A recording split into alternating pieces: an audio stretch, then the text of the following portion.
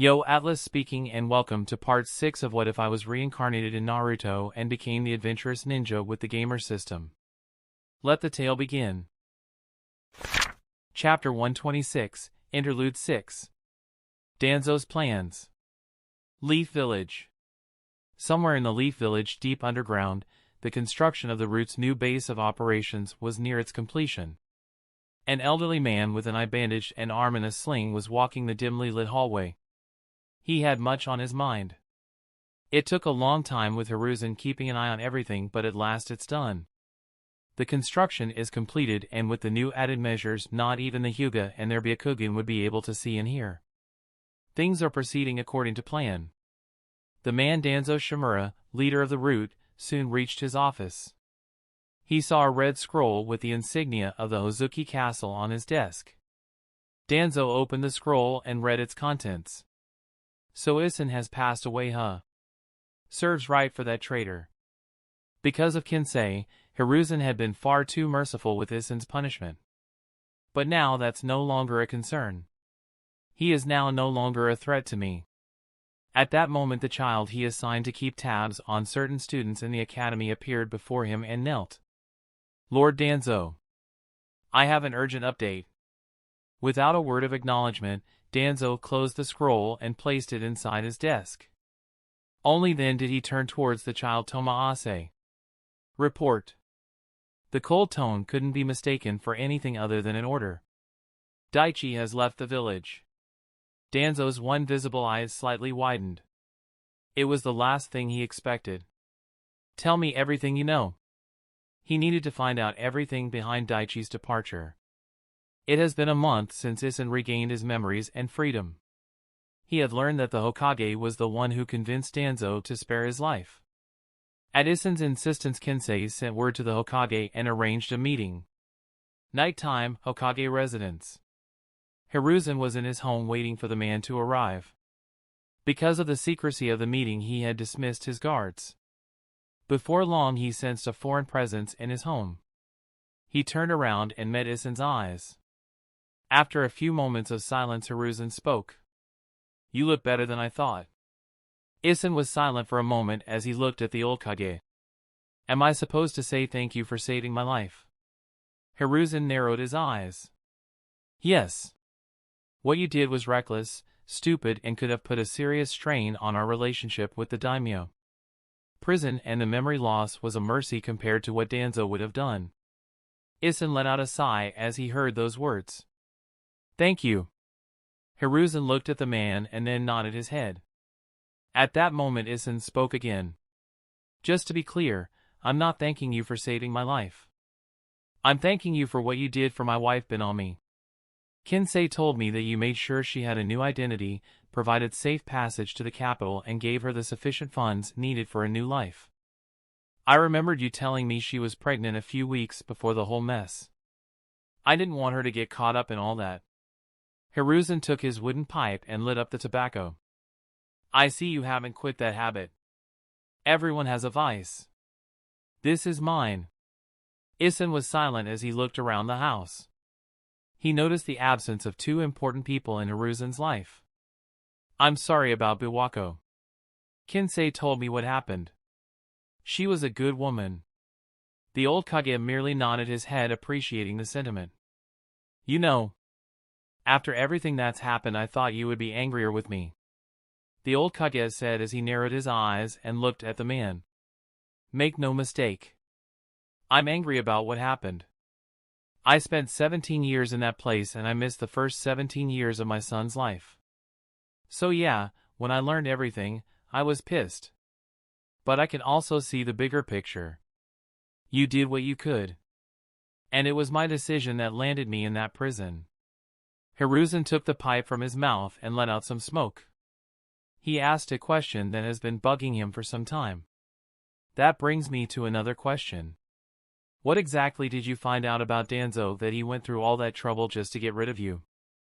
I was under your command in Umbu. But what you didn't know is that I was also part of the route. Hiruzen was startled at that admission. Explain. During one of the missions, I discovered that Danzo had sent several spies to most of the villages disguised as merchants, bandits, or mercenaries. Yes, I know about them. After the loss of Lord Second, Danzo and I decided that it was imperative that we had an intelligence-gathering network throughout the nations in place. Yeah, well, what you don't know is that his network does a lot more than gather intelligence. He has created an extensive network that launders money, trafficking rare materials, weapons, and people. People? Hiruzen's eyes narrowed. Isin nodded. HM. More specifically those with special bloodlines. Kekkei Genkai users. That's right. And that's not all.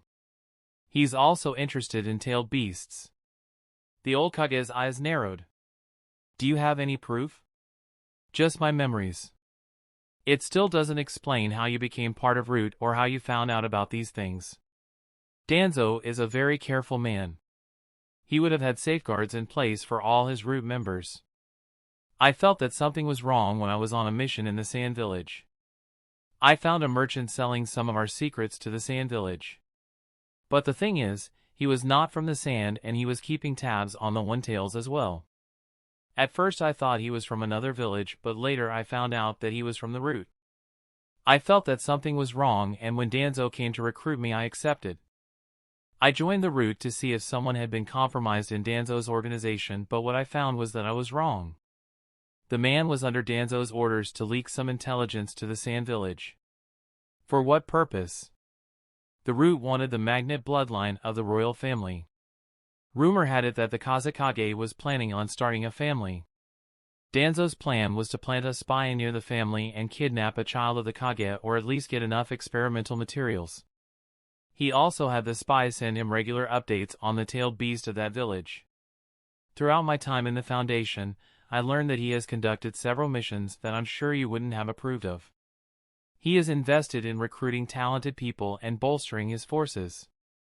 Near the last few years of the Third World War, one learned that he planned to kidnap the Seven Tails from the Waterfall Village and assassinate the child of the Earth Daimyo and frame another village for it. What? Something like that could have had unimaginable consequences. The war would have gone on for much longer. The old Kage was shocked. He never imagined that Danzo was so out of his control. Yes. It was a plan he hatched with a high-ranking member in the Fire Daimyo court. During the chaos, Danzo and his faction at the capital would convince the Fire Daimyo to make a move on the Earth Country. There would have been plenty of chaos and death if this plan had moved forward. I had to stop it. If you learned all this, then why didn't you come to me? It was too late by the time I learned what was really happening. At that time Danzo found out about me spying on him. He had to move forward with the plan. He framed me and bought some time. So I had to make a commotion loud enough that would draw the daimyo's attention to Danzo and the people under him in the capital. The old Kage had a realization. That public attack on the minister. That wasn't the act of some rage-filled fool. You did that on purpose, didn't you, knowing full well the consequences? Yeah. I knew if the daimyo found out that we were interfering in the affairs of the royal court, the village would lose his backing. And I also needed him to be vigilant of external influences.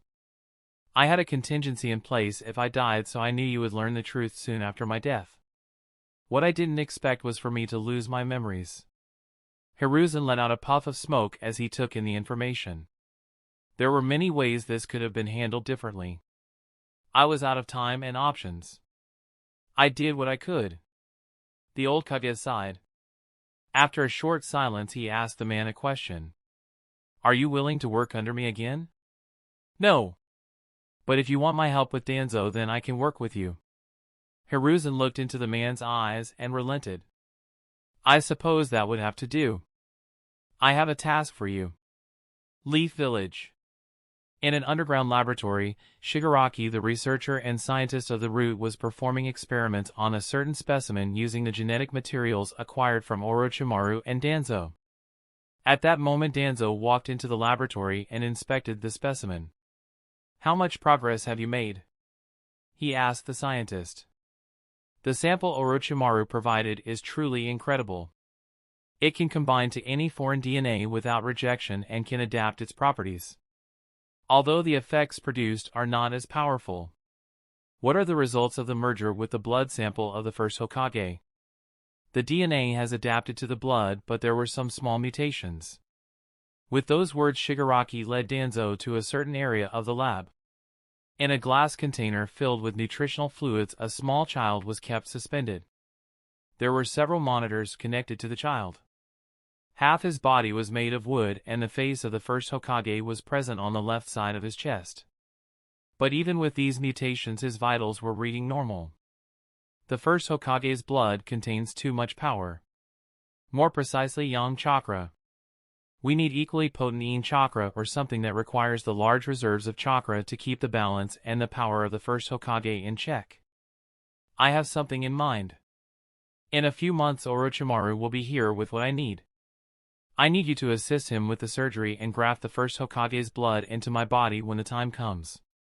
Danzo told the man. I understand, Lord Danzo, but what is it? It's just, no matter how well the surgery goes, there will be some small mutation on your body. The power of the first Hokage is just too strong. Shigaraki bowed and spoke these words with slight fear. Danzo was quiet for a few moments.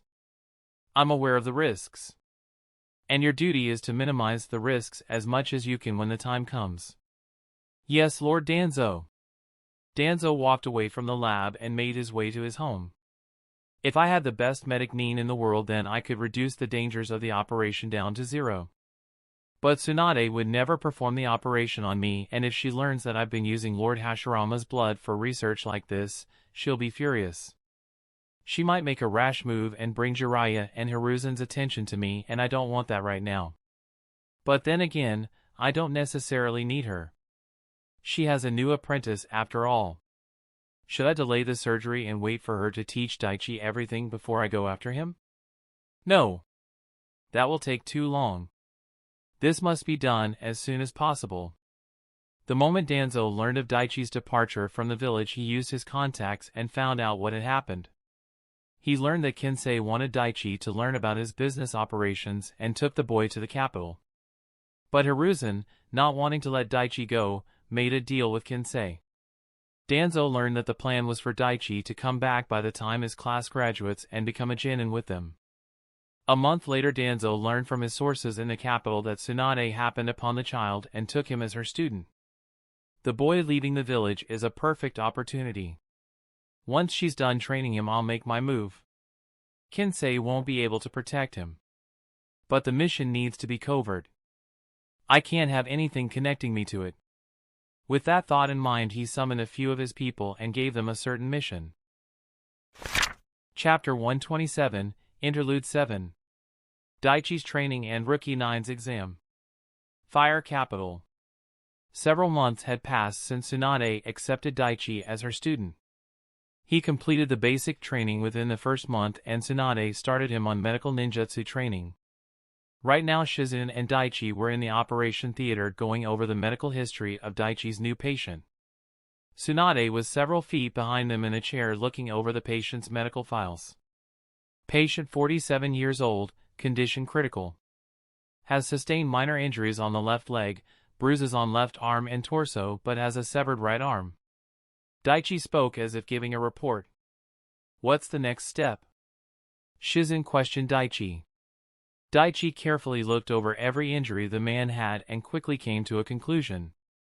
Give priority to the critical wound and create a viable treatment. And then proceed to the other minor injuries. Good. Examine the injury and determine the damage. Daichi examined the severed limb and the arm on the table in great detail.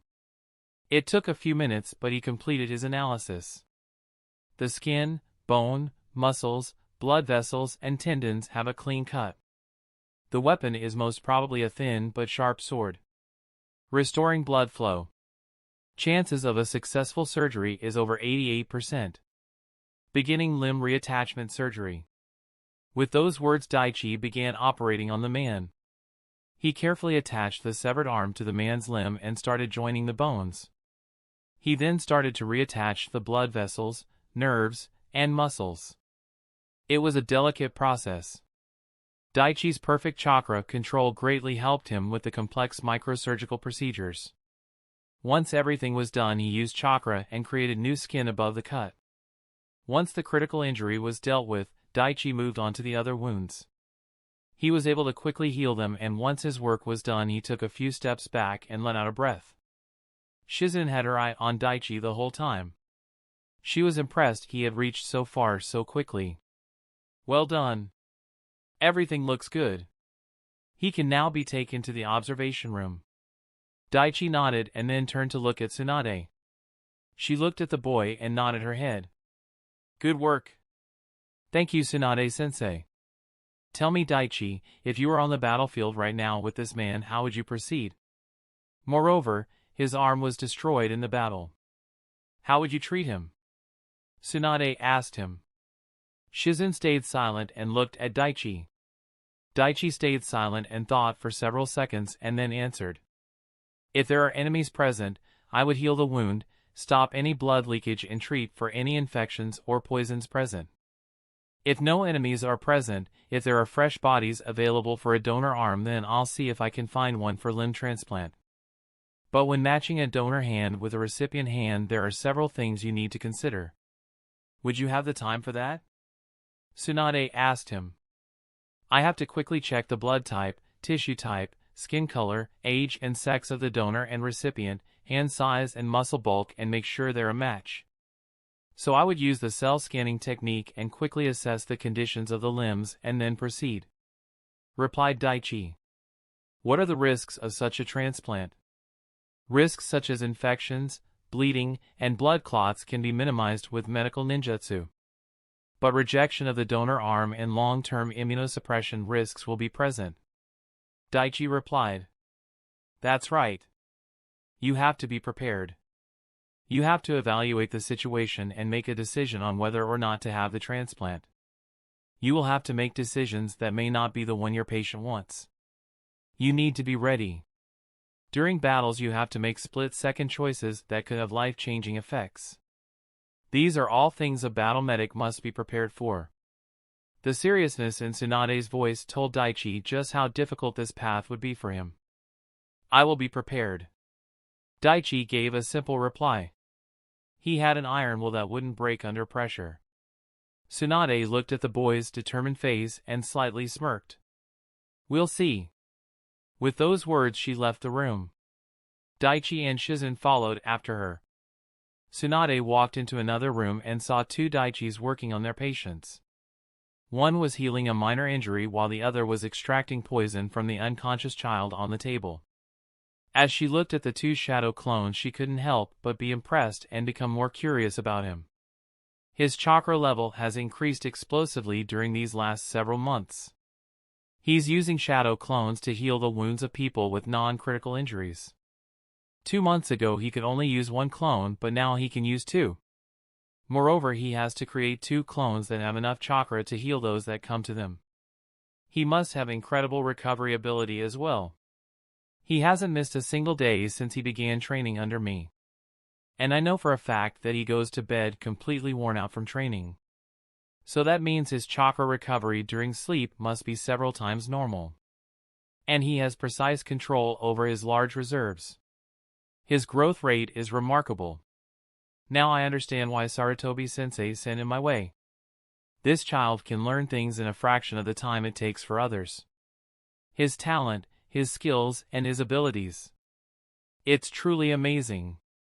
As Tsunade stood there looking at Daichi, he completed his work and was done for the day. The 2 clones dispelled themselves as soon as the original walked into the room. Using your clones to heal is impressive. But don't overdo it. Daichi nodded his head to the advice. Soon the trio of medic ninjas left the hospital.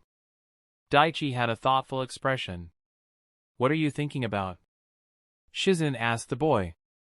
My friends back at the village. I miss them. Daichi answered. I'm sure they're feeling the same. Shizen placed a hand on Daichi's shoulder as if to comfort him. Daichi appreciated the sentiment. He looked at the sky and the faces of his friends flashed through his mind. Midterm exams must be going on at the moment. I wonder how they're doing right now. Leaf Village Academy. The students at the academy were having their midterm exams. Currently, Daichi's class was on the academy grounds preparing for the taijutsu test. Irika called out the names of 2 students and began the test. Sasuke Uchiha and Kiba Inazuka. Step forward. The Uchiha and Inazuka stepped inside the large ring with different expressions. There were a few girls cheering for Sasuke, but he paid them no mind. For Sasuke, due to his strength, he rarely sparred with any of his classmates since Daichi left. He knew his strength and was completely calm and nonchalant, while Kiba was nervous. Kiba knew his chances of defeating Sasuke were 0. The other members of the future Rookie 9 were also paying attention to the fight. Both of you make the seal of confrontation.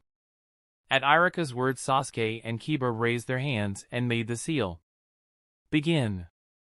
Kiba slipped into the Inazuka stance as soon as the match began. He was still for a few seconds, but seeing Sasuke not even entering a stance and just watching him made Kiba slightly angry. Deciding to attack first, he rushed towards the Uchiha. Kiba might have been moving as fast as he could, but for Sasuke it was pitifully slow. The Uchiha looked at the incoming assault and sighed. He parried or redirected the attacks with one arm. He's so slow. His attacks are wild and predictable. And they lack the necessary strength. He's so pitifully weak. Sasuke looked at the sweating and panting face of Kiba as the boy tried to land a successful strike on him. As the battle progressed, the Uchiha had a strange feeling in his heart. Is this what Daichi feels every time he battles me? As this thought crossed Sasuke's mind, he caught the punch aimed at his throat with the intent to incapacitate him. Sasuke had a strong grip on Kiba's hand. The Inazuka boy couldn't retrieve his arm from Sasuke's clutches and sent a kick to Sasuke's midsection. The young Uchiha easily sidestepped the attack and looked into Kiba's eyes. A second later, he let go of his enemy's arm. He saw Kiba jump back and gain some distance to prepare for the next round of attacks. I think I understand Daichi a little better now. Even though Sasuke only said this to himself, Kiba and most of the students heard it. Kiba raised an eyebrow at that.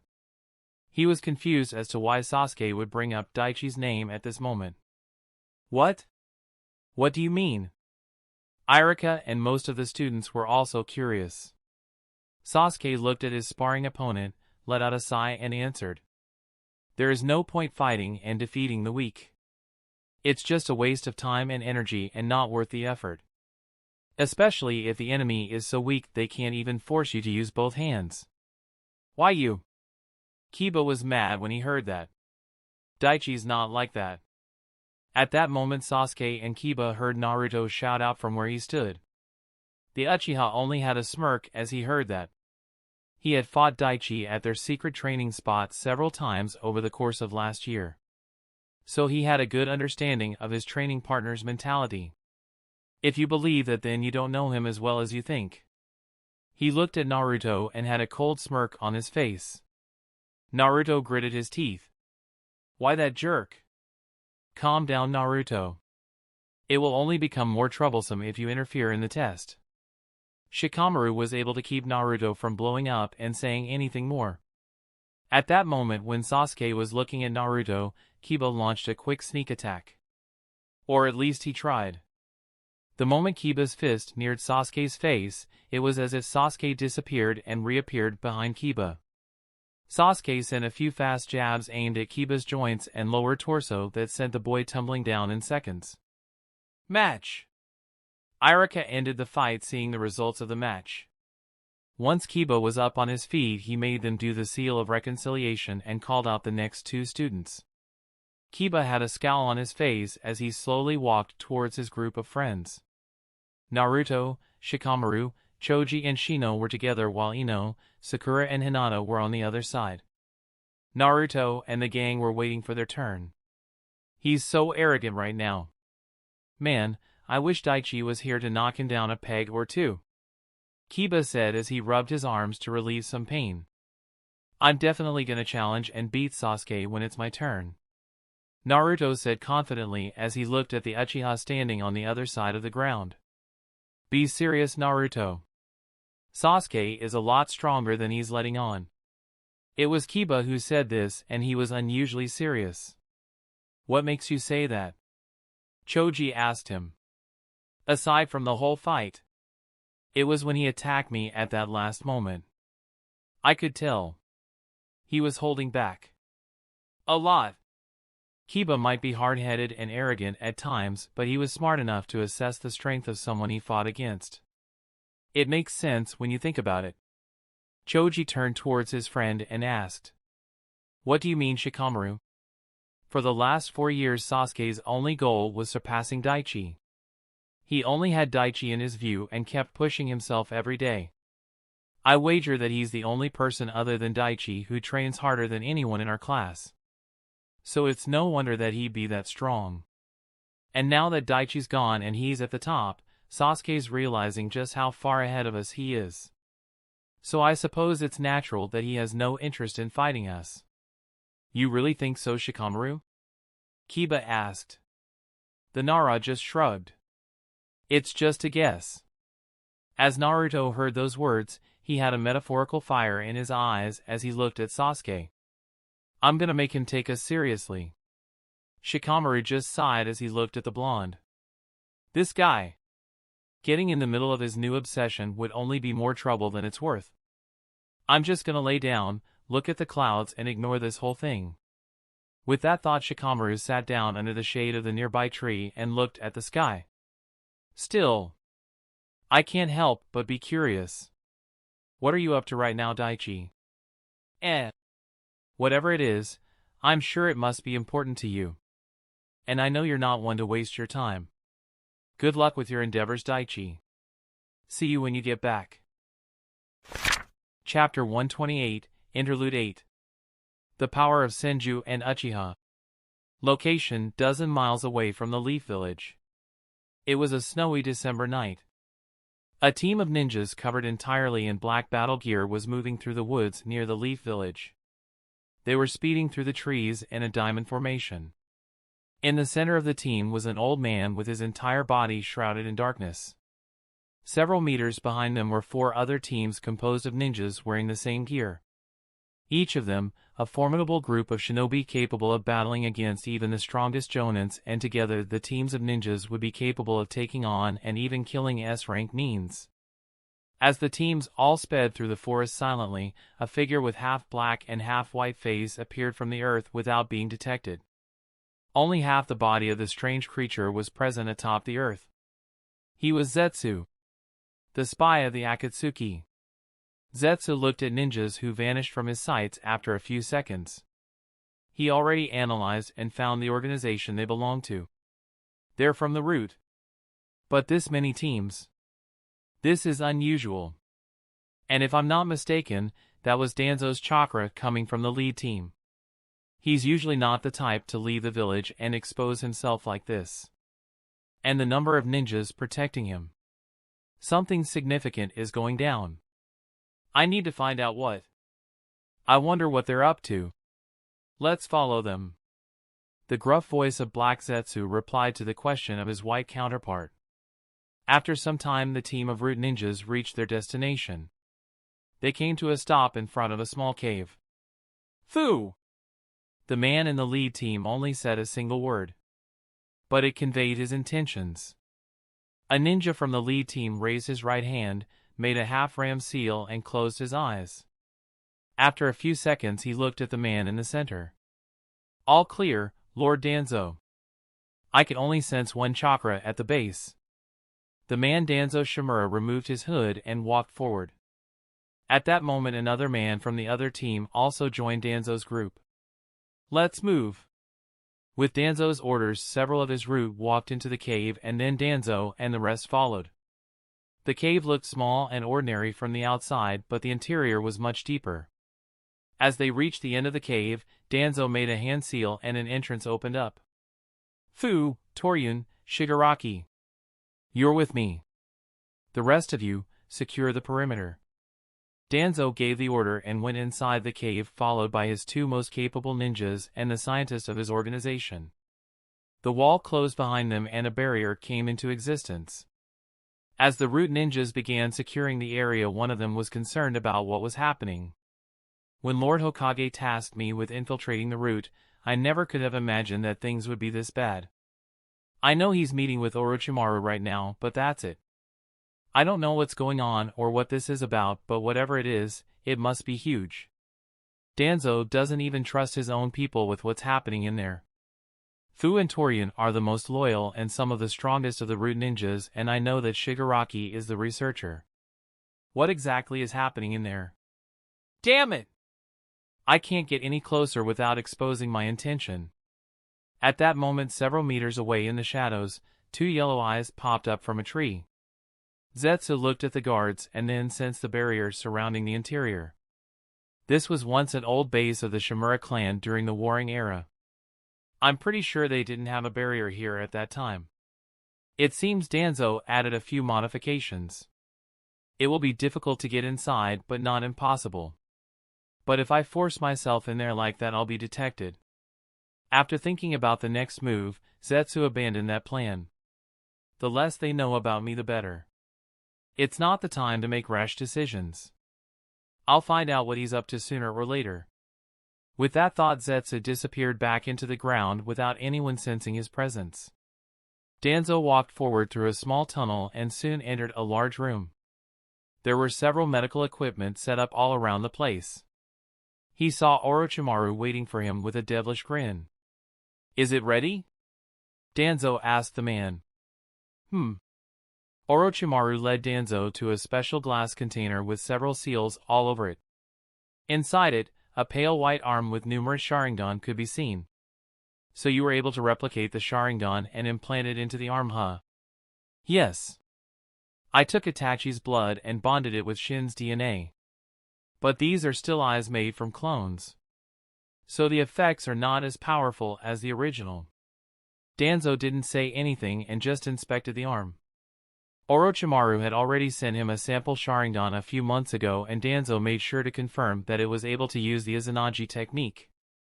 Danzo inspected each of the Sharingan in the container. For my plans, for what I need to do, this will be enough. They will be my trump card. I wonder what Sarutobi-sensei would say if he found out what you were doing? At that moment Orochimaru asked, chuckling. Danzo narrowed his eyes. He wasn't in the mood to chit-chat. What Hiruzen thinks or says is not your concern. Now stop wasting time and let's proceed. Very well. Did you bring the item? At that, Danzo motioned to Shigaraki.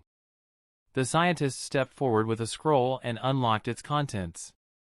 There was a vial of blood and some brown synthetic flesh. This is Lord Hashirama's blood. The other is a cultivated flesh of his blood and the specimen sample you've provided. You've come far in your research on the first Hokage's power. Orochimaru was not one to give out any praise, but he was mildly impressed with the progress Shigaraki made. Danzo began disrobing and got on the operation table. He knew Fu and Torian would keep vigilance, and Shigaraki could spot if Orochimaru did something harmful to his body. Orochimaru injected Danzo with a special serum, and within moments Danzo was knocked out. Beginning surgery. Orochimaru and Shigaraki began the operation. Danzo's crippled right arm was severed and Orochimaru placed several seals on his body. Each one meant to keep Danzo alive until the end of the procedures. The snake Sannin took the Sharingan arm and brought it to the table. The first Hokage's strength and the Sharingans. I wonder what you'll do with this power, Danzo. The thought somewhat excited Orochimaru. He knew Danzo had his own plans and was extremely dangerous, but he couldn't help but take the risks. He still had use for the man's connections. Several hours went by as Orochimaru and Shigaraki operated in Danzo. For the Sharingan arm to be of proper use, the first Hokage's power was needed. They added his blood and grafted the synthetic flesh onto Danzo's right shoulder and then attached Shin's arm. The surgery lasted for over 7 hours. It took 2 more hours for Danzo to regain consciousness. He could already sense the change happening throughout his body. As he tried to get up, Shigaraki quickly stopped him. Lord Danzo. Please. Not so quickly. It's still healing. Danzo just ignored that advice. You're underestimating Lord Hashirama's power. He was able to heal his wounds in seconds without even using medical ninjutsu. I can already feel that power flowing through me. With those words, Danzo got up from the bed and stood without a problem. He inspected his right arm. The numerous 3 Tomo Sharingan sent a thrill up his spine. A total of 10 Sharingan and the power of wood-style jutsu. Finally! Now I have the power of both the Senju and Uchiha. At that moment Orochimaru came near him. I'm sure you can already tell, but your chakra is undergoing a massive change. You will need a few months of rest for your body to fully adapt and for your chakra to stabilize. Danzo nodded as put on a cloak. At that moment Torian stepped forward with several steel couplings. So that's your plan? I assume they have the seals that can block the Byakugan and chakra sensors. Orochimaru looked over the contraptions and deduced their purpose. Torian stood silently without giving the Sannin an answer. His master was Danzo and no one else. Shigaraki covered Danzo's right arm in bandages and then Fu took the couplings from Torian and secured them around the arm. With everything complete, Danzo and his root members exited the room. It was dawn. Once outside, Danzo ordered the other teams to head back to the village. He then took out a map and threw it to the Sannin. The materials and equipment you wanted are marked on that location. Let's not meet for a while. With a dark chuckle, Orochimaru burst into snakes and disappeared into the forest. Hokage Residency, Private Chamber. Hiruzen had a grim visage as he heard Bear's report. It was only after a week that the Umbu spy was able to make contact with the Hokage without arousing any suspicions. This is truly troubling. You have no idea what Danzo wanted with Orochimaru? Forgive me, Lord Hokage, but I couldn't find out what happened. I didn't want to do anything that jeopardized my position. No. It's all right. I need you where you are. Hiruzen thought about everything Bear said. He had several theories as to why his former teammate would meet his former student like this. But he needed to confirm a few things before coming to an answer. You said he had the head scientist of the root with him. So Shigaraki was present and he attended the meeting? Yes, Lord Hokage. It's strange. Taking Shigaraki to such a place with a possibly dangerous enemy. And Danzo himself went. The whole thing is bizarre. And after Danzo came out of the cave, his whole chakra felt strange. I might have an idea as to what might have happened. But I need to confirm a few things first. In the meantime, gather as much intelligence on his organization as you can. Make sure your position isn't compromised. Yes, sir. With those words, the Umbu disappeared. Hiruzen then made his way to the vault hidden beneath the Hokage Tower. It contained some of the most dangerous information, jutsu, and materials of the village. He opened the vault and went to a special spot that held a preserver. Hiruzen opened the container and looked at the content. They're gone! 3 vials were missing from the row. 3 vials of Lord Hashirama's blood are gone. Danzo would be the only one capable of taking it without alerting anyone. You bastard. I knew it. The second I learned that Shigaraki was with you, I knew you were performing some kind of experiment with Lord First Blood. Hiruzen took the remaining vials with him. I can't let anyone else get these. Hiruzen got what he needed and closed the vault. He made his way back to his office in deep thought. Danzo must have performed some sort of experiment on himself. Orochimaru and Shigaraki are the 2 people who know the secrets of the first Hokage's blood. So that must be why he met them. But Lord Hashirama's blood is too strong. The chakra is potent and will react violently with anyone it is injected with. Danzo knows this. So for him to still perform some kind of experiment on himself, he must be absolutely certain that he will survive and get some benefits from the experiment. Hiruzen sighed as he reached his office. It seems there is no choice. I need to move forward with my plans, even if it goes against my morals. Hiruzen took the forbidden scroll from its secured location. He went through each and every jutsu in there until he found the few he needed. Among the jutsus Hiruzen had his eyes on was the one with the most potential and danger. Summoning Jutsu, Reanimation. Chapter 129, 6th Year Begins. 497. 498. 499. 500. Daichi was in a handstand position and completed his 500 push-ups. At that moment the quest was updated and gave him the tasks that needed to be completed for the 6th year. Ongoing quest path to the strongest updated. Okay. What do I have to do this time? Tasks to complete this year have been updated. Training clothes in your inventory have been modified. Wear them when completing the daily quests. Conditions.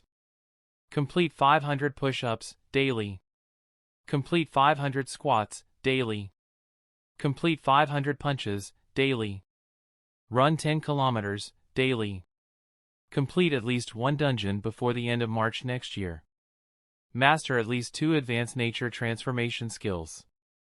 Complete academic assignments before the final exam of this curriculum.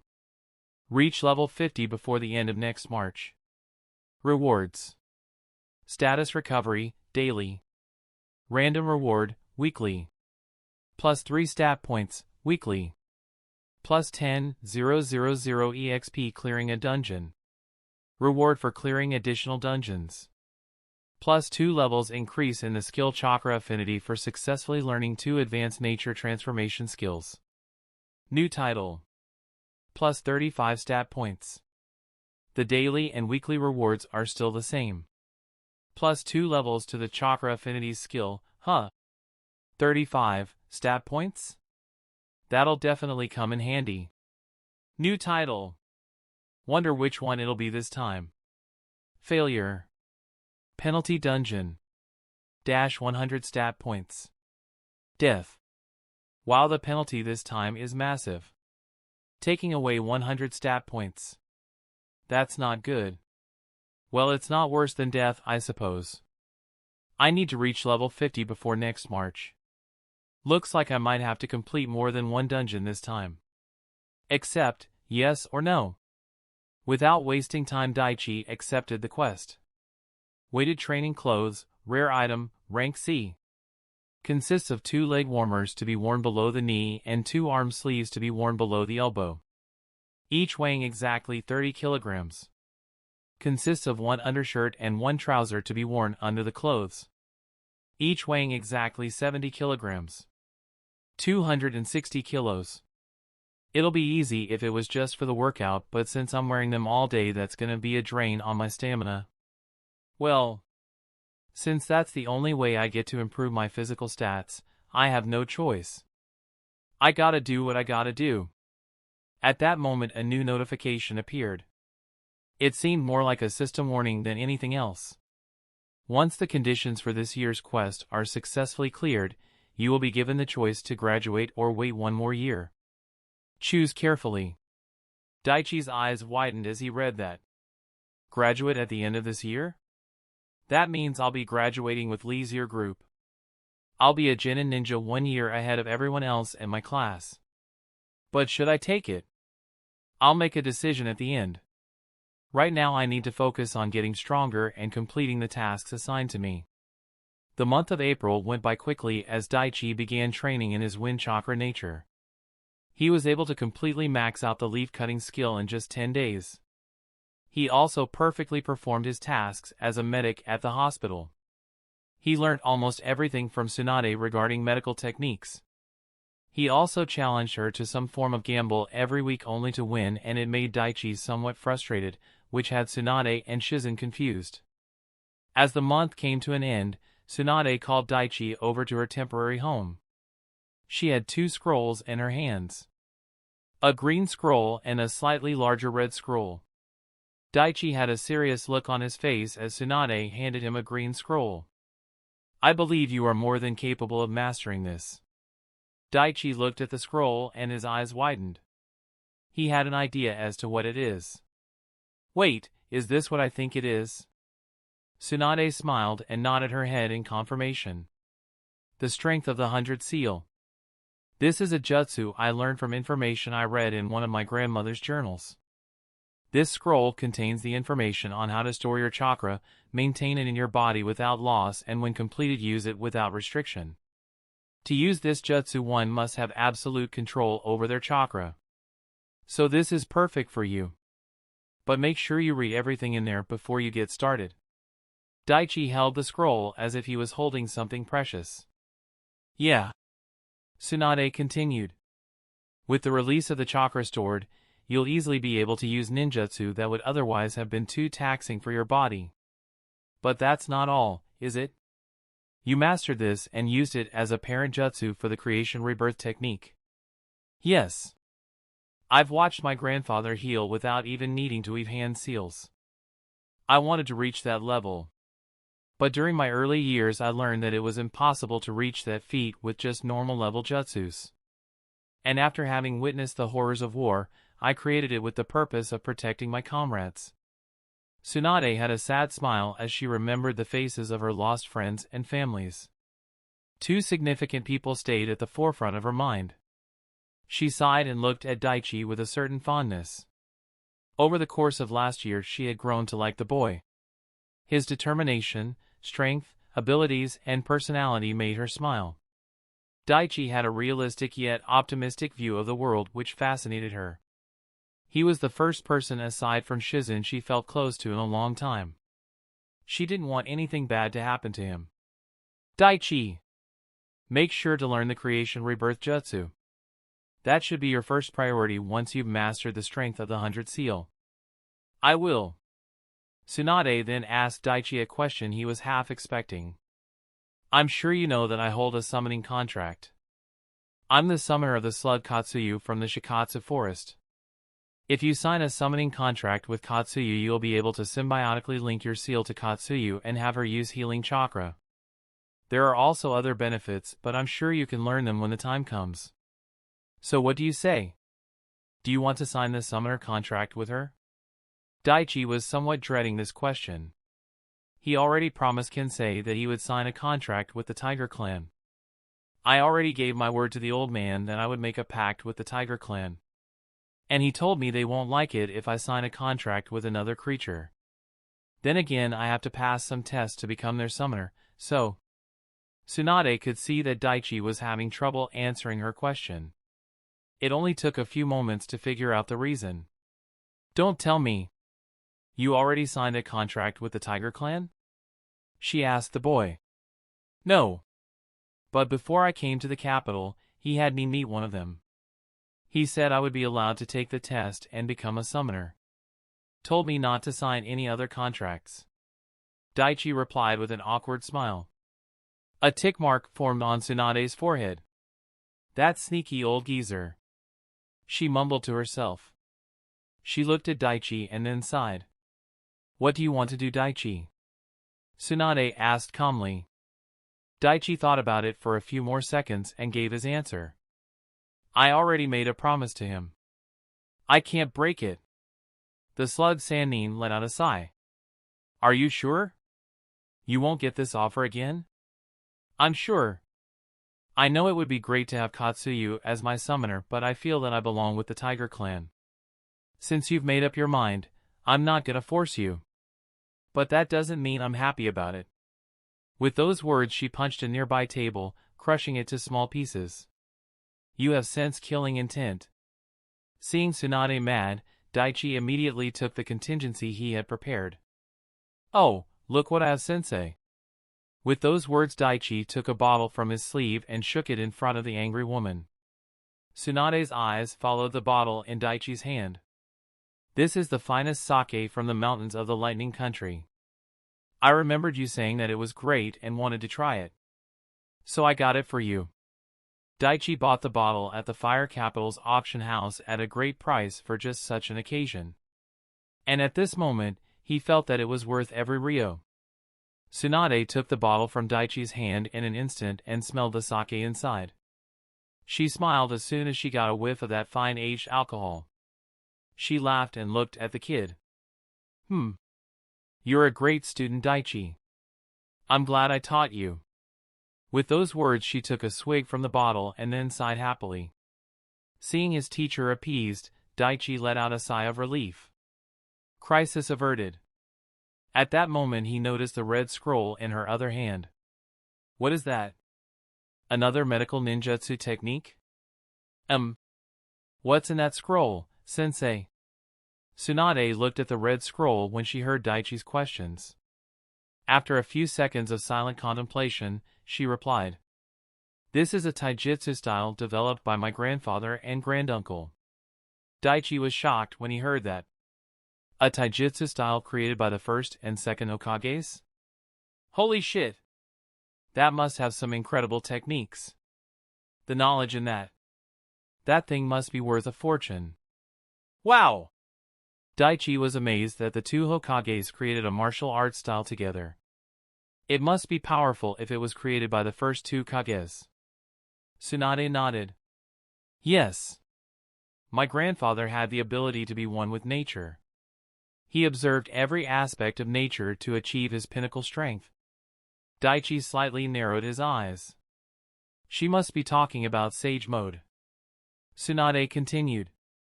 He observed all the elements and all the different creatures that roamed the world. It took several years, but he finally understood their essence. The problem was that he couldn't properly create the martial arts style he wanted based on the essence of nature on his own. That's where my granduncle comes in.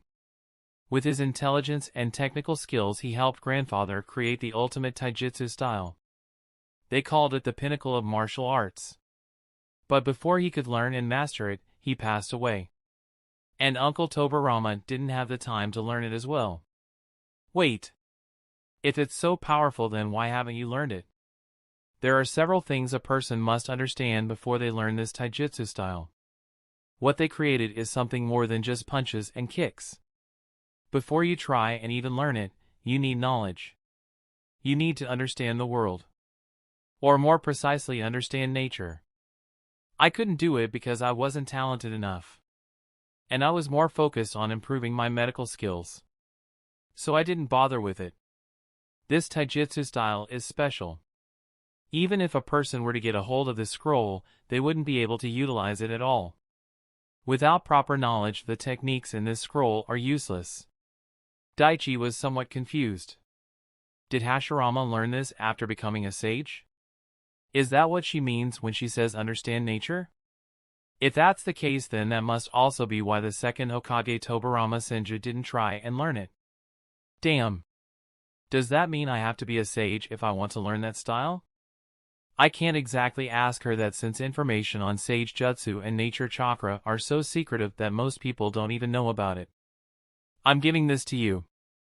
I believe you're talented enough and have the time to learn and master this style. With those words, Tsunade handed him the scroll. A quest popped up at that moment, but he ignored it for the time. His eyes were on the scroll. Daichi looked at the red scroll in his hand. It had a label on the top. Flowing Fist of the Natural Order. Chapter 130, Path to Transcendence. You really think I'll be able to do it? Daichi was happy that she had that much trust in him. Tsunade smiled and replied. I believe you are the only one capable of accomplishing it. At that moment a new notification appeared. Thank you, Lady Tsunade. I won't let you down. You better not. Now come on.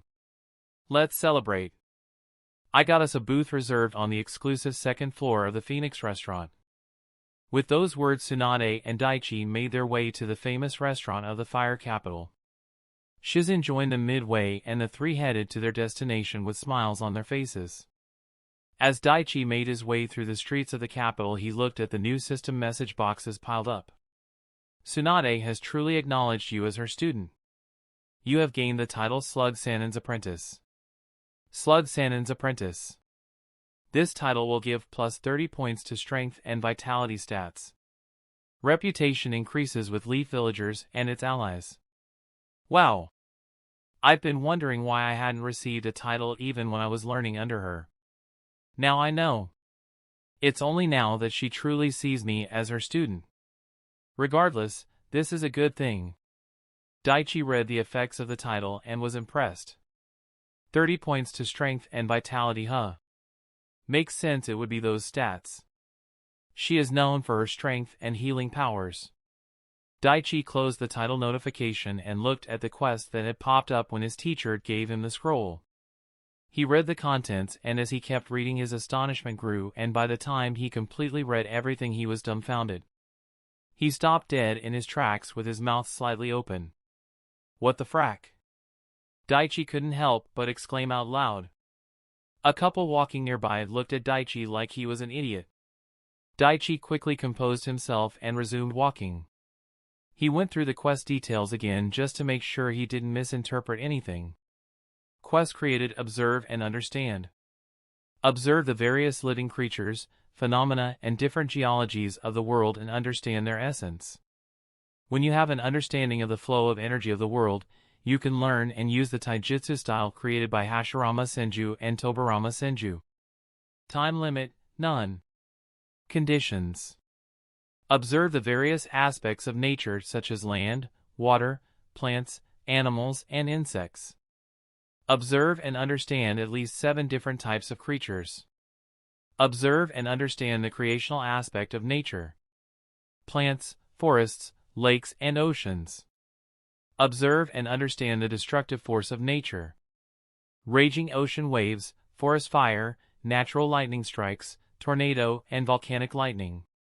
Explore and understand the different geologies of the world. Forest, desert, frozen tundra, and volcanic lands. Rewards: ability to use the energy of the world. Limitless access to nature chakra.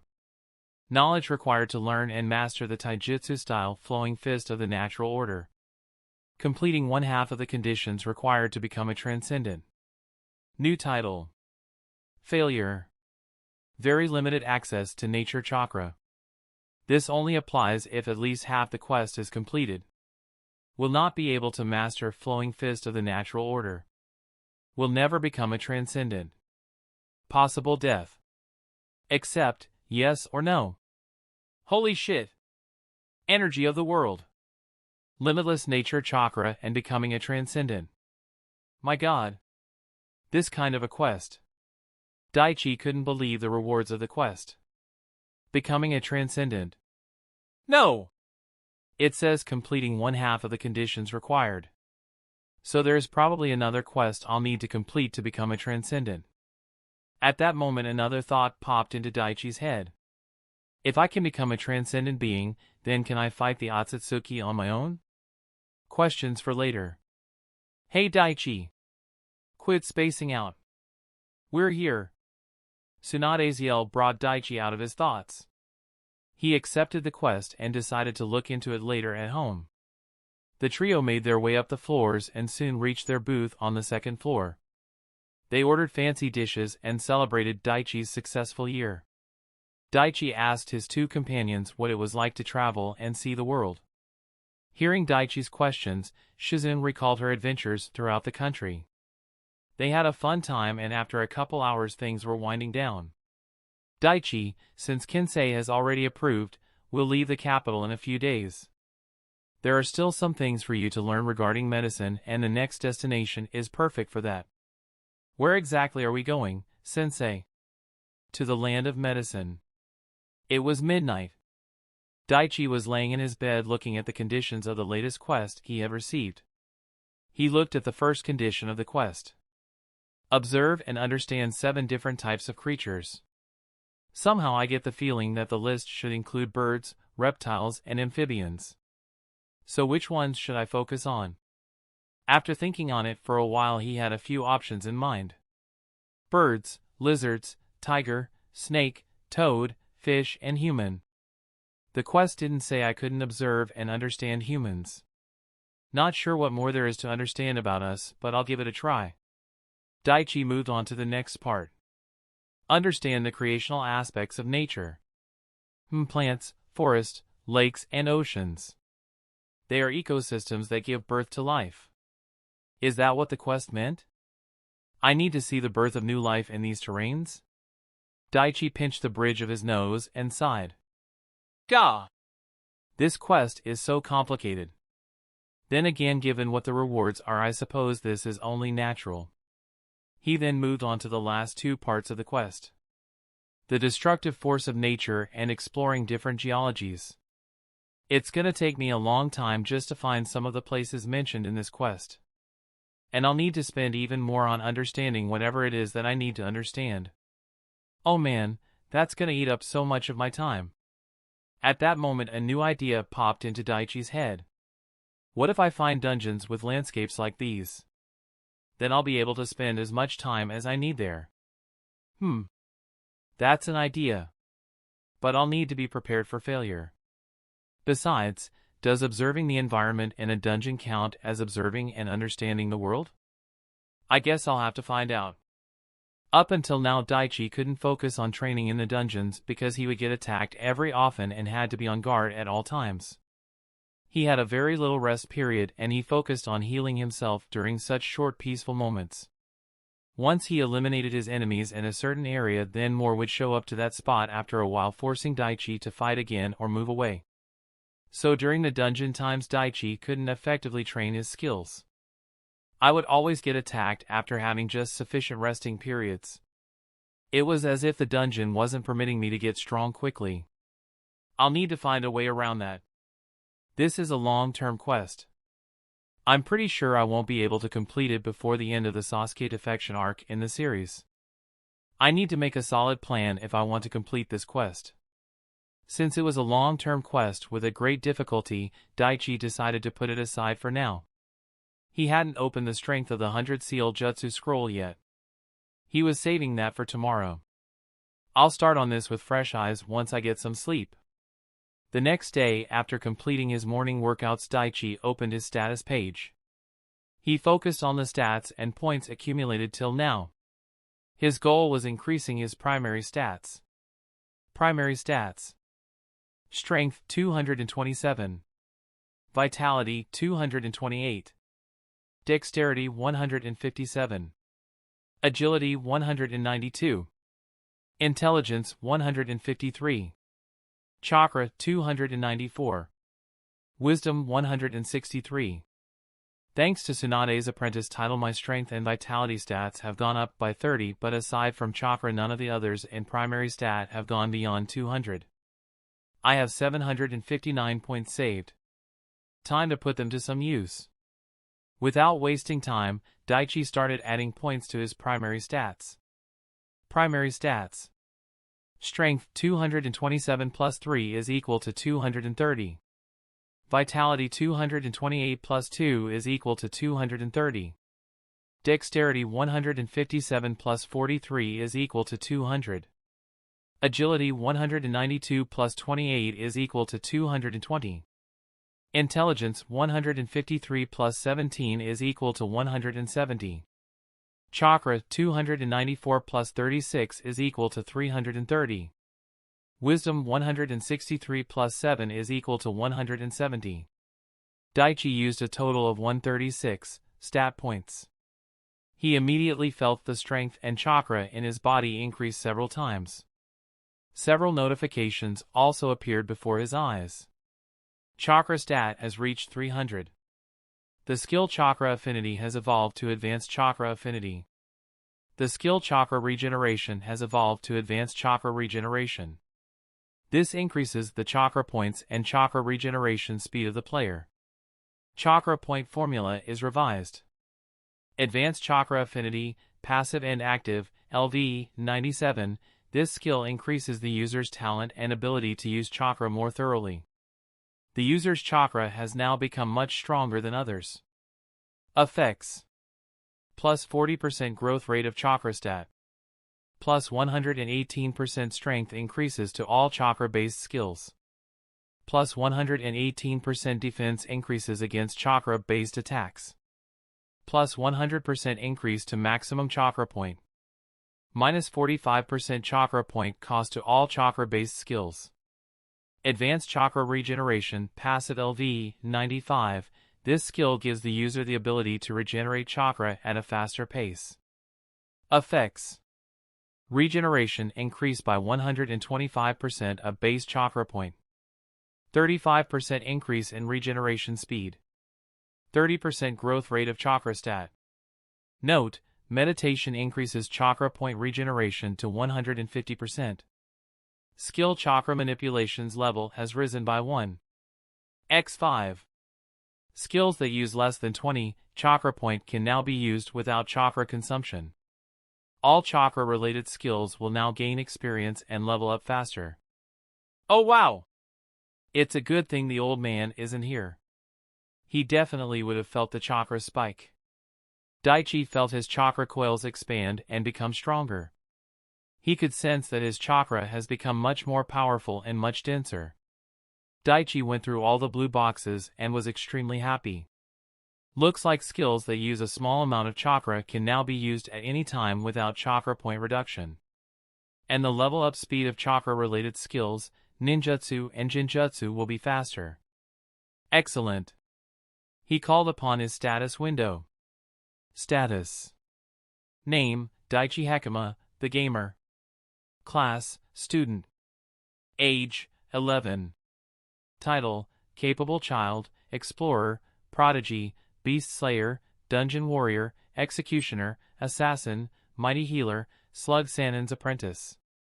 Level, 47, 21,054 out of 59,075. Health point, 17270. Chakra point, 44946.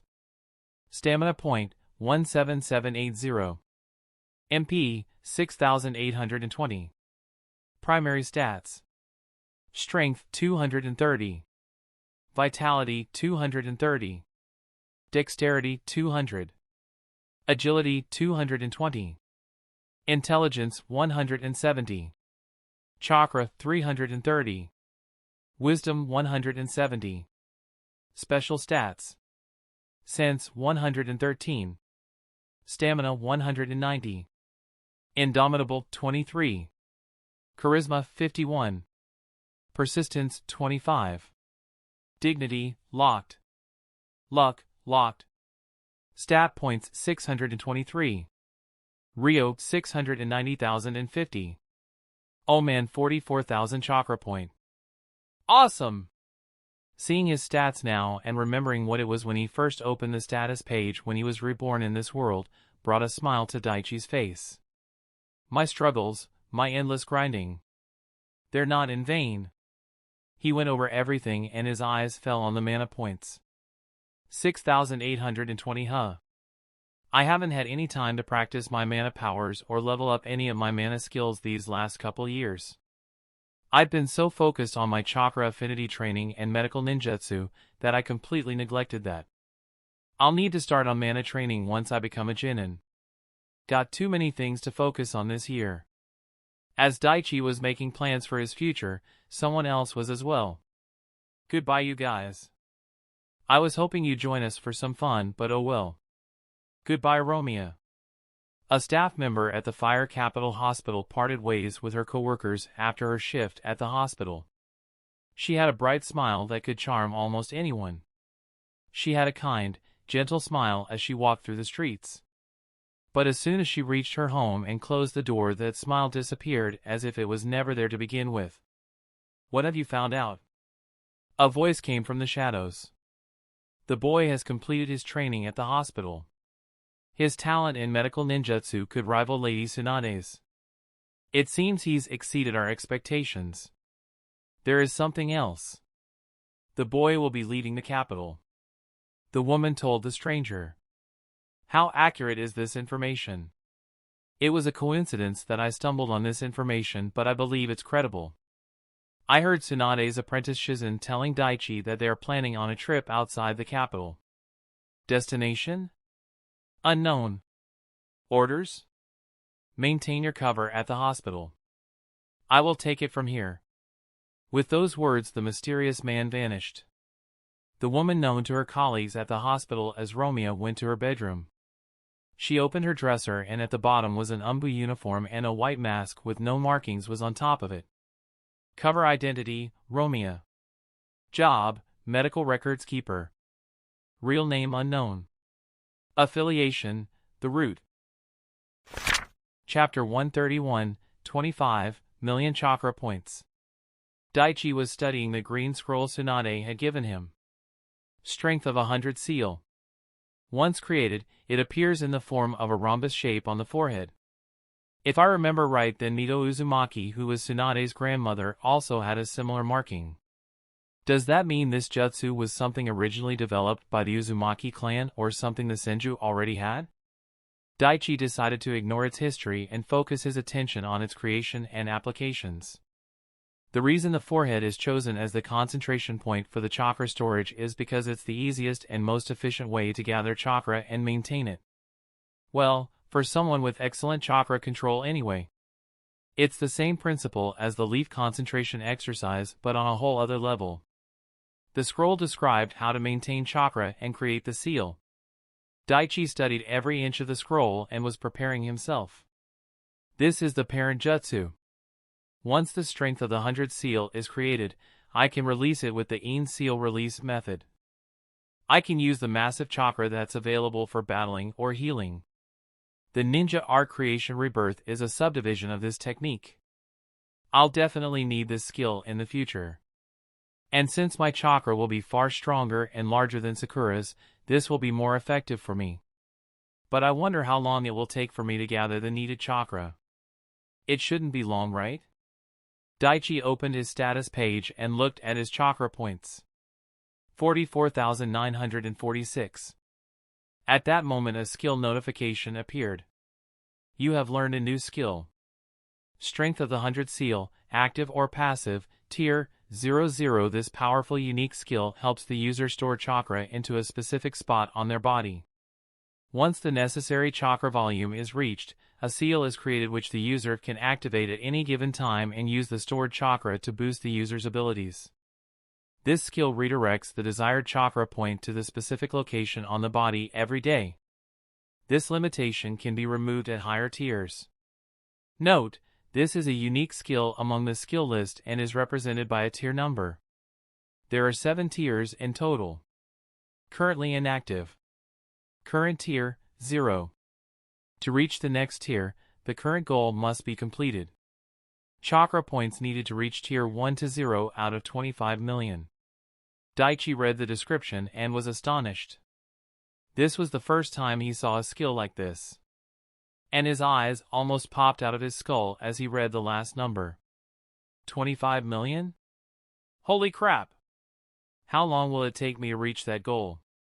And it says I'll only reach the first tier after gathering that much chakra? That's insane.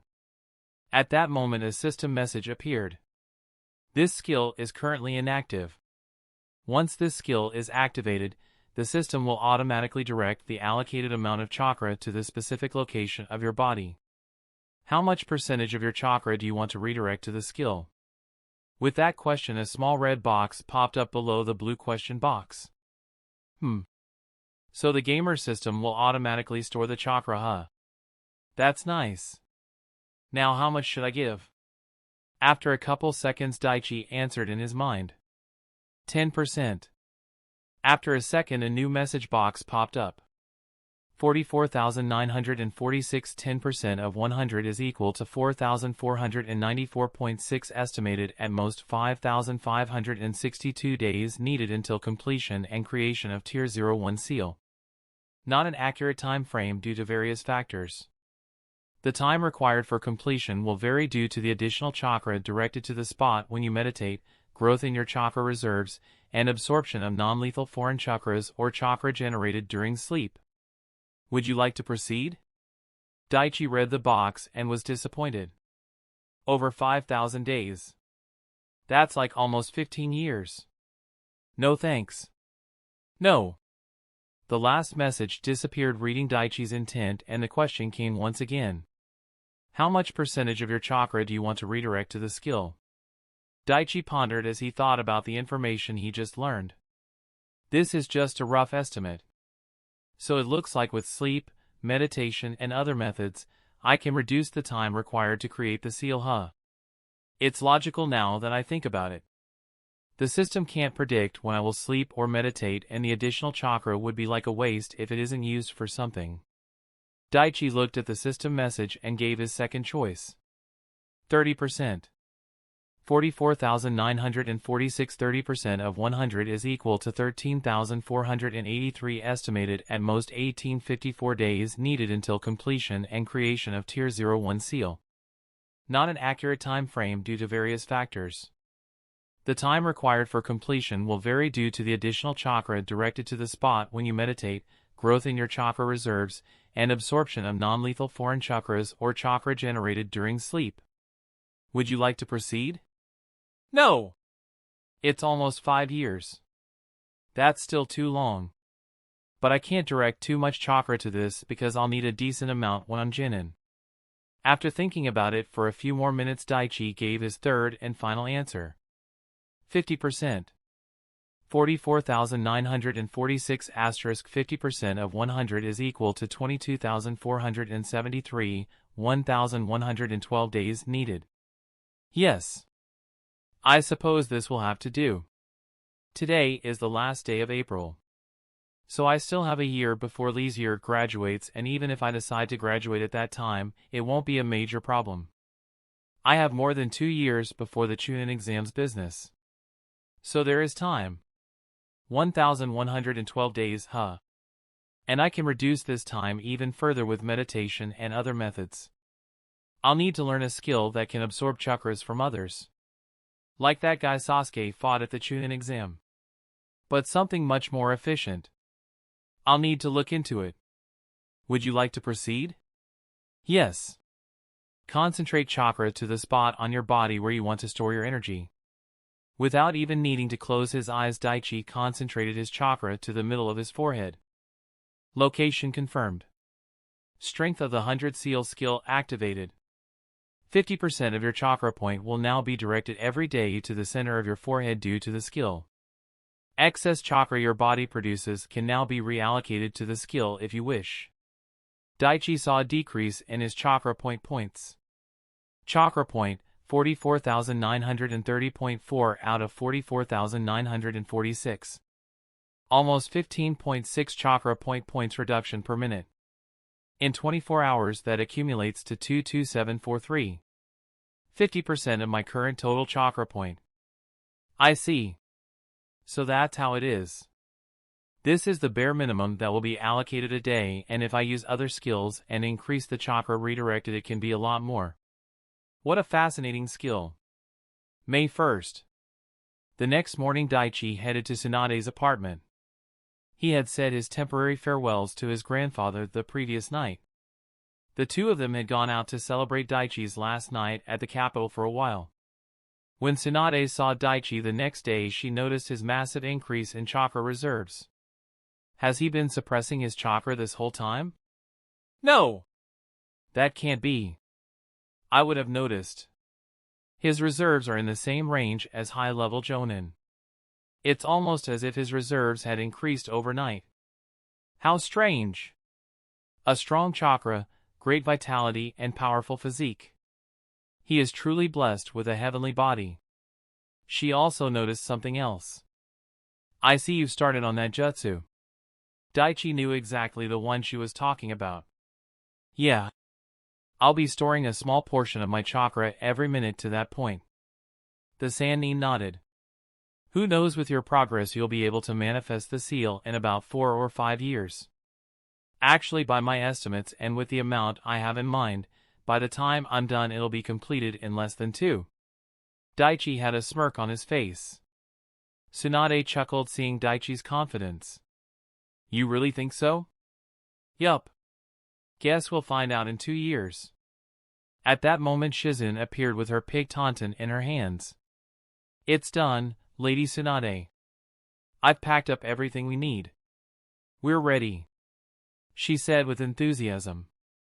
It's been a few years since she spent a whole year in one place. But now she's excited to travel again. Since we're not in a hurry, it'll take a few weeks to reach the land of medicine, but I doubt that's a problem for you, kid. Tsunade asked Daichi. Nope. In fact, I'm looking forward to traveling on the road. I've always wanted to explore new places, and I'm excited for this trip. Alright then. Let's hit the road. And like the trio left the capital for their next destination. They began their journey and the first place they reached was Shakuba town. Why don't you explore the place, Daichi? I'm gonna go have some fun. With those words the slug Sannin left Daichi to his own devices. Wait, Lady Tsunade. Here, Daichi. When you're done, come to this address. I'd better go after her. Shizen shoved a paper in Daichi's hand and quickly followed after their teacher. Daichi looked around the place and he remembered something. If I recall right, then isn't this the town where Itachi and Kisame attacked Naruto when he was out searching for Tsunade? Yes. I'm sure of it. He looked around and saw plenty of people going about their business. Daichi spent his time enjoying the sights and delicacies from around the different places. He saw a large window in a shop and Daichi could see his reflection. Man! Long hair is indeed cool. Daichi looked at his reflection and admired himself for a moment.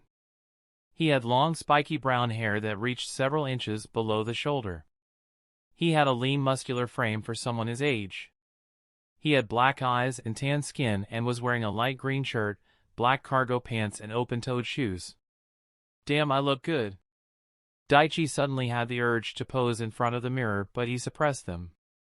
Now that I think about it, I kinda look like that grown-up kid from One Piece. What was his name? Oh yeah. Momonosuke. I kinda look like his adult self. Well, my face does anyway. After a few more seconds he left. Daichi walked and he then came upon a street sign that read Fun Fun Avenue. Daichi chuckled looking at the sign. One day, he left and enjoyed the sights. He would also train the second step of his wind nature chakra when he could, but its progress was much slower compared to the others. Daichi believed he had plenty of time to master the wind nature now that he didn't have much else to do. Tsunade would visit a few gambling dens and small casinos whenever she found one. The ones that knew her reputation would welcome her with open arms and would treat her like a VIP. As usual, Tsunade would lose her money and she would spend the evening in a restaurant and bar getting drunk. Daichi didn't mind as he knew she knew her limits.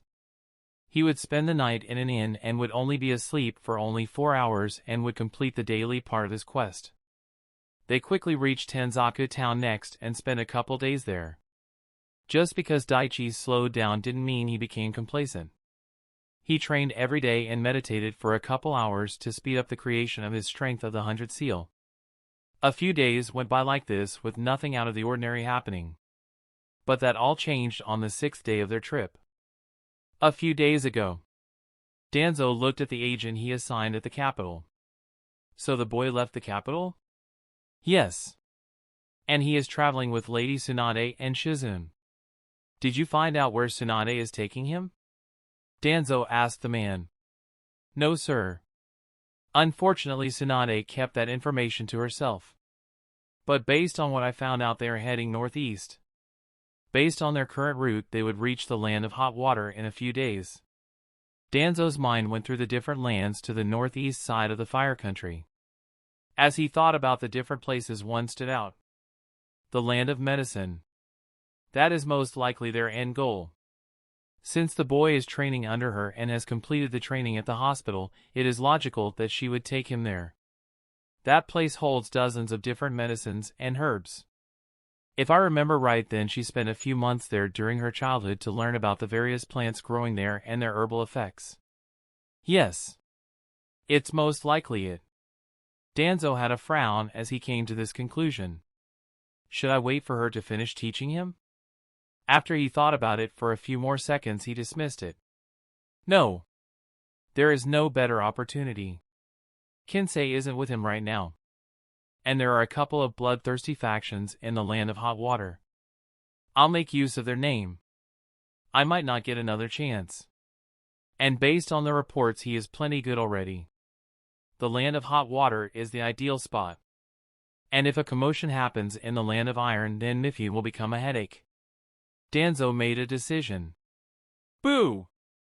Gather your team. Intercept them in the land of hot water. Yes, sir. The Root Ninja Boo replied. Make sure to take the boy alive and relatively unharmed. Avoid a fight with Tsunade and Shizen if you can. But if you have to engage, make sure not to kill Hiruzen. And I'm sure you remember what I said about Tsunade.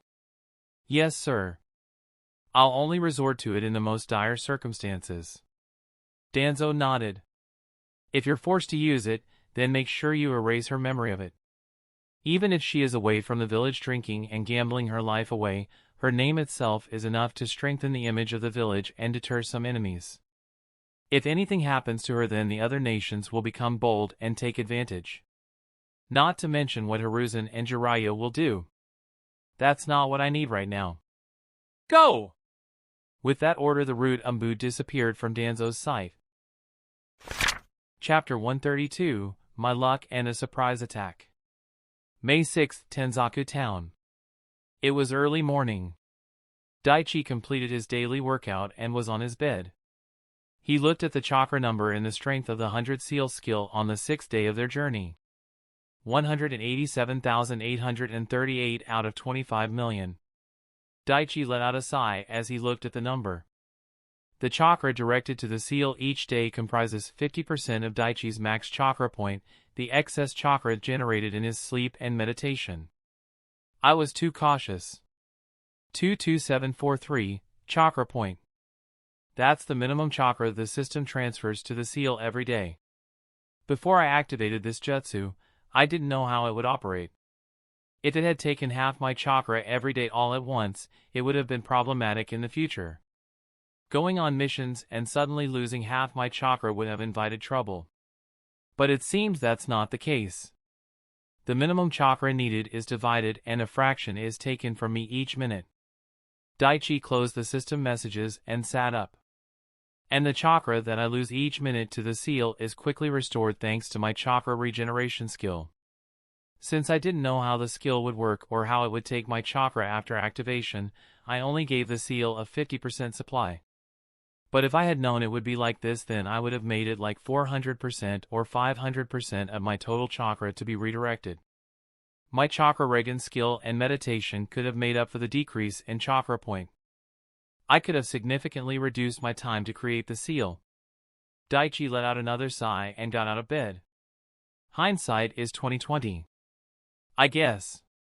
But this is also valuable information. By the time the first tier seal manifests, I'll be a lot stronger and my chakra will be much greater. I'll be able to significantly reduce the time for the ones that come after and level it up. Daichi got out of bed and quickly packed his stuff.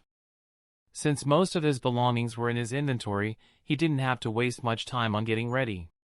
Once he put on a new set of clothes, he headed to where Tsunade and Hiruzen were. Those who know Tsunade and her abilities will definitely recognize my seal once it's manifested on the forehead.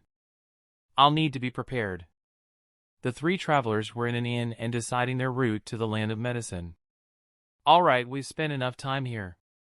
Why don't we pack up? We can leave in an hour. Do you have a map, Tsunade-sensei? At Daichi's question, the woman took an old map from her belongings and handed it to him. Daichi looked at the map, and at that moment the mini-map was updated. The land of medicine is at the other end in the land of iron. We can reach the land of iron through the final valley or through the land of hot water. I've always wanted to see the final valley. It's an iconic place after all. But I think going through the land of hot water would be better. I can enjoy and relax in some hot springs. Just hope none of those Jashin nut jobs comes. Why don't we head through the land of hot water?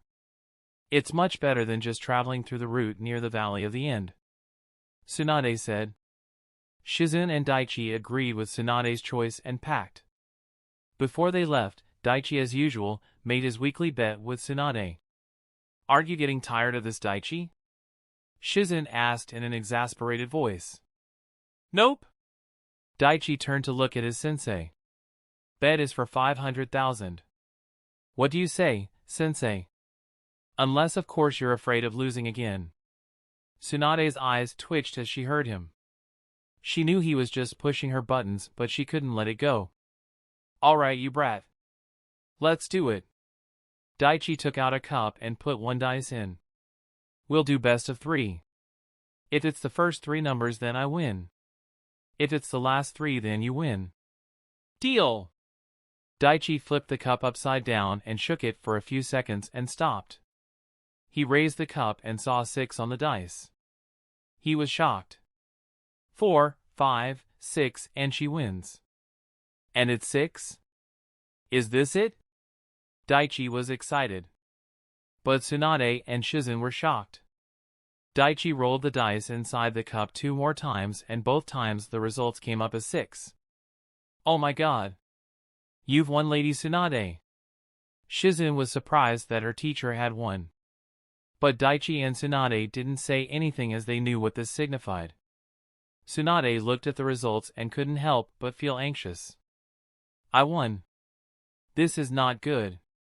Why now? I have a bad feeling about this. While Tsunade was worried about what might happen, Daichi was going through the new notifications that popped up in front of him. You have won and lost a bet against Tsunade Senju. Conditions for unlocking special stat luck reached. Special stat luck is now open. +1 luck.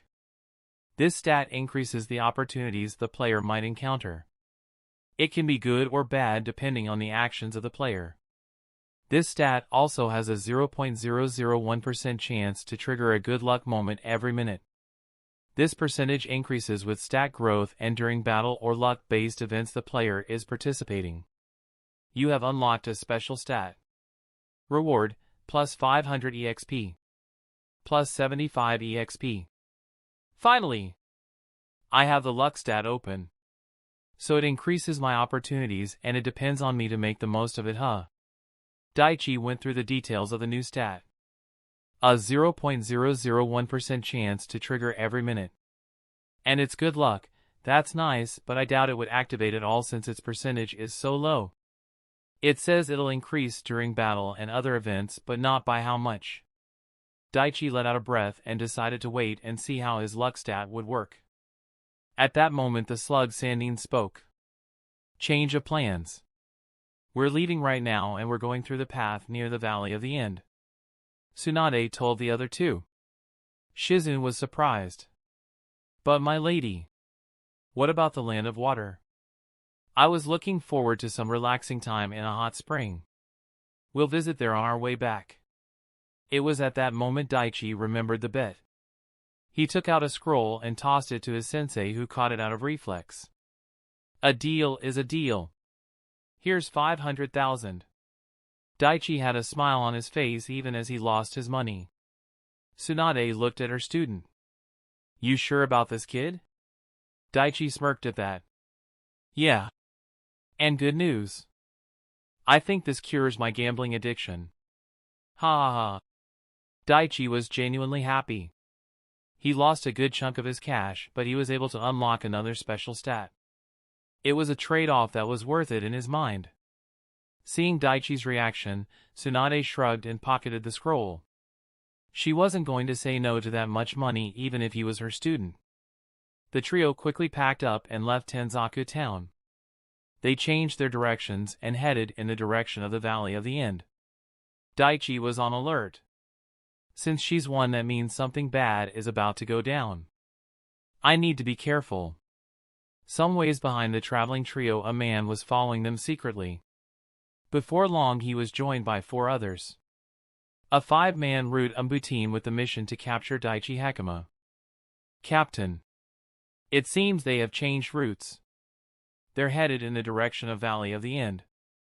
A ninja in the lead wearing unidentifiable clothes spoke to his leader. Did they find out about us? A woman in a similar getup asked his teammate. No, that's unlikely. Something else must have happened. Did they encounter anyone else? The captain of the team asked his recon specialist. No, sir. Nothing out of the ordinary.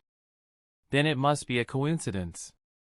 A few dozen miles ahead of the valley is the entrance to the Land of Iron. We need to intercept and capture Daichi before they reach that place. Orders! They will most probably be traveling non-stop till they reach the Land of Iron.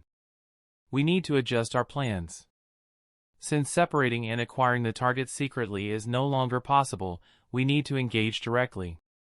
Gino and I will handle Tsunade. Doka. Your goal is to keep Shizen in place. If the need arises, I'm sure she'll put her teacher's safety ahead of the boys. Ikimaru, Toga. You two will subdue the target. Make sure not to reveal techniques that expose your origin. The Root Umbu captain but gave the orders. The speed of the Umbu team increased and they went around Daichi's group in order to get ahead of them. Daichi was the first one to notice it. Sensei. We have company. Tsunade and Shizen immediately searched the area. They could sense 3 presence surrounding them. The trio slowed down and sensed that the 3 chakra signatures were moving to intercept them. 3 figures covered in black gear appeared in front of them. Shizen got into a defensive position while Tsunade appeared calm. She narrowed her eyes as she looked at the 3 ninja blocking their path. Is this why I won? Are they the cause of my worry? What exactly are they after? Daichi sensed only 3 presence when he used his chakra sense, but when he used Mana Scout he found 2, more hidden some ways from them. Daichi used Observe on the 3 present and cursed inside. Boo. Gino. LV.90, Doka. Age, 30. Health point, 17850, Chakra point, 25900. Affiliation. Doka is a member of the Root Forces under Danzo Shimura. He was taken into the Root program at 4 years of age and has been trained in several fields. He carries out missions with no questions asked and will complete a mission at all costs. Proficient in ninjutsu. Primary chakra nature is fire. His current mission is to capture Daichi Hakama alive and bring him to Danzo.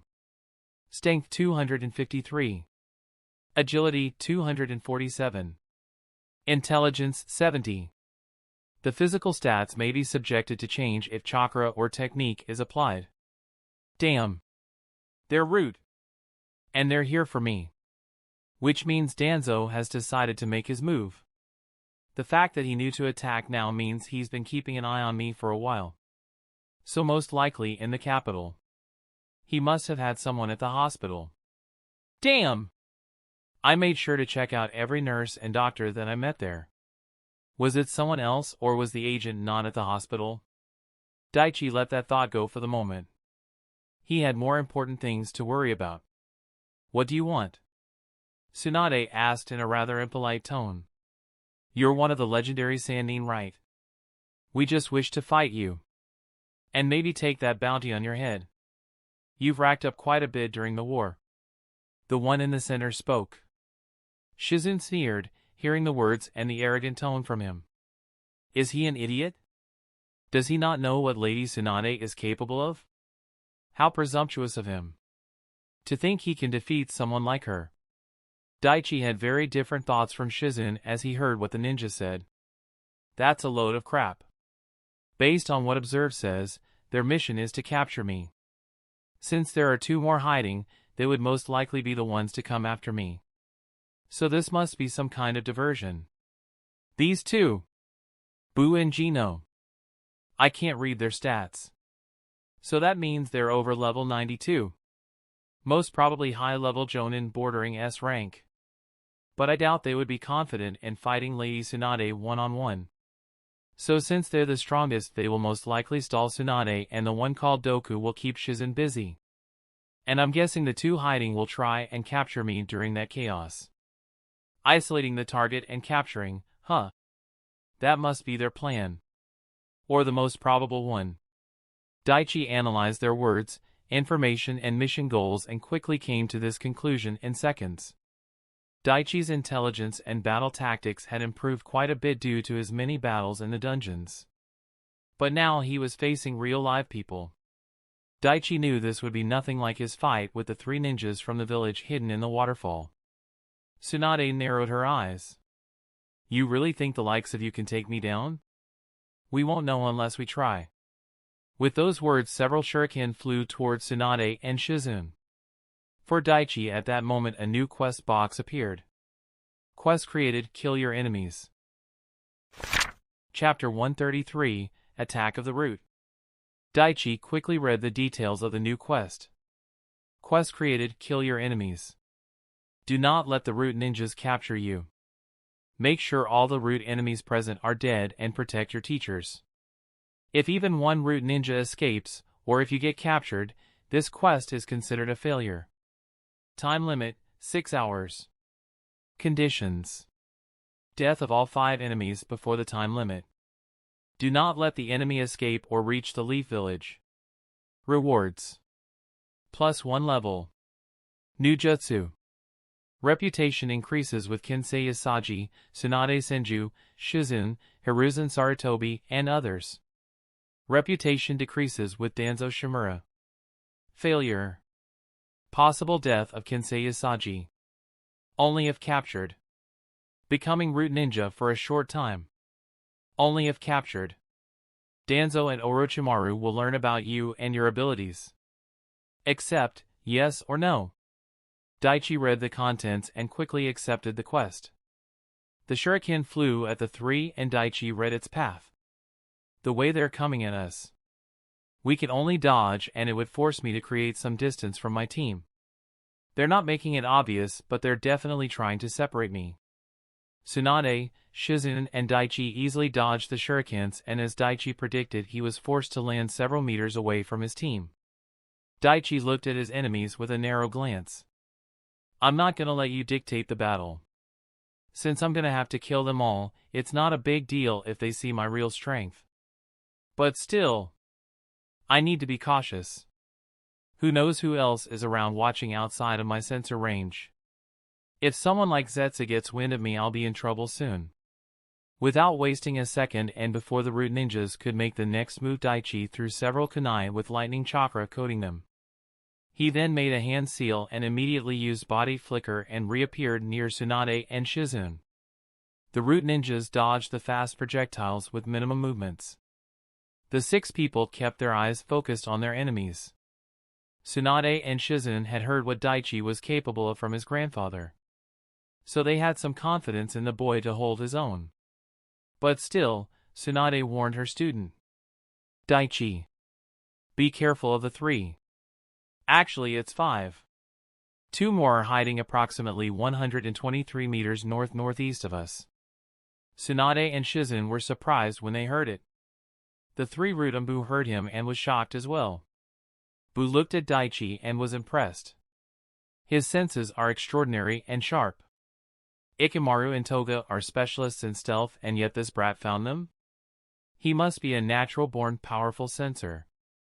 I didn't know you'd taken on another student, Lady Tsunade. Perhaps my colleagues can test him and see how far he's come under your tutelage. Bu spoke. Daichi was looking at the leader of the team just as he was looking at him. I need to kill all of them. But I might have to go all out. And I don't want to reveal my true strength even to Tsunade. So on second thought, it's best that I move away from the team. They'll think it's their plan to separate me and I'll just act along. At that moment Tsunade spoke up. Since you came for my head, why don't you leave him out of this? I'm more than enough to deal with you and your team. Bu just chuckled. No. Your opponent is me. With those words he quickly jumped down the tree while leading hand seals. Daichi recognized the seals. It's the Mud River Jutsu. The moment he touched the ground it turned into a torrent of earthen river headed for the 3 medic ninjas. Before Daichi could do anything, Shizen placed a hand on him, stopping him. Daichi saw Tsunade step forward. She punched the ground in front of her and unleashed her super strength. Hiya, shattering the ground several meters forward and stopping the jutsu. Gino, Doka, and Bu dodged the flying rocks coming their way and got to safety. At that moment Daichi sensed a foreign chakra trying to intrude into his system. Mental intrusion detected. Gamer's mind has neutralized the foreign attack. The gamer notifications popped up. Next to him, Shizen quickly made a ram hand seal. Jinjutsu release. Daichi and Shizen walked and stood near their master. Daichi then said something in a very low tone that only Tsunade heard. She looked at the boy from the corner of her eyes and gave a slight nod. As this was happening, the root Umbudoka lowered his hands and spoke to his colleagues. As expected. It's not easy capturing medical ninjas of their level in Jinjutsu. Since they are attuned to even the smallest fluctuations in chakra, they would quickly notice a jinjutsu placed on them. Proceed with Plan C. At that moment the team captain spoke. Without any more words, the three ninjas rushed to their enemies. Bu went straight for Tsunade while Gino went for Shizen, and Doka appeared in front of Daichi. Daichi quickly raised his hands and blocked a punch aimed directly at his face. Shit! That punch had some serious power. If I didn't have all those damage reduction effects, that could have broken my arm. This guy is way above my level and his base stats is above mine. And if he uses chakra, it'll increase. The punch pushed Daichi away from Tsunade and Shizen. I thought he would attack Shizen and the other two would join together to fight Lady Tsunade. Did I make a mistake? Regardless, my end goal doesn't change. I need to kill all of them. He slightly winced and shook his arm as if to get rid of the pain and numbness. Just as Daichi was analyzing his opponent and making plans, his enemy was doing the same. Doka looked at Daichi and was impressed. This kid's reflexes, reaction time and response are incredible for someone his age. And he is a lot stronger than he looks. It seems the report on him is inaccurate. But I'm still confident that the other two can handle him. I just need to lure him to them and then get back here. I'm not sure the captain will be able to hold on if Tsunade gets serious.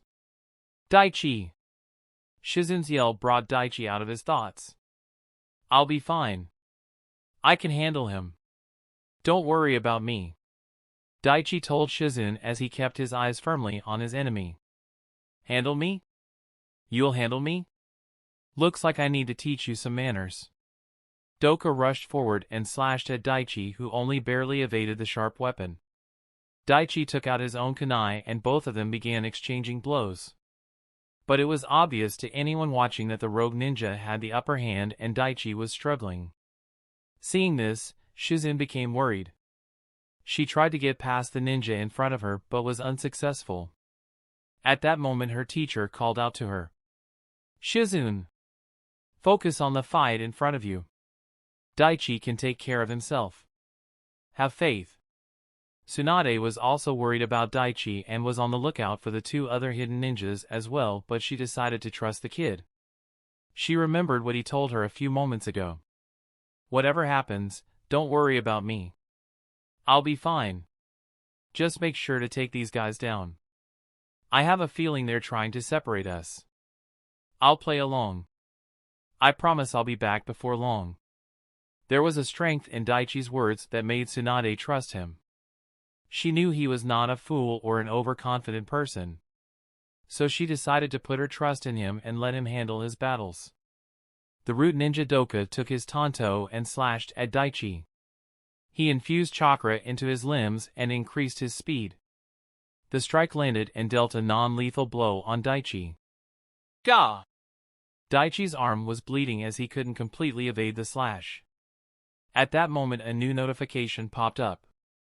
Poisons detected. Gamer's body has neutralized the foreign compounds. Daichi looked at the wound and saw the light green liquid seeped into his flesh. He looked at the short blade the enemy wielded and saw the same liquid coating it. Based on the texture and smell, this concoction is most probably a sleeping agent. Daichi internally smirked at their strategy. Too bad for them. But I'll play along. Daichi learned a vast amount of knowledge during his time with Tsunade. So he quickly figured out how fast the effects of the poison would take place if he was affected. The root ninja rushed forward and the fight resumed. Daichi coated his two kunai with lightning nature and rushed at the enemy. Doka's tanto was also coated in lightning chakra and they both clashed. Daichi barely evaded the strikes and looked like he was having a difficult time. Tsunade was anxious as she kept an eye on Daichi, and when she saw him struggling she became concerned. But that worry only lasted a second. During the battle Daichi looked back at her for only just a split second, but those eyes conveyed a message to her. She immediately understood what he was doing. He's playing them. I see. The worry in her heart faded and she turned her attention back to the ninja in front of her. Who do you work for? She had something important to do before she got serious. She needed to find out more information about her attackers. Doka versus Daichi. The man looked at the panting boy in front of him. He's a lot stronger than the report indicates. It seems Kinsei has trained the boy. But I've seen enough. And it looks like the poison is taking effect. His movements will only get more sluggish. I'm confident the other two will be able to easily subdue him. Now I need to lure him away from here. Making up his mind, he disappeared and reappeared in front of Dake and launched a powerful kick that sent Daichi flying. Without stopping, he rushed towards the boy. Daichi regained control of himself, backflipped and safely landed on the ground. He swiftly evaded to the right and dodged a punch to his chest. Let's see how well you do in taijutsu. Doka got into a fighting stance and looked at the boy. Doka rushed at Daichi and attacked with a greater ferocity. For each punch Daichi blocked or evaded, 2 more landed on him. The root ninja analyzed the child and came to a conclusion. I'd put him at low chunin. The others won't have a problem. He tried to knock Daichi out, but it wasn't easy. Deciding to let his hidden teammates capture the boy, Doku slowly moved the fight near their location. The fight progressed with Daichi blocking and parrying the attacks coming at him. As the battle progressed, Daichi saw that he was being forced to move to where the other two were waiting to ambush him. It wasn't long before he sensed the other two take action. Doka caught both of Daichi's fists and stepped on his right foot to keep the boy in place. At that moment, Daichi's senses picked up several senbons headed his way. Daichi didn't move and let the sharp long needles pierce him. Poisons detected. Gamer's body has neutralized the foreign compounds. He then immediately sent a high kick to his enemy's chin. The attack came fast and struck before Doka could react, forcing him to let go of Daichi's fists and take a step back. He rubbed his chin and spit out some blood. Even a rat, when cornered, will fight back. He saw that Daichi was becoming more sluggish. It won't be long now. At that moment, a loud explosion could be heard, followed by a tremor. Looks like that Sannin is getting serious. Even with both of us working together, we have no chance of defeating her in a straight fight. I need to back up Captain Bu now. Ikemaru and Toga can take it from here. Doka disappeared, but 2 others appeared. Daichi used his senses and confirmed that Doka had left to assist his captain. And he used it to see if there was anyone else around watching him. Sensing no one else, Daichi let out a breath of relief. He internally smirked as he looked at the newcomers. Everything's going according to plan. Time to stop this foolish facade. Chapter 134, Daichi's counterattack. Daichi looked at the 2 people who were just staring at him. One was a black-haired woman and the other was a man with faded blonde hair. He saw the woman quickly making hand signs. Daichi recognized the seals she made. Mental intrusion detected. Gamer's mind has neutralized the foreign attack. Daichi just stared at them without making a move. Attacking me with a sleeping genjutsu? They must have thought that it would easily take effect along with the drugs in my system. It's just not their day. Still, I shouldn't play around with them. Let's see what they're made of. Observe. LV.73, Ikemaru. Age, 24. Health point, 9542, Chakra point, 14538. Affiliation. Ikemaru is a member of the Root Forces under Danzo Shimura. He joined the Root at 6 years old after his parents died in the war. He is fiercely loyal to Danzo Shimura and values the concept of strength greatly. Specializes in assassination and capture. Primary chakra nature is fire. His current mission is to capture Daichi Hakama alive and bring him to Danzo. Strength 195. Agility 162. Intelligence 61. The physical stats may be subjected to change if chakra or special technique is applied.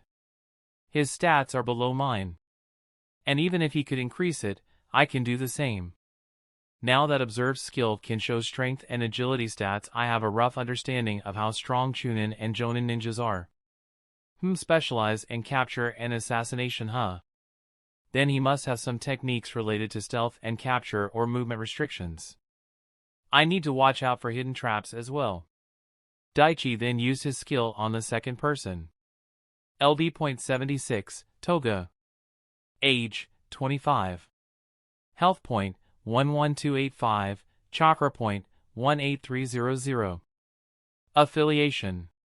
Danzo Shimura recruited Toga directly out of the academy due to her talent in Jinjutsu and poisons. She prides on her chakra control and wide variety of Jinjutsu skills. She also focuses on speed rather than strength. She is loyal to Danzo Shimura and will try to complete the mission at all costs. Primary chakra nature is water.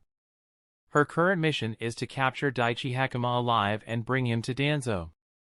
Strength 170. Agility 201. Intelligence 64. The physical stats may be subjected to change if chakra or special technique is applied. They are quite the team. If it were any other moment, I would have taken my time with them. Tried to find out how the root operates and their secrets, but right now that's not possible. If I waste too much time, something could go wrong. Murphy's Law can be a bitch after all. Daichi could sense the battle that was going on hundreds of meters away. He didn't want anything bad to happen to his teachers and decided to quickly end the fight. Daichi fell to one knee and looked as if he was falling asleep. His body started swaying back and forth for a few seconds and then his eyes closed and he fell forward. And the Oscar goes to Daichi Hakama. The crowd goes wild. Yeah. Daichi mentally chuckled to himself. Despite the circumstances, Daichi entered a semi-meditative state and relaxed his breathing. His tight muscles slowly unwound and his breathing became stable. But it was all part of his plan. The two root ninja looked at the sleeping kid. Toga spoke. It's impressive he was able to hold out for so long. For a second I thought he resisted the Jinjutsu. Ikimaru agreed. Yes. It's amazing.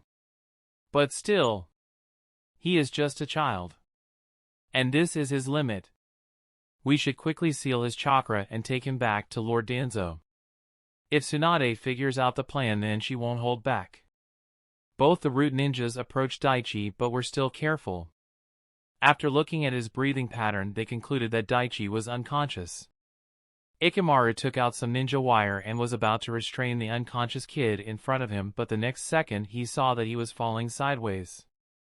It took a second for him to see that his body was headless, standing still and then falling to the opposite side. The root ninja Toga only saw a small twitch of Daichi's fingers before he made his move. Before she could warn Ikimaru, before she could utter the first syllable, Daichi beheaded her teammate. She barely followed Daichi's movements, and by the time she turned her head to fully look at her now dead colleague, Daichi disappeared from the spot and reappeared several meters away from her. He was removing the senbons from his back with chakra threads. You have sense-killing intent. Daichi's senses alerted him to several shuriken coming his way. Mental intrusion detected. Gamer's mind has neutralized the foreign attack. Daichi didn't care about the Jinjutsu attack and dodged the shurikens. How are you not unconscious? The cold tone of the root ninja only made Daichi raise an eyebrow. Daichi looked at the enemy in front of him. Wow. She isn't even looking at him. Discarded like trash. So this is what a root ninja is like, huh? The sleeping agents should have knocked you unconscious by now. But you're standing and breathing without any problems. And you've also stopped my Jinjutsu from taking effect without any visible action. How is it possible? The root ninja questioned him. Daichi understood what she was doing. I don't need to waste my breath on the dead. How? The ninjas questioned again but got no reply from Daichi. Daichi narrowed his eyes at the tactics she was using. She's stalling, but that won't save her. Daichi saw the woman's muscles tense and knew she was about to make hand seals. He didn't say a word and rushed at her, stopping her from using her jutsu. He took out his two daggers and used sprint skill. Daichi also added chakra to his limbs and boosted his speed further and increased his strength. He added lightning to his chakra and went with the intent to kill. In a second Daichi was in front of her and he aimed his dagger at her heart. Toga's eyes widened in panic and she hastily put up a defense. She raised her hands and barely deflected the dagger that was aimed at her heart. The dagger was coated with lightning chakra and slashed at her arm and left a deep slash. She may have been able to barely compete with Daichi in speed, but his strength was far too much for her. So she was still injured from Daichi's swift attack. The pain and lightning coursed through her body and made her lose focus for only just a second. But it was all Daichi needed. Flooding his body with more precise chakra, Daichi became a blur. He used both daggers and slashed at his enemy. A quick slash to the throat, thrust to the lungs, kidneys, liver and stomach and slashes along her arms and legs. Daichi severed her veins, arteries, tendons and flesh. With one final thrust to the heart he killed his second enemy. In just 2 seconds Daichi decimated his opponent. He had a cold merciless look on his face as he looked at the now dead ninja. He let out several breaths as he stopped using his chakra and sprint. I can only maintain that state for a short time right now. And it takes a toll. I can't have my body tired out before the main battle. Daichi looked at the 2 corpses he was responsible for. Strange. I killed her in a brutal way and yet I don't feel remorse or sadness. I don't enjoy this, but I also don't regret it. I won't hold back against anyone coming for me. And I needed to see for myself. If I could be ruthless here just like I am in the dungeons. Daichi looked at the 2 corpses and took out 2 scrolls. He stored the bodies in the scrolls and kept them in his inventory. Daichi healed his minor wounds from before and thought back to the brief fight just now. I only won so easily because they severely underestimated me. They just saw me as a 10-year-old academy student and a medic ninja with some training. And I made it look like I was weakened and knocked out. That's how I was able to get the first one. The second ninja made a miscalculation in her judgment. She underestimated my strength and abilities.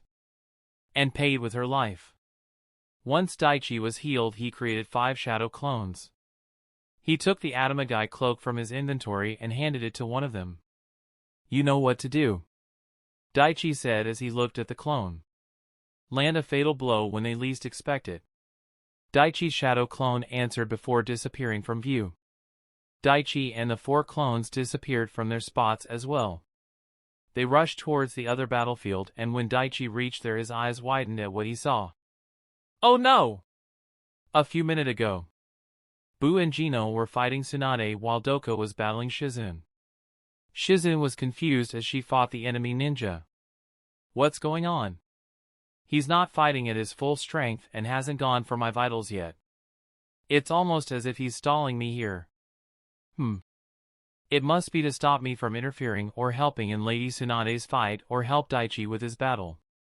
Still, what's happened to him? Why did this man come back and Daichi didn't? Shizen didn't have time to dwell on her thoughts as she evaded the knives flying her way. Tsunade was having a similar thought. She hoped Daichi would be able to take care of himself until she finished her fight here. She saw the leader weaving signs and prepared herself. Water-style water bullets. Buu spit out several water bullets aimed at Tsunade. The slug Sannin kicked the boulder in front of her to the path of the water bullets. She quickly took another and hurled it towards the caster who was already in the motion of dodging the giant flying rock coming his way. Tsunade heard the swing of a sword and tilted her head. A sword passed by her missing its mark and she punched her attacker. The second attacker Gino splashed into water and disappeared the moment her strike landed. Another water clone. Tsunade was getting irritated at the water clones who were distracting her. At that moment something unexpected happened. She saw the real Gino turn his head and she saw his eyes widen in surprise. Gino stopped fighting when he sensed the disappearance of the 2 that were sent to capture Daichi. What's going on? They're dead? He was completely unprepared for that outcome. Furthermore, he could sense Daichi's strong chakra rushing towards their location. How could that brat? He didn't waste any more time. He yelled towards his leader. Captain! We need to use the contingency. What? Bu was startled that they had to resort to their contingency plan. He made the plan just in case but never expected it to happen. He nodded his head and looked at Tsunade. Doka, who was battling Shizune, was also surprised. That kid managed to beat those two even after all that? Seeing the captain agree to move forward with the contingency plan, he prepared himself. Tsunade noticed the change in their demeanor. She had an idea as to what had happened and couldn't help but smirk. "Looks like my student was more than your men could handle." Bu narrowed his eyes as he looked at the woman. Not for long. His grip on his short sword tightened. At that moment Gino turned and rushed towards Shizune, who was defending herself against Doka. Tsunade's eyes widened. "Hey, what are you?" She turned to rush towards her student to help her, but Bu intercepted her. "Get out of my way!" Bu evaded Tsunade's punch and raised his sword. He quickly brought it down on his own arm and gave himself a non-critical injury, but one that sent a large amount of blood splashing. The blood splashed on Tsunade's face and body, petrifying her in place. She turned her head and saw Shizune getting stabbed through her torso and falling on the ground. And no! The slug Sannin trembled in fear as she saw the scene.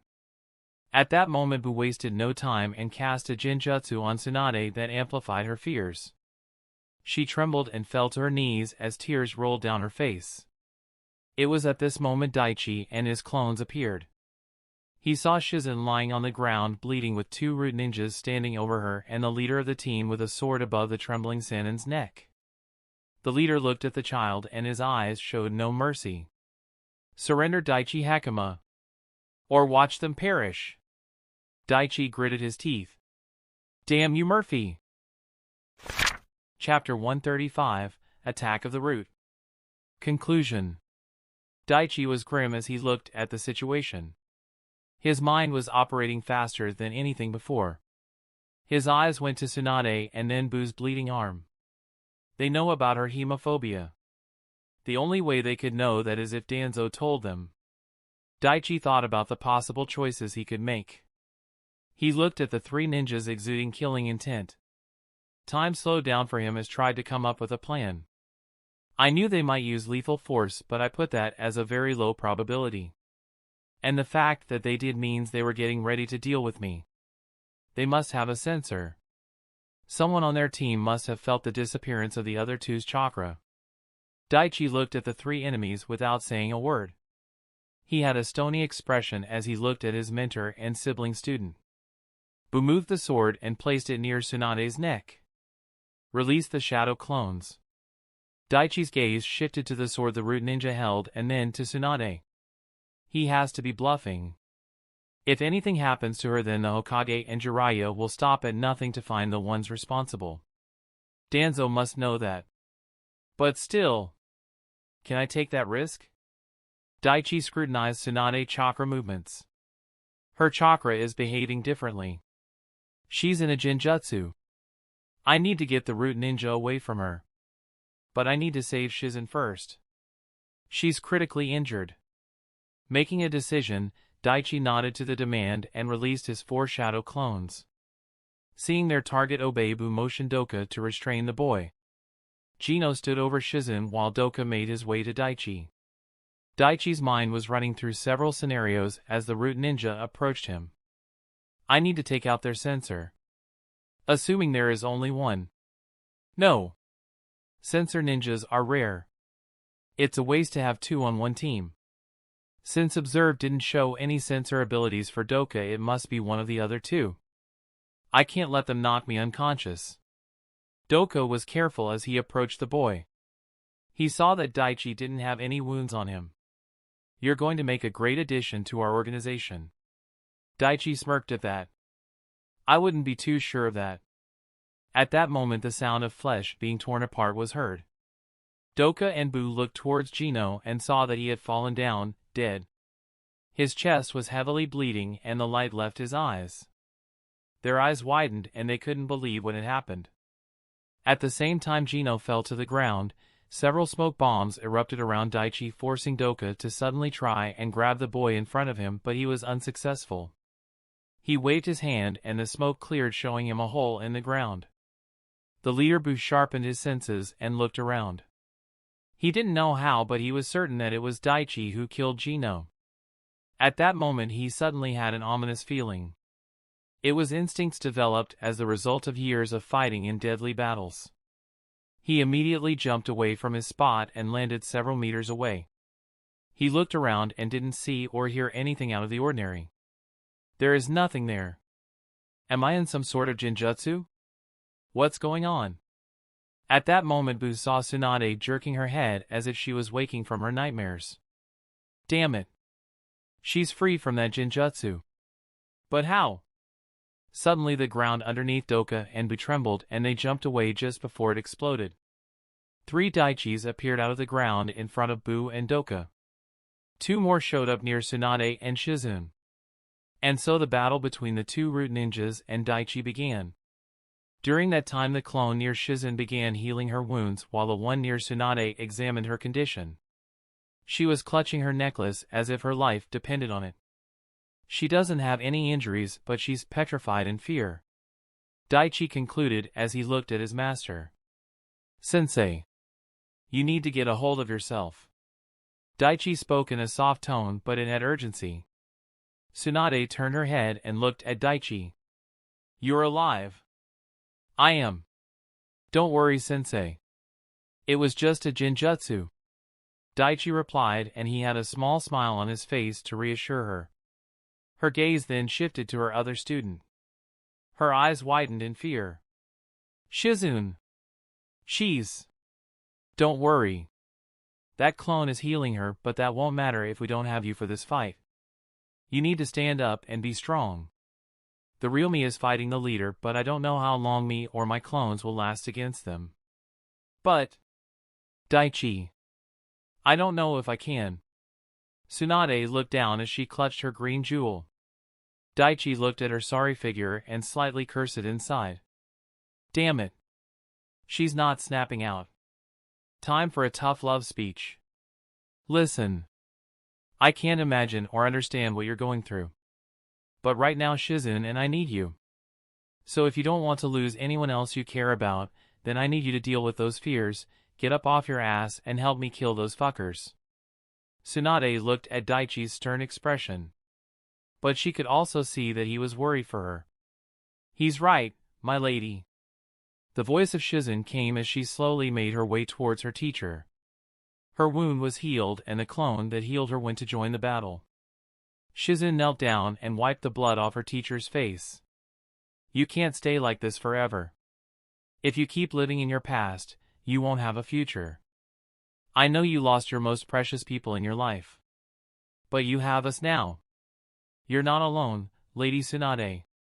Daichi joined Hiruzen in helping their master and used his low mental restoration skill to temporarily reduce Tsunade's negative emotions and improve her mental state. The low mental restoration skill was a jutsu Daichi created to heal someone's phobia or other illnesses that affect the mind of a person. It was only created at the end stage of his training and he didn't get time to level it up much. Due to that, the healing effects were reduced or temporary, but Daichi didn't care at the moment. The slug Sannin looked at her 2 students. Hiruzen, Daichi. She saw that they were depending on her and at that moment she found the strength to push away her fears. The trembling in her hands stopped and she closed her eyes and took a few deep breaths. She opened her eyes and looked at the 2. Let's go get them. Daichi smirked. Oh yeah.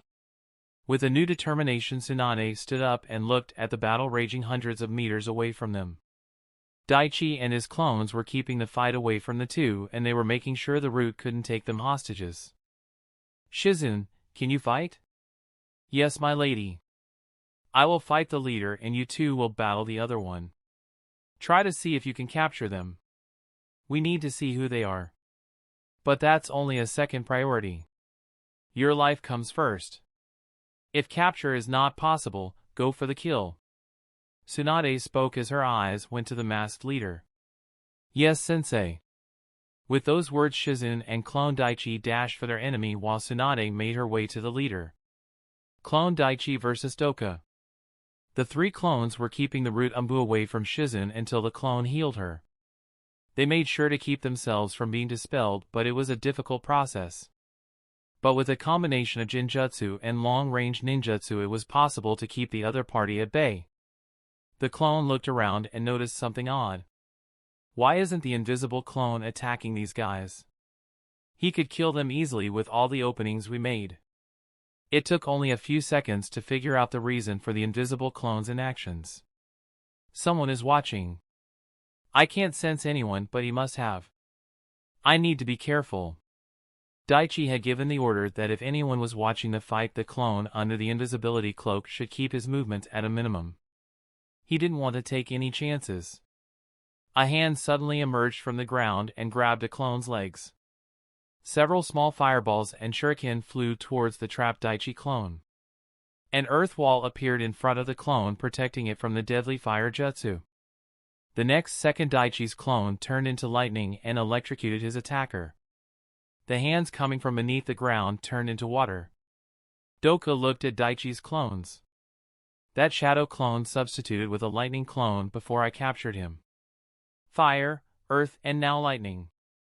Not to mention the chakra volume needed for the shadow clones. This kid has been holding back earlier and I fell for it. He looked at the three and came to a conclusion after thinking over their tactics.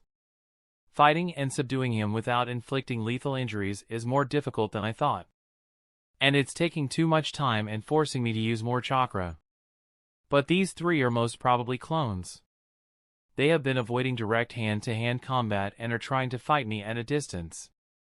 Doka increased his chakra output and rushed towards the clones. His speed increase was much greater than before and he reached a clone before it could escape. Daichi's clone evaded the first couple of punches, but the next fast one to the middle of the stomach hit and dispelled him. Doka saw several chakra strings headed his way and he skillfully evaded them. At that moment he sensed several shuriken aimed at his back and quickly made seals for a substitution jutsu and got out of that predicament. Doka looked ahead and saw that Shizune and another Daichi clone had joined the battle. Damn. It looks like he healed her. I thought it would take more time. It seems his skills in the medical arts are greater than I thought. And it looks like Tsunade is joining the battle as well. With the other three down, this mission will end in a failure. I need to report what I learned about the boy to Lord Danzo. Doka blocked a strike from Daichi and shifted his body to escape the chakra scalpel attack from Shizune. He tried to go for Shizune, but Daichi's clones were getting in the way. Doka grabbed the clone's arm and lashed out with a fast kick. Dispelling another clone, he jumped away and got out of the poison fog that came out of Shizune's mouth. I need to retreat and inform Lord Danzo of what happened here. The captain will certainly die, but it's a price that must be paid. Lord Danzo must know about this child's capabilities. With a decision made, Doka jumped away from his spot and went through several hand seals and took a deep breath. It was a wide area jutsu that took most of his chakra, but he was going to make his escape. Fire style, fire song. A long, wide stream of flame came out of Doka's mouth. At that moment, Daichi's clone spit out an enormous amount of water to block the jutsu. Water style, water wall jutsu. The two jutsu collided and created a large amount of steam that covered the area and reduced vision. Seeing the perfect opportunity, Doka lowered his chakra and turned around to escape, only for a blade to plunge into his back. Gah! The chakra-coated blade slashed through his back, severing his spine and destroying several internal organs. Doka fell to his knees and looked back, but all he saw was steam. In seconds he fell forward, taking his last breath. A clone of Daichi came and stood near the body. Is it him? The clone asked in a very low voice. Yes, came the reply from an invisible ally. Daichi's clone didn't ask anything else, but his eyes narrowed as he heard that answer. Zetsu. He's here watching. The boss needs to know if he doesn't already. With that though, the clone dispelled himself. Daichi versus Boo. Daichi sharpened his senses and carefully watched his foe. Both the root leader and the academy student were engaged in a fierce sword battle. Whenever the root captain was about to land a critical blow on Daichi, his clone stepped in. You're quite capable, aren't you? Why don't you come with me? I can grant you opportunities that you couldn't even dream of. Bu tried to persuade the boy. Not interested, pal. Daichi's swordsmanship skill was increasing as the battle continued. The two clones with him obstructed the enemy's movements and attacked from the blind spot. Daichi's clones spammed Jinjutsu and Ninjutsu attacks on the enemy and forced him to split his attention between the three. Bu had to keep his chakra moving in an erratic manner and had to keep himself from falling prey to the Jinjutsu attacks and carefully evade the Ninjutsu techniques. He looked at the three and hid a grim visage. Damn. I already used the knowledge of her phobia to my advantage. They will be suspicious. If I don't erase their memories, then things will turn problematic. I need to create solid clones. But if I use the shadow clone jutsu, then they will be able to confirm that we're from the Leaf. And it would only cause problems for Lord Danzo. At that moment he saw Tsunade heading his way and Shizen joining the battle against Doka. This isn't good. Tsunade flew and came down with an axe kick above Bu's head. The root leader disengaged from Daichi and jumped back to avoid the powerful kick. The ground crumbled under Tsunade's kick and she stood up from her spot. She had a murderous look on her face as she looked at the man. You're going to regret attacking us. Bu looked at the Sannin and then towards Daichi. The child was breathing hard, but Bu knew his chances of taking the child away now was slim to none. At that moment a blast was heard from the other battle side and steam covered the combatants. Bu looked sideways and after several seconds the steam cleared and it showed Daichi standing over Doka's dead body. The clone dispelled and the Dake he was battling took several deep breaths and steadied himself. Tsunade saw what happened and smirked. Looks like you're the last one left. I'll deal with you myself and I'll get the answers I want. The Sannin glanced at Daichi. You fought well, kid. Now go rest with Shizen. I got it from here. Daichi nodded and jumped back. He landed near Shizen, but both of them looked ready to assist their master if the need came. Bu looked at the turn of events and concluded the mission a failure. At that moment Tsunade spoke. Don't even think about escaping. No matter where you run, I'll follow you and I'm gonna find out everything I need to know about you. Starting with who you work for. What makes you think I work for someone? Bu asked the woman. Because guys like you take orders. Not give them. You're a dog with a leash. And I'm going to find out who your master is. One way or the other. Tsunade slowly started making her way to the root ninja. Bu looked at the approaching woman. She definitely will follow me. I can't let them find out my origin. Forgive me, Lord Danzo. We failed. Bu immediately made a hand seal and his entire body was immediately covered in seals. Tsunade stopped in her tracks. What is he? Bu looked at Tsunade and made the ram seal. The next instant his entire body was covered in blue flames. The flames expanded. At that moment seals appeared on Gino and Doka's bodies as well. Their bodies too were burned to ash. Tsunade jumped back and got to safety. She then noticed the other two corpses engulfed in blue fire as well. He was willing to die and even made sure I couldn't find anything from their dead. These people weren't from any ordinary organization. And moreover, that man, the leader of the team, he knew about my phobia. How? Shizen and Daichi joined her. It's finally over. Shizen spoke with relief. Yeah. Daichi dispelled the remaining clone and fell to the ground. He was taking several deep breaths and his chakra was in the low double digits. The adrenaline from the fight was starting to slowly wear off. At that moment the quest completion notification appeared in front of Daichi. Chapter 136, Short Rest in the Land of Iron. Daichi finally let out a breath of relief as he sat down on the ground. The sun was shining in the sky and now that everything was calm he could hear the sounds of the birds chirping and flying back to the nearby trees. He looked at the quest completion notification. Quest kill your enemies completed. Rewards. +1 level. New Jutsu. Reputation increases with Kinsei Isagi, Tsunade Senju, Shizen, Hiruzen Sarutobi, and others. Reputation decreases with Danzo Shimura. I wonder what the new jutsu will be. Fire style, Fire Wave Dance Jutsu active, LV.1. The user needs chakra and converts it to fire and expels it as a continuous stream of flames. The flames will move in a vortex shape and completely engulf the enemy, leaving no room for the target to escape. The released flames, if strong enough, can vaporize the target to ash and scorch the surrounding area. Rank B. Type Ninjutsu. Hand Seals, Dragon Rabbit Tiger. Chakra point cost, 440 per shot. Note, the range, power and duration of the attack can be altered by controlling the chakra needed into the attack. Must have high fire affinity to efficiently use the technique. Not bad. Not gonna say no to another powerful technique. Oink oink! At that moment the sound of Tsunade's pet pig Tauntaun was heard. He poked his head out of the bushes and after looking at the surroundings he ran to Shizen's arm. The cute pig snuggled into Shizen's bosom. Shizen smiled looking at her pet.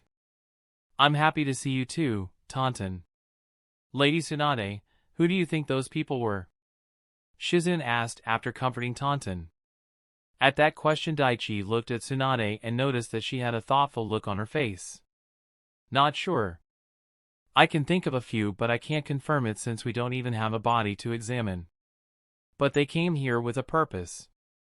They were after something but I don't think it was my bounty. For Daichi at that moment a new quest appeared. Quest created, Information Flow. You have the option of revealing the information you've uncovered about your enemies to your teacher and family or keep them to yourself. Both choices have different outcomes. First choice.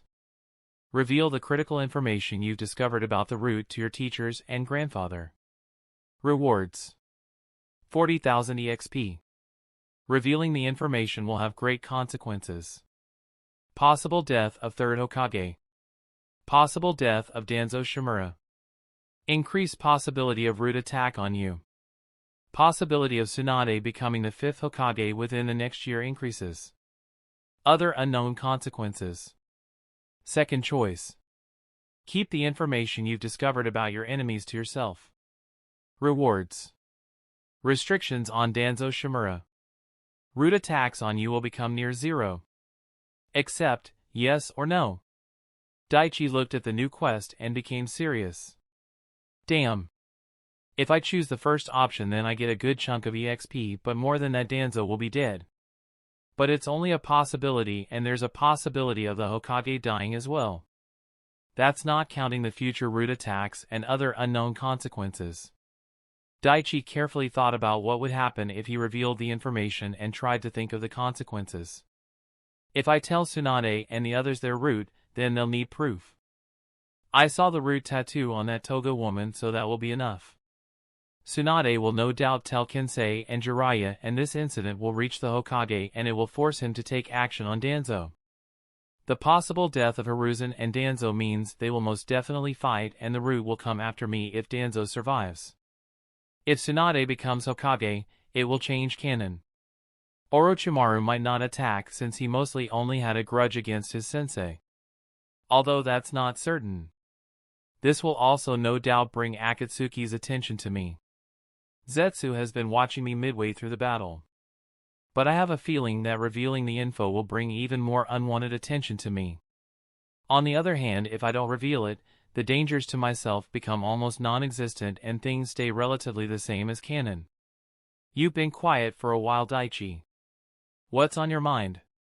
Tsunade asked her student. She noticed Daichi's face and had a feeling he might know something. At Tsunade's question Daichi looked up. He mentally accepted the quest and made a choice. He let out a breath and stood up. I don't know who they were but they weren't some weak amateurs.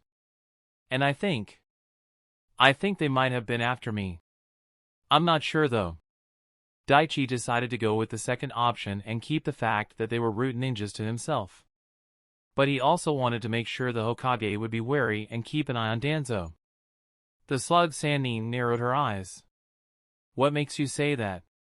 Daichi thought for a few seconds and then gave an answer. That guy who came at me first, he was leading me to the other two and they ambushed me.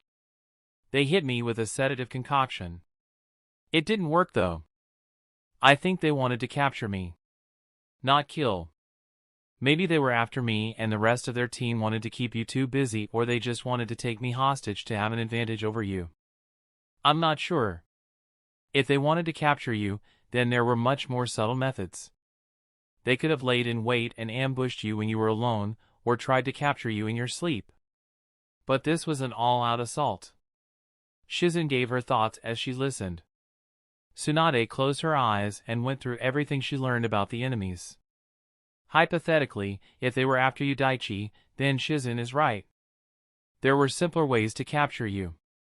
And based on the strength of the enemies we faced, I doubt you could have resisted much. That is if we were in the land of hot water right now. Daichi and Shizen's eyes widened as they heard that. Tsunade continued. We're near the border of the land of iron. At our pace we would have crossed the border in about an hour. If we crossed and a battle took place in their land, then their leader Mifune wouldn't have shown mercy to any of us. And if information on those enemy ninjas were exposed, it would have created a major problem for whoever they were working for. I think they wanted to avoid that. Wait, so you're saying they were after Daichi? But why? Shizen was startled as she heard her teacher's conclusions. Don't know. And like I said, this is a hypothetical. We still don't know if this kid really was their target. Tsunade placed a hand on Daichi's head and ruffled his hair. Daichi had an annoyed expression as his teacher teased him. Tsunade chuckled looking at the boy. Regardless of their intentions, we won and they lost. That's what matters. And you. You did well against them. Your strength has certainly grown much faster than I anticipated. Thanks, Sensei. Yes. And his healing skills are already starting to rival mine. I'm almost jealous, Shizen said with a pouty face. Even though she said that Daichi could sense not even the slightest malice from her. Looking into Shizen's eyes, he knew she was truly happy for him. You're being modest, Shizen-senpai. I still have a long way to go before I reach your level. Daichi replied in a humble tone. You have chosen the second option. Keep the information you've discovered about your enemies to yourself. Rewards. Restrictions on Danzo Shimura. Root attack on you will become near zero. With a smile, Daichi turned to his teacher. So what now, Sensei? We still headed north or go back to the capital? After thinking for a few seconds, Tsunade replied. Let's head north. I know a place where we can stay and rest for a few days. At that moment, Daichi got the memories of his clone who used Atamagai's cloak. The group continued on with their journey. They soon crossed the border and reached the land of iron. The three put on a thick coat that protected them from the snow and cold. Daichi felt the snow beneath his feet and felt nostalgic. Wow! How long has it been? That dungeon with the small snow terrain was similar, but nothing like this. The group walked slowly through the snowy terrain for a few hours. Tsunade led them to an empty cottage hidden in the nearby forest. She opened the door and found the place in a decent condition. The cottage was big enough for the three of them. This place belongs to an old friend. He just uses this as a vacation home from time to time. I'm sure he won't mind us crashing the place for a few days. Tsunade lit some wood on fire and warmed the place. We've had a hell of a day. Let's get some rest. Daichi and Shizen nodded to that sentiment and picked a room. Tsunade sat near a table and began writing something on 2 scrolls. A while later she summoned Katsuyu. Katsuyu, I need you to take these to Jiraiya and Sarutobi-sensei. It's urgent and of utmost importance. At once, my lady. Taking the scrolls, the slug vanished in a puff of smoke. Tsunade took out a bottle of sake from a scroll and took several gulps. If anyone can find out what happened, then it's them. There are too many questions. Is this another village making a move or someone else? And were they really after Daichi? If so, then why? Or is it something else? Too many questions and not enough answers. Whatever the case, they knew about my phobia. They had intel that shouldn't be available to most people. So that narrows down the list of suspects. She then held her necklace and let out a tired breath. Daichi had his first kill. I wonder how he's dealing with that. He acted normal, so I didn't address it till now, but I need to speak with him. Tsunade took another mouthful of her alcohol. But first I should get some rest. Daichi was in his room going over the events of the day. He was thinking about what Tsunade had said. She is right. Those guys attacked us because they had no choice. If we went through the land of hot water, then we would have stayed there for a couple days, and I have no doubt the route had been following us before we left the capital. They would have gotten me alone and would have tried to subdue me or capture me in my sleep. And I would have had no choice but to reveal my cards. Daichi sighed and went through the memories of the invisible clone. After my clone killed Gino, he immediately headed for Boo. But somehow he dodged. Was it intuition, or did he sense the clone? Based on my memories, it was just luck. And that clone sensed Zetsu's presence just when me and my clones engaged Doka and Boo. It was at the edge of my senses, so me and the other clones couldn't sense him. He will no doubt inform Tobi about the kid under Tsunade's care who can kill Jonin-level ninjas already. This is already a headache. Daichi laid on the comfy bed and thought about his decision. I'm not strong enough to bitch slap the enemies that come my way and ignore the plans and machinations of anyone no matter their strength. I could majorly fuck Cannon up right now, but then I would lose my advantage. Until I'm strong enough, I'll try to stick to what I know. I've already made major changes, but in my calculations they don't take any effect anytime soon. I hope. Daichi got up and went to a nearby window. Tsunade-sensei will definitely inform the Hokage and Jiraiya. I wonder what action they will take. I wonder what Kensei will do when he finds out. Daichi's mind then went through every second of the fight he had. I took out the first one so quickly due to sheer luck. He let his guard down thinking I fell prey to his partner's Jinjutsu, the injuries I suffered from fighting Doka, and the sleeping poison in my system. The other tried to stall, but that didn't work. Her strength was speed, but I still outclassed her. Based on their stats alone, I would have defeated them if I had battled head-on, but it would have taken a lot longer. Daichi's memories then shifted to the second round of battle with Doka and the fight he had with Boo. My chakra reserves combined with my fine control allowed me to spam Jinjutsu and Ninjutsu on them. My teamwork when I battle with clones is good. All those battle experiences in the dungeon did wonders for me. But still, it took everything I had to survive. In my current state, I only won because I had the cheat of the invisibility cloak. Daichi also noticed something in the battle. Something he was thankful for. They were holding back. If they were fighting to kill me, things would have gone a lot harder for me.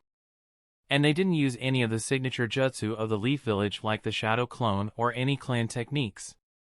Letting out another deep breath, Daichi went back to his bed. He laid on the comfy mattress and crossed his arms behind his head. They underestimated me. Those guys thought I was just a 10-year-old kid with medical training and some shinobi skills. That tells me the information they have on me isn't accurate. Makes sense. I was extremely cautious when training. Always checking my surroundings with Mana Scout and Chakra Sense. And since I mostly trained in the old man's compound and fought in dungeons, those root creeps wouldn't have gotten a read on my abilities. Still, I need to be careful. I might never know when my luck would run out. Chapter 137, Interlude 9, Cold War. Shortly after Tsunade and her students left the battle area, the spy of the Akatsuki organization appeared out of the ground. It was a mere coincidence that he was there. One of the white Zetsu clones was near the area and alerted Black Zetsu of the battle. He arrived at the battlefield just after Daichi successfully forced the root ninjas away from his teachers. He watched Daichi battle the two ninjas and witnessed how he healed Shizune. Well, that was interesting. The white half said in a jolly tone. Yes. I didn't think there would be someone who would try to make a move on that Senju at this moment. The black half replied. What do you think about that boy? White Zetsu asked his counterpart. He's strong. Well, for a brat anyway. But we've seen plenty like him throughout the years. Black Zetsu already made an analysis of Daichi as he witnessed the fight. Based on his interactions with Tsunade, I'd say he was her student. You're right. I didn't think she would take another apprentice. Do you think he's a Senju? The white half questioned. No. His chakra indicates that he's not from the Senju or any other clan. The black half replied after giving it a few seconds of thought. A clanless kid? He's quite strong for his age. He was able to kill that one ninja and fight the other all the while healing that other apprentice. Yes. But there are several things that were in his favor. Based on what we saw, I'm certain those ninjas were holding back. There were several moments where they could have gone for the kill. I think they were trying to subdue him. Probably to use against Tsunade or the Leaf. The black spoke in a gruff voice. What do you think they were after? That child or the Sannin? Or something else? At the white Zetsu's question, the black half fell silent for a short while. He then replied after thinking it over. It's possible they were after the child, but it's a small one. Based on what I sensed, the only things he had going for him was his large chakra reserves and control. The jutsus he used had the precise amount of chakra needed, and the number of ninjutsu, jinjutsu used and the shadow clones used tells me he has great reserves. On par with high-level jonins. He also knows medical ninjutsu. He must be talented to be learning medical techniques under her. If he was the target, then that should be it. Someone with perfect control and large reserves. That's rare. White Zetsu complimented. Yes. But we've seen plenty who were like that. Granted, they were part of a clan, but still, he's nothing special. Do you think he would become strong enough to interfere with the plan? Are you going to tell Madara? No. It would be a waste of time. Our goals will be completed within the next 7 or 8 years. The boy would become strong in that time, but not enough to become a threat that would endanger our plans. He's not a Senju, Uchiha, or an Uzumaki. He's not Jinchuriki either. The boy is inconsequential. The only thing he has going for him is the large chakra reserves and being Tsunade's apprentice. And that's not all that special and won't matter when the time comes. Black Zetsu replied, dismissing Daichi as a non-threat. You're right. Still, I wonder who sent those ninjas. Only someone bold enough and has enough strength and backing would launch a direct attack on one of the Sannin. You're right about that. I have a few suspects in mind, with Orochimaru and Danzo being at the top of the list. But it's not our concern. Let's head back. Black Zetsu gave the verdict, and the strange black and white creature disappeared into the ground. Somewhere in the land of hot water, Jiraiya was perched atop a roof and was peering through a telescope.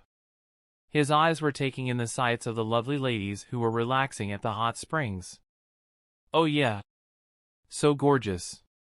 Take your time, ladies. I'm not in a hurry.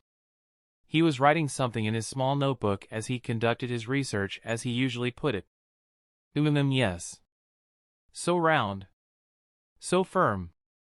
My next book is going to be so epic. The man said to himself as he perved on the women.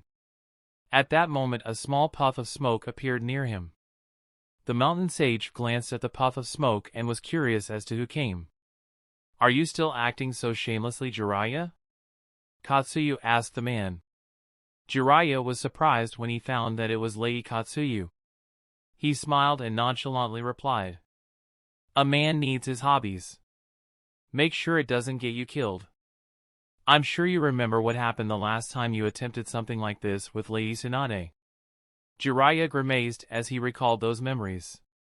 He slightly shivered in fright, but also giggled as he recalled Tsunade's furious face.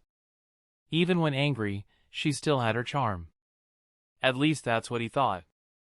The slug summoned sighed, looking at Jiraiya's reaction. You certainly are an odd one. The toad sage brought his attention back to Katsuyu. What brings you here? I assume it's something important. Yes. Tsunade tasked me with delivering this message to you as quickly as I could. The Toad Sage was curious now. He took the scroll and read through the contents. The smile vanished from his face, and the aura of a clumsy pervert was replaced with a cold-hearted veteran shinobi. I'll meet with Tsunade at the Land of Medicine in a few days. The slug nodded at the reply and vanished. Jiraiya looked at the private bath and sighed. Next time, ladies. Hokage office. It was night time. Hiruzen was smoking and enjoying the calm atmosphere when suddenly a small slug appeared on his desk and a puff of smoke. The Kage only took a second to recognize the creature. He made a slight motion to his guards to stand down and indicated that the visitor was an ally. Lady Katsuyu. This is a surprise. Hiruzen greeted the summon. Apologies, Lord Hokage, for the sudden arrival. But Lady Tsunade asked that I deliver this scroll to you as quickly as possible. With those words, the small slug spat out a scroll. It had Tsunade's signature chakra on it. Hiruzen's eyes immediately sharpened. He knew Tsunade wouldn't resort to using her summon unless something extreme happened. How is Tsunade and everyone else? He asked Katsuyu as he took the scroll and unwrapped it. Lady Tsunade and her students are fine. Considering everything that has happened. You will understand once you've read the scroll. Hiruzen had a bad feeling in his heart as he heard those words. He opened the scroll and went through every line written on it. His face went rigid as he read through the scroll, and by the end anyone could tell that he was furious. Please tell Tsunade that I'll handle it. He replied to the slug who was waiting for his response. Yes. With that the small summon vanished. It was the right choice. I made the right choice moving against Danzo. Hiruzen pressed a button under the desk which sent a special alert to selected UMBU members residing in the headquarters. He then looked at the ninjas hidden in the room and gave an order. Summon Danzo Shimura here. If he refuses for any reason, consider him a traitor and bring him here by force. The UMBU and guards were stunned. They obeyed quickly and moved out of the office. Within a short time they reached the former counselor's home. They found the man's chakra signature inside the house, and without waiting for an invitation they entered. Danzo narrowed his eyes at the sudden arrival of several UMBU ninjas. Since publicly he was no longer the head of the root, he didn't have any root ninjas as guards posted at his home. But they were hidden near the area in case of an attack. What is the meaning of this intrusion? Danzo questioned. Danzo Shimura. The lead UMBU stepped forward. You have been summoned by Lord Hokage. Danzo did not like the tone in which the UMBU ninjas spoke to him. He didn't like the way things were going. Why? We're not here to answer your questions. Danzo tensed and clenched his fists. The UMBU who saw the subtle movements and tensions of their target began to prepare for a possible combat. But the next second, the man stood up and calmly spoke. Take me to him. The UMBU surrounded the man and they all disappeared. They arrived at the Hokage's office within a short time. Danzo had an impassive face as he walked in. Hiruzen summoning me like this at this time. This must be related to the mission I assigned Bu. Something must have happened. But I need to stay calm and find out what. Hiruzen was looking out the window at the Hokage monument and was smoking from his pipe when UMBU brought his old colleague. For a while none of them spoke. After a minute of silence the old Kage spoke. When Tobirama-sensei tasked me with the protection of the village, I knew I could do it. It wasn't because I had absolute confidence in myself. No. It was because I believed I would have you to watch my back. I knew you wanted to be Hokage, and when Tobirama-sensei made the choice I knew it must have made you angry. But despite our rivalry, different personalities, and ideals, I had faith that you would help me in times of need. I believed we would both protect the village hand in hand, and I could sleep easily knowing that you were here if anything happened to me. The Kage fell silent. Danzo was silent as he listened to the Hokage. Hiruzen. Those days are long gone. The Hokage cut off whatever the man was going to say. His tone set Danzo on edge. Hiruzen then turned around and looked at the man. He had a calm gaze, but Danzo knew the man was furious. Tsunade and her students were attacked earlier today. It was near the Valley of the End. The attackers all died. Under normal circumstances I would have focused on the enemies outside the village walls, but there was one detail in the report she sent that made me focus my gaze here. They knew about her phobia. Hiruzen kept his eyes fixed on Danzo as he spoke. He wanted to see the man's reaction. He wasn't surprised that the only reaction his old friend made was the small narrowing of his one eye. Hiruzen. Let's be clear. You believe I had a hand in this. That's why you brought me here, isn't it? Yes. I don't have the ability to do something like that. You saw to that a couple years ago. Hiruzen didn't speak and just looked at his old colleague. Danzo continued. And there are several people who knew about her condition, like Orochimaru. He could be the one behind the attack. And what reason would he have to go after her after all these years? Hiruzen asked the man. Danzo became silent for a few seconds.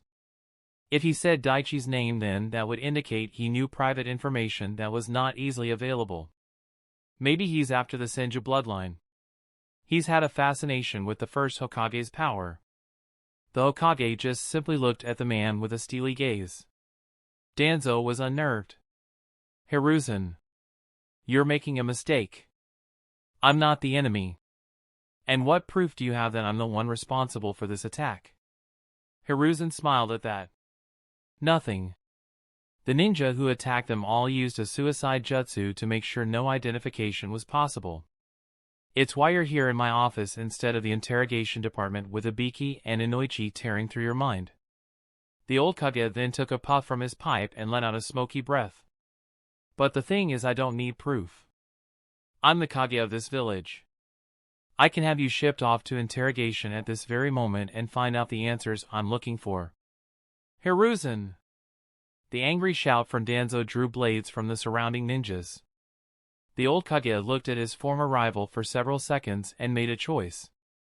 You are hereby placed on house arrest. I will have someone go through your finances and assets. If you interfere, resist, or try to escape, I will declare you a traitor to the village. Danzo's eyes widened as he heard those words. He knew if he was declared a traitor he would never be able to become the Kage of the village. Even if he somehow takes it by force, he knew there would be a large resistance. How could you? After everything I did for the village. Just as those words were spoken by Danzo, killing intent burst forth from Hiruzen. Did you send your team to capture Daichi, injure Shizune, and traumatize Tsunade for the village? The root leader was quiet as he heard the accusation. The only reason I'm being lenient like this is because I don't have any solid proof that it was your agents who ambushed them. And if you utter one more word, I'll do what I should have done that day. Danzo remained silent as Hiruzen took a breath and reined in his intent. Danzo was channeling chakra through his body and was prepared to use Kodo Amatsukami in the worst-case scenario. But he knew there were risks of being found out if he used it here. Hiruzen spoke after several seconds of silence. I know you're aware of the boy and his talents. He would be quite the shield and sword if you were to get your hands on him. So I'm only going to say this once. If anyone goes after Daichi Hakama, I'll consider them doing so, on your orders, and we will have another conversation in a very different environment. Do I make myself clear? Danzo gritted his teeth and then gave a short reply. Yes. Take him. And keep him under surveillance. Hiruzen motioned to his umbu. After the umbu left, Hiruzen made a signal and all his guards vanished. A few seconds later, an umbu appeared in his office. Have you found that man Bear? Hiruzen questioned. No, sir. It seems that individual's identity is a closely guarded secret that only Danzo knows. Umbu Bear replied. Hiruzen sighed and took his seat. I expected as much. That person is the second in command of the root. He knows every root ninja's identity, their operational details, the root's locations, and finances. His identity would be of the utmost secrecy. Danzo is one of the most cunning, merciless, and shrewd men I have ever met. To become his second in command. No ordinary person could do it. I know how intelligent, ruthless and cunning one has to be to fill in that position. Sir, if you don't mind me asking, why did you let him leave like that? You could have taken him to interrogation and we would have had the answers we needed. Yes. But if that was the case, then his root would have attacked and they would have tried to rescue him. They are loyal to him first and the village second. A serious mistake and oversight on my part. The collateral damage and life lost is not something the village can handle at the moment. I know he was the one who sent the people to ambush Tsunade. But this way, by letting him go, he would think that I have no proof and unsure of his role and thus would drop this matter after finding no evidence. So for the moment he's going to lay low and his root ninjas won't make any moves as well. That's what I want too. Until we find the identity of that man and every asset under Danzo, this war must remain a cold one and in the shadows. At that moment a jonin appeared in the office.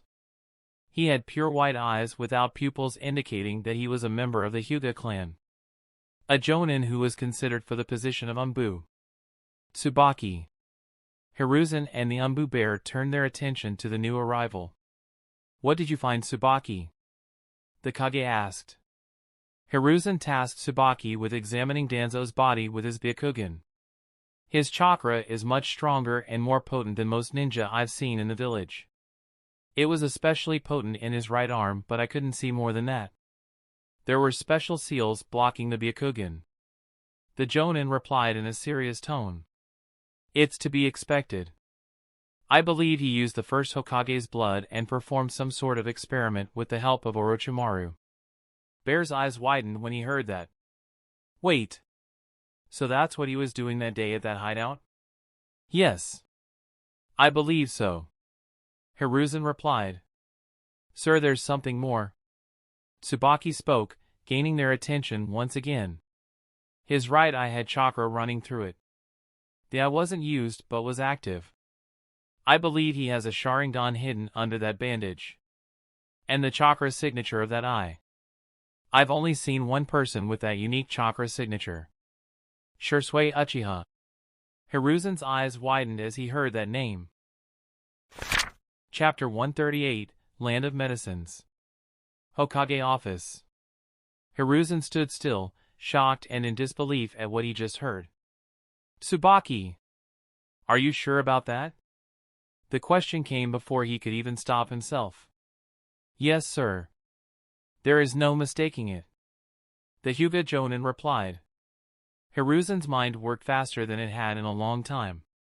He recalled the day when Shisui Uchiha confided in him and his advisors on his Mangekyo Sharingan powers. He also recalled the day the young Uchiha died and what the clan was about to do at that time. Shisui was going to use his Sharingan to stop the revolt, but the next thing I hear is that he committed suicide. I had no clue what drove him to do something like that, but now. The only way Danzo would have his Sharingan is if he took it from Shisui. The power of his eyes. Now that I think about it, Danzo would definitely covet something like that. He went after Kakashi's Sharingan once upon a time. So it's not a stretch to assume he'd do something like that again. Hiruzen had a startling realization. Danzo killed Shisui. But that note Shisui left. No. A shinobi like him wouldn't commit suicide unless he had nothing else.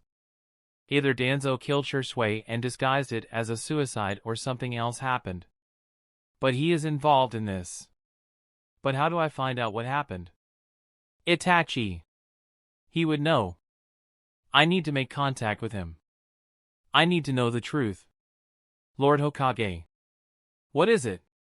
Hiruzen raised his head and looked at the two loyal shinobi in front of him. I believe in your assessment.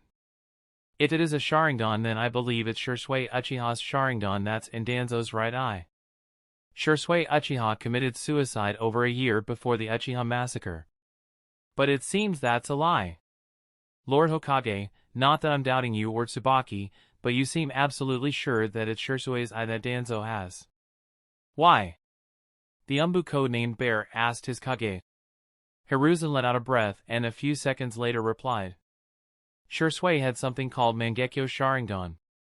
It's an advanced stage of the Sharingan even greater than the 3 Tomo. Only a handful of people in history were able to awaken the Mangekyo eyes. Those who awakened those eyes were granted unique powers. Shursui had the ability called Kodo Ematsukumi. It's a powerful jinjutsu that allows the user to enter the victim's mind and manipulate them by giving false experiences. And the victims would be completely unaware they were being manipulated.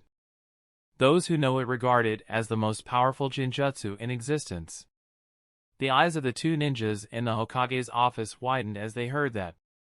That's... If Danzo had something like that. Tsubaki was startled as they heard the power of Shursui Sharingan Eye. But sir, wouldn't there be drawbacks to something like that? Every powerful jutsu must have some weakness. Bear deduced that something as powerful as that jinjutsu must have some sort of a weakness. Yes. Every powerful jutsu has their risks, but with Hashirama Senju's power added to the mix, I'm not sure.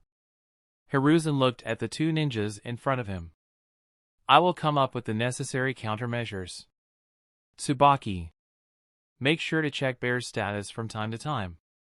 I can't have him falling under Danzo's power. Yes, sir. Land of Iron. In a cabin hidden in the snowy forest in the Land of Iron, 3 medic ninjas were taking some much-needed rest. Daichi only needed 4 hours of sleep, and after waking up he went downstairs to the small kitchen to cook something for the group. He knew Tsunade and Shizune would be mentally tired after an ordeal like this and wanted to help them.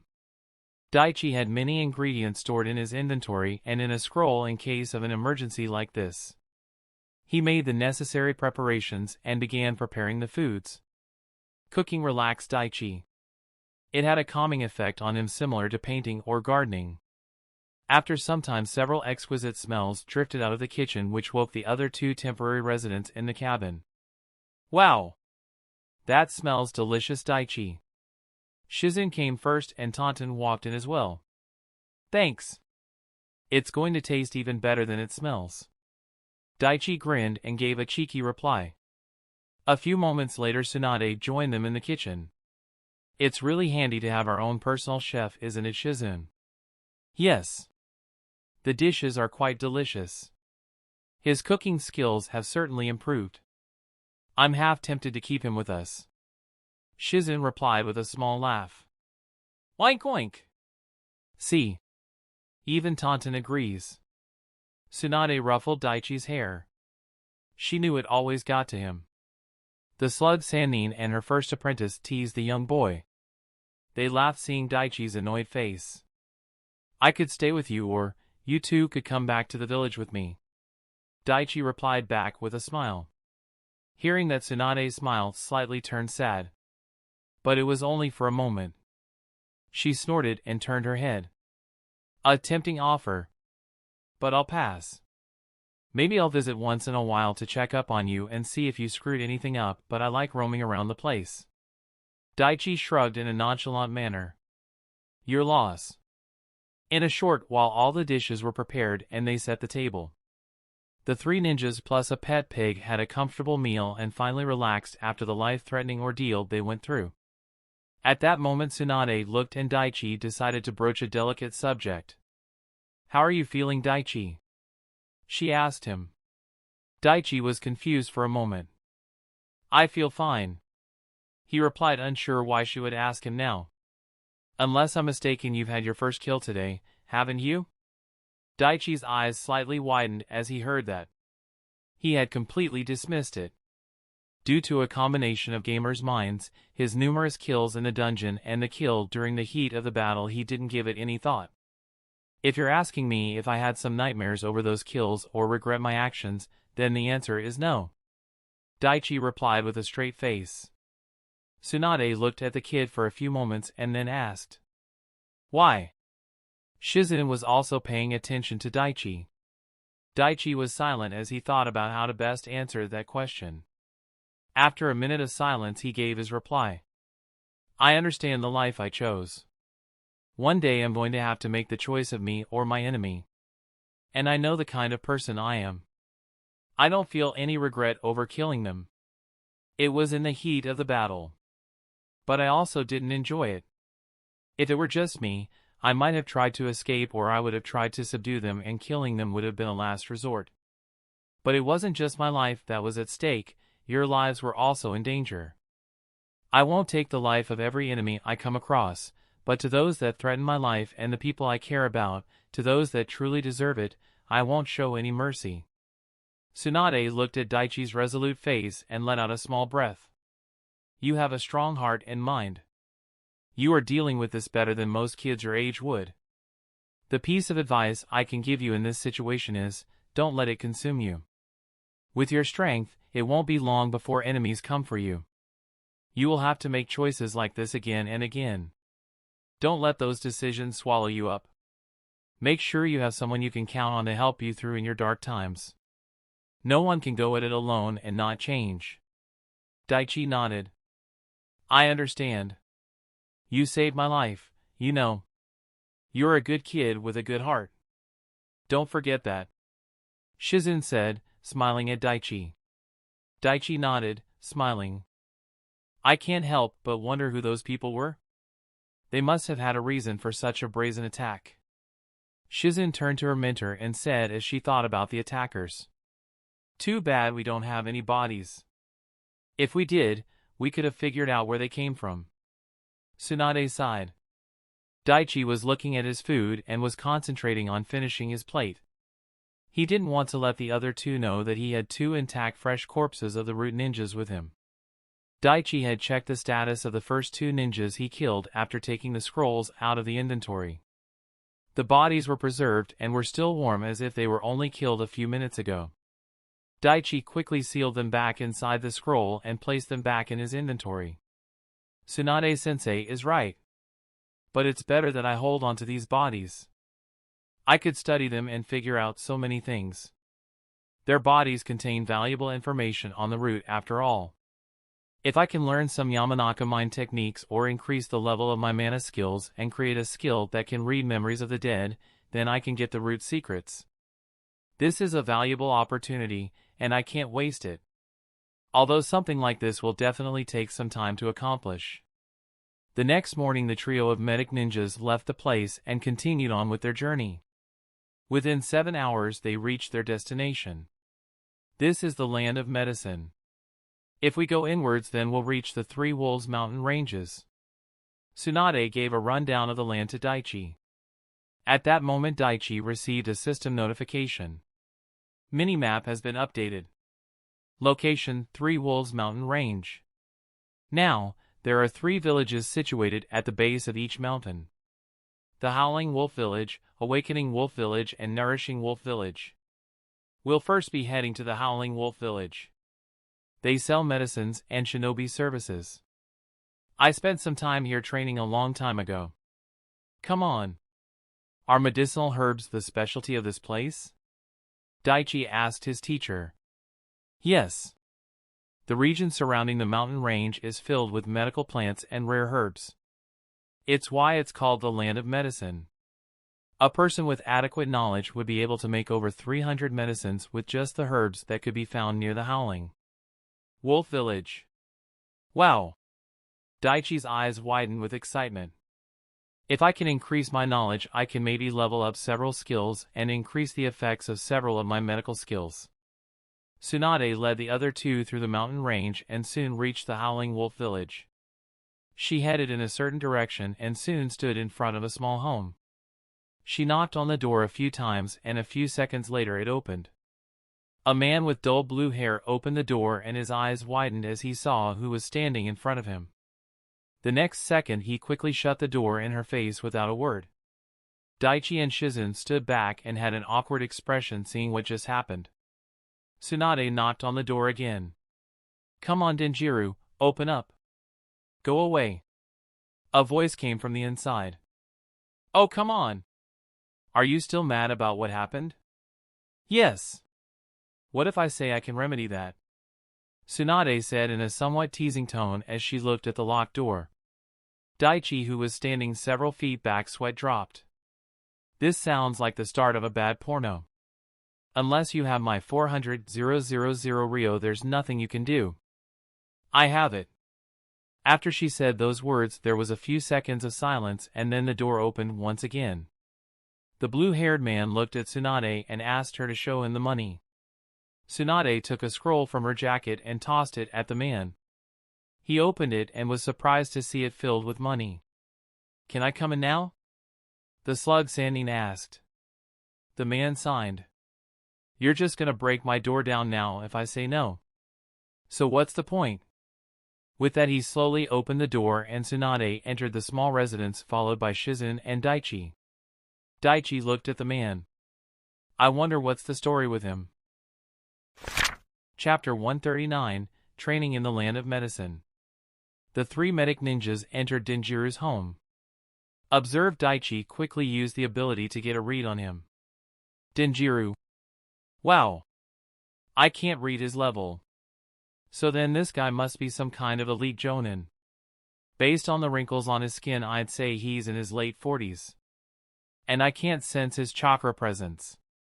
The lack of information from his observation skill and what he sensed or lack thereof had Daichi on his guard. I have to say, this is a surprise. I didn't expect to see you here, Tsunade. Especially after the stunt you pulled with me. The man known as Denjiru spoke. Would you believe me if I said I felt sorry and wanted to see my old friend again? Tsunade had a smile as she said that. Denjiru didn't look amused. No. I wasn't born yesterday. The Sandine sighed and then sat down on a nearby chair. I'm looking for Shinji. Last time we spoke he said he'd be here. But it's been several years since then. And since you're his closest friend, I figured you might know his exact location. The blue-haired man chuckled. You're a year late if you're looking for Shinji here. He's gone. Since he was on borrowed time, he went to explore the world, as he said, about a year ago. Tsunade slightly scowled as she heard that. Damn. That man is like a chameleon. It'll be damn hard to find him once he disappears. Nodding his head in agreement, Denjiru then turned to Shizen and Daichi. I remember Shizen, but who's the kid? Daichi stepped forward and introduced himself. Hello sir, my name is Daichi Hekima. I'm Lady Tsunade's student. The man raised an eyebrow at that and turned to look at the blonde-haired woman. Tsunade just smirked and shrugged her shoulders as if it wasn't a big deal. Well, I was here for Shinji, but since that's a bust, I'll move on with my other plans. It was nice seeing you, Denjiru. With those words Tsunade left with Shizen and Daichi following behind her. Who was that guy? Daichi was curious about their relationship. He is someone I met a couple decades ago. He's a medic ninja. And a competent one at that. But he disliked the violent shinobi life and came here to live his life in peace. What was with the money you gave him, Lady Tsunade? Shizen asked. Tsunade had a sheepish expression as she replied. I may or may not have duped him out of 400,000 Ryo and skipped town. The two students just sighed at their master's antics. The three soon found a decent inn and settled down. Daichi. I had planned on having someone train you in special taijutsu style, but that plan is now scrapped. Along with your remaining medical training, I'll be teaching you how to use my super strength. I'm sure you can incorporate it into your style. Daichi nodded in agreement. For now, just explore the village. But don't cause any trouble. Yes, sensei. With that, Daichi left the place. He looked around and saw several apothecaries. This place must have a treasure trove of information on herbs. I need to learn it all. Daichi then thought about the things he had to complete this year. I need to find a waterfall to complete the second step of the wind nature chakra. And if there isn't one, then I need to find a remote place and make one. I'll also need to find a dungeon. Getting to level 50 with one dungeon would be ideal, but if not, I'll have to do a second one. He discreetly created a few clones and had them move around the village. After a while, one of his clones found an ideal spot for completing the waterfall cutting step of his wind nature training. Daichi explored the small village and returned to the inn when it was nightfall. When he entered the room, he was surprised to see Jiraiya there drinking with his teacher. Ah! Daichi. You're here. Tsunade was just telling me about you. Lord Jiraiya. You're here? I just came to visit this place. Nothing much. Came the reply from the Toad Sage. M'chum. Yeah. A routine visit the day after we were attacked. Like I'd believe that. Daichi excused himself and went to his room. He freshened up and went to the balcony outside and looked at the sky. A few moments later Jiraiya joined him. You know, you, standing there looking at the stars like that, you just reminded me of someone else. The man spoke to Daichi. May I ask, who? My sensei, of course. He had that look too when he gazed at the stars. As if there was something more there. Both of them fell silent for a while. You've gotten a lot stronger since the last time we met. Jiraiya spoke looking at the boy. Thank you. That's a high compliment coming from someone like you. You did good, kid. I haven't seen Tsunade like this in a long time. She's a lot happier than she has been in a long time. Daichi nodded and agreed with that sentiment. He saw that his teacher was drinking less and had a smile most of the time. Tell me something, have you ever considered learning the sealing arts? Jiraiya's question startled Daichi. The boy then folded his arms and thought about the subject. A moment later, he replied. Truth be told, yes. Learning the sealing arts has been on my mind for a while, but it's not a high priority for me at the moment. I figured I'd start learning it a year or two after I became a genin. And then master it in another couple years. Daichi turned his head and looked at the Sannin next to him. Why are you asking? Are you interested in having me as a student? Jiraiya looked at Daichi for a few moments and he had an unreadable expression. A few moments later, he sighed. The sealing arts isn't something one can master in a few years. It needs time, dedication, and intelligence. But then again, the same could be said for medical ninjutsu. And you completed it in 1 year. Something that should be impossible. So, maybe you can do it. The man looked ahead and became quiet for a few seconds before continuing. And to answer your question, no. I'm not interested in taking a student at this moment. No matter how much of a genius he is. Good luck with your training, Daichi. Patting his back, Jiraiya left the place. Daichi stood on the balcony for some time as well and soon went to bed. The next day onwards his training resumed. Under Tsunade, Daichi had to learn about hundreds of different plants and their uses and how they would interact with other medical herbs. His time was split learning about the herbs, how to concoct medicine as well as poisons, learning Tsunade's strength technique and completing his wind chakra nature training. He also had to spend time on his daily exercise and finishing up the academy assignments. A few days later Kensei had also visited him. The man was furious when he learned what had happened, but after seeing that Daichi was alright he calmed down. He spent a week with his grandson and then left for the capital. Kensei knew if he did something reckless in anger it could jeopardize the plans put in place. But that didn't mean he wasn't still angry. He redoubled his efforts and decided to find the spy in the hospital in the Fire Country. The months went by and Daichi was making steady progress on his training. Congratulations! You have successfully trained a skill to its highest level. Plus 500 EXP. Plus 75 EXP. Finally! I've completed it. Daichi finally completed the second step of the Wind Nature Chakra. He opened the skill list and checked on the 2 skills. Wind Leaf Cutting Technique, active or passive, LV max. Note, increasing the level of this skill will increase the level of the skill Wind Affinity. Effects: 100% increase in Wind Chakra control. Chakra point cost, 5 seconds. Wind Waterfall Cutting Technique, active or passive, LV max. Effects: 200% increase in Wind Chakra control. 300% increase in power of Wind Chakra nature. Chakra point cost, 18 seconds. At that moment Daichi received another system message. You have mastered the 2 steps of all 5 chakra natures. The level of the 5 nature affinities has reached 90. You have received the new title Master of the Elements. New title, Master of the Elements.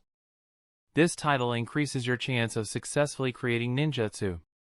When chakra point reaches below 2000, all ninjutsu chakra point costs will be halved without any reduction in their effects. Increase the level up speed of all ninjutsu. Daichi read the new title effects and was impressed. Wow! Master of the Elements, huh? I like the sound of that. Increasing my chance of creating ninjutsu and the level up speed. This is a very useful title indeed. Daichi looked at the skill list and his eyes went to the different chakra affinity skills. Wind, water, earth, fire, and lightning. All of them have reached level 90. In the description, it says I can only merge different elements that have crossed level 90. So unless I start on the third step and increase the level of the skill to 91, I won't be able to combine natures to create new ones. Daichi had a frown on his face as he looked at the skills. But is it really that simple? Or is there something else? Daichi decided to work on creating and expanding his ninjutsu arsenal next year. His mind was focused on completing the tasks for the current year quest. Opening the ongoing quest, he looked at the main conditions needed to complete this year. Complete at least one dungeon before the end of March next year. Master at least 2 advanced nature transformation skills. Complete academic assignments before the final exam of this curriculum. Reach level 50 before the end of next March. I've completed one of the conditions. And I'll easily be able to finish my curriculum assignments by the end of the year. So my main task should be to reach level 50. Daichi opened the status page and looked at his level. Level 48, 27,145 out of 61,275. One dungeon might not be enough. At that moment Daichi thought about the one dungeon he hadn't gone into yet. Penalty dungeon. But that's supposed to be a punishment dungeon. Landing in that place doesn't mean the quest has failed. But will I be able to gain experience there? And moreover, I have no idea what kind of place that's going to be or the enemies I'll face. So should I risk it? Thinking over it for a few minutes, Daichi made a decision. I'll complete one key dungeon. And if it's still not enough, I'll use the penalty dungeon. With his next move planned, Daichi left the training ground. Tsunade took Daichi to the 2 other villages situated in the Three Wolves mountain range and taught him the different medicines and herbs growing in and around the villages. At Tsunade's request, Denjiro joined in teaching Daichi about the plants growing there. Even with Daichi's exceptional memory, it took a long time for him to learn the different plants and the various methods needed to synthesize an antidote or poisons from the plants. Tsunade was amazed at Daichi's ability to store a seemingly infinite amount of knowledge in his head. There are over 1,000 herbs around these mountains and many of them need unique ways to be synthesized. Add in the different combinations of various herbs to create complicated medications, it's a massive headache. And he was able to learn all of that in just several months even while training and concentrating on his other tasks. Even I remember only about half of all that. And it took me years and complete dedication to learn all that information. By the end of December, Daichi completed his medical training at the Land of Medicine. He received a new notification when he completed the training. Skill effects related to identifying herbs, creating antidotes and poisons, creating various pills and healing using medicines have increased to 100%. Several medical skills leveled up and reached the max level at that moment and Daichi received around 3,000 EXP. Daichi looked at the dungeon key in his hand. Here I go. My 6th dungeon. In a flash he disappeared from his spot. Chapter 140, 6th Dungeon. The moment he entered the dungeon, the various titles activated and the quest to complete the dungeon popped up. Accepting the quest and without wasting a second, Daichi turned off his gamer's mind and prepared himself by sending chakra throughout his body. With all his senses alert, Daichi cautiously moved through the rocky jungle. The terrain was intermingled with hard black rocks and thick trees and vines hanging low. Rokugan's Domain. That's the name of this dungeon. And I have 187 enemies to kill. The dungeon key was white. so my enemies would only have a +5 or -5 level difference. But that doesn't mean I should let my guard down. Moving through the dungeon, it wasn't long before he found his first enemy. A large gray wolf with sharp claws and red eyes was staring at him with great aggression. "Oh woo!" The wolf howled, and the next second it dashed towards the boy. Daichi used Observe and analyzed his first enemy. A level 46 enemy, huh? And it can even use chakra attacks? Have to be careful. Easily evading the enemy due to the large difference in their speed, Daichi observed the beast's attack style. Seeing his prey escape, the wolf growled in anger. At that moment Daichi sensed chakra rising in the beast. The gray wolf pounced on the boy much faster than before. Daichi evaded without any injuries, but his eyes widened at what happened the next second. The wolf's thick fur moved on its own. The fur on the whole body became sharp and took the form of needles. This transformation only took a second, and in the next, the needle-like fur was launched from the wolf's body directly aimed at Daichi. The fast, sharp-like needles tore through Daichi, but the next second Daichi exploded in a splash of water. The wolf's ears twitched and it jumped to the side, avoiding the lightning shuriken Daichi sent at it. But the next second it felt ninja wire wrap around its body. Sharp wind blades and small rapid-fire balls bombarded its body, quickly reducing it to smoke. Plus 500 EXP. Plus 75 EXP. Enemy killed, 1 out of 187. At that moment a skill that hadn't worked till now was activated. Plunderer skill activated. Piercing Needle Hair Jutsu is plundered. Would you like to acquire this skill? Yes or no? Yes. Piercing Needle Hair Jutsu, active, LV01. By running chakra through the hair the user can increase its sharpness and strength and then launch the hair at the enemy like projectiles. Rank, C. Type, Ninjutsu. Hand seals, dog, hair, snake, ram. Chakra point cost. Daichi smiled as he read through the description. I was starting to think the plunderer skill would never activate. Guess I needed some luck. Needle hair, huh? Seems similar to the one Jiraiya uses. Could come in handy. And it seems the chakra point cost is negligible. With defeating the first enemy and obtaining a new skill, Daichi moved forward with his hunt in a good mood. Even though the enemies in this dungeon were low in level when compared to the other dungeons, this one had both beasts and ninjas. Daichi on occasions encountered large wolves and ninjas who fought the boy together. Landing on the surface of a large river, Daichi blurred through hand seals. Water style, water dragon shockwave. A large water dragon emerged out of the river and crashed into where the enemies were. The large wolf was caught by the water jutsu, but the dungeon ninja escaped. Daichi, anticipating the move, made another hand seal and several tendrils of water shot out the blue dragon with bullet speed. The small but powerful water tendrils pierced through the dungeon ninja and finished him off. Experience acquisition points and enemy kill count notifications kept popping up, but before Daichi could check it out he sensed movement from behind. Daichi sensed the rise in temperature and body flickered away from the spot just in time to watch blue fire rain down on the lake. Well, now this is interesting. The gamer ninja sensed the presence of more enemies gathering and surrounding him. I've gotten a lot stronger. I need to increase my indomitable stat and persistent stat, and if I run away and heals myself to max that won't happen. I should take the risk and fight all of them. Deciding to make a bold move, Daichi created several shadow clones and they in turn created a few water clones. With his large reserves and faith in the proficiency of his medical jutsu, Daichi began battling them head-on. While the water clones provided distractions, the shadow clones used jinjutsu and ninjutsu on their foes. Daichi was in the middle of a hand-to-hand combat with 3 level 50 ninjas. The boy blocked the incoming punch and concentrated chakra to his other fist.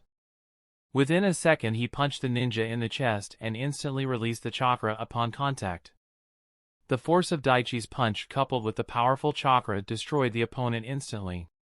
It also created a powerful whirlwind that forced the other 2 shinobi to back off. So that's what using Tsunade's strength technique on someone would look like. If he hadn't been made of smoke, it'd be raining blood and guts everywhere. I need to be careful when using it in the real world. Daichi sensed several shuriken and fireballs headed his way. With a quick hand seal, a powerful wall erupted out of the ground and shielded him. Daichi suddenly jumped high into the air and used chakra strings to swing himself away from the incoming attacks from below the ground and in the air. Daichi landed on the ground and two ninjas appeared on both sides. Both ninjas rushed at him and Daichi expertly evaded their strikes. He blocked a kick with the palm of his hand and grabbed the limb. With a fast swing, he used the ninja as a bat and attacked the other foe, sending them both tumbling into the ground. Before they could recover, Daichi was above them with a Rasengan in both hands. Double Rasengan. Daichi expertly struck the enemy's body and unleashed the attack. The two blue orbs of chakra grinded into the enemy. Its power was such that it cracked and destroyed the ground they were on. Enemy killed. Enemy killed. His clones cast Jinjutsu and Ninjutsu on the other enemies, but defeating them was a slow process. At that moment, a new enemy appeared and challenged the boy. As Daichi began fighting with his next opponent, the ninja dropped a small ball which exploded into green smoke, enveloping Daichi and the ninja. Foreign toxin detected. Mental instability detected. Gamer's body has neutralized the toxin. For a few seconds, Daichi felt as if he was walking through a thick fog. His mind felt hazy and unfocused, but it only lasted a few seconds. After his body rejected the toxins, Daichi quickly regained his mental faculties. What the hell just happened? At that moment, the enemy slashed Daichi and left a small wound in his arm. Gah! Bastard! A clone of Daichi came and stood between him and his enemy and bought Daichi the time needed to heal himself. Weaving a few seals, Daichi's hand glowed green and he immediately healed the wound. I need to find out what happened. Narrowing his eyes, Daichi rushed at the enemy ninja and the clone joined him. Both sent fast, precise attacks but made sure not to use lethal force. The pressure from both Daichi forced the dungeon ninja to jump back and take another ball from his pouch. Seeing what he was looking for, Daichi rushed forward and caught the enemy's hand before he could drop the smoke bomb. Seeing the objective completed, Daichi's clone sent several chakra-powered strikes and reduced the enemy to oblivion. Daichi looked at the small ball in his hand. He needed to know what this thing was. Observe. Hallucinogen bomb. This smoke bomb is created by mixing hallucination-inducing drugs made from the plants found around the Three Wolves mountain range. Once exploded, it creates a green smoke that can cause varying sensory experiences that appear real but are created by the mind. Effects of the smoke depends on the person and their physique. Will be weak against those with a strong constitution. The targets will experience different hallucinations depending on their psyche and circumstances. Recipe for creating this drug is given below. Daichi was amazed as he read the information. So that's how. I remembered Tsunade telling me that different herbs and plants can be used to concoct certain psychedelics. I didn't expect to see it in such a real-world application so soon, and not to mention here in this dungeon of all places.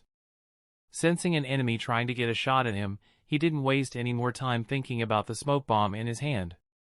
Storing it in his inventory, he jumped away from his spot. Daichi saw the enemy take out a sword and enter a stance. Taking his daggers out, Daichi rushed and crossed blades with his next opponent. Daichi coated his blades with wind and lightning chakra. Due to his master of the natures, he was able to extend the range of his attacks mid-swing and injure the swordsman. The dungeon ninja coated his blade with chakra and rushed at Daichi. At the last second, he changed planes and instead of a swing he threw the sword directly at Daichi's face. Daichi tilted his body to the side and avoided the sharp blade. At that moment he saw the enemy going through several seals. The ninja's fingers became coated with wind chakra, and as Daichi looked closer he could see that it was in the shape of small blades. The ninja attacked Daichi with fast, deadly precise strikes, but due to Daichi's high stats he was able to avoid lethal injuries. He was still wounded due to battling in close contact, but Daichi was dealing more damage to the enemy than he was to him. Before long the opportunity presented itself and Daichi was able to get behind the enemy and plunge his blades deep into his opponent.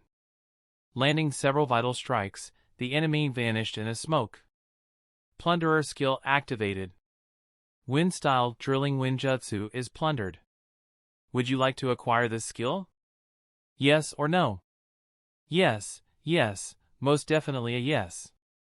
Wind-style drilling Winjutsu active, LV.1. The user circulates chakra around the fingers and converts them into sharp miniature wind blades. These blades act as fast-spinning drills capable of piercing through even some of the toughest materials. A close-range jutsu capable of drilling through even rocks and concrete. Rank, B. Type, ninjutsu. Hand seals, bird, ox, hare, ram. Chakra point cost, 170 of 5 drills. Note, only those who have mastered the second step of the wind chakra nature training can use this jutsu without sustaining self-injury. Not a bad jutsu.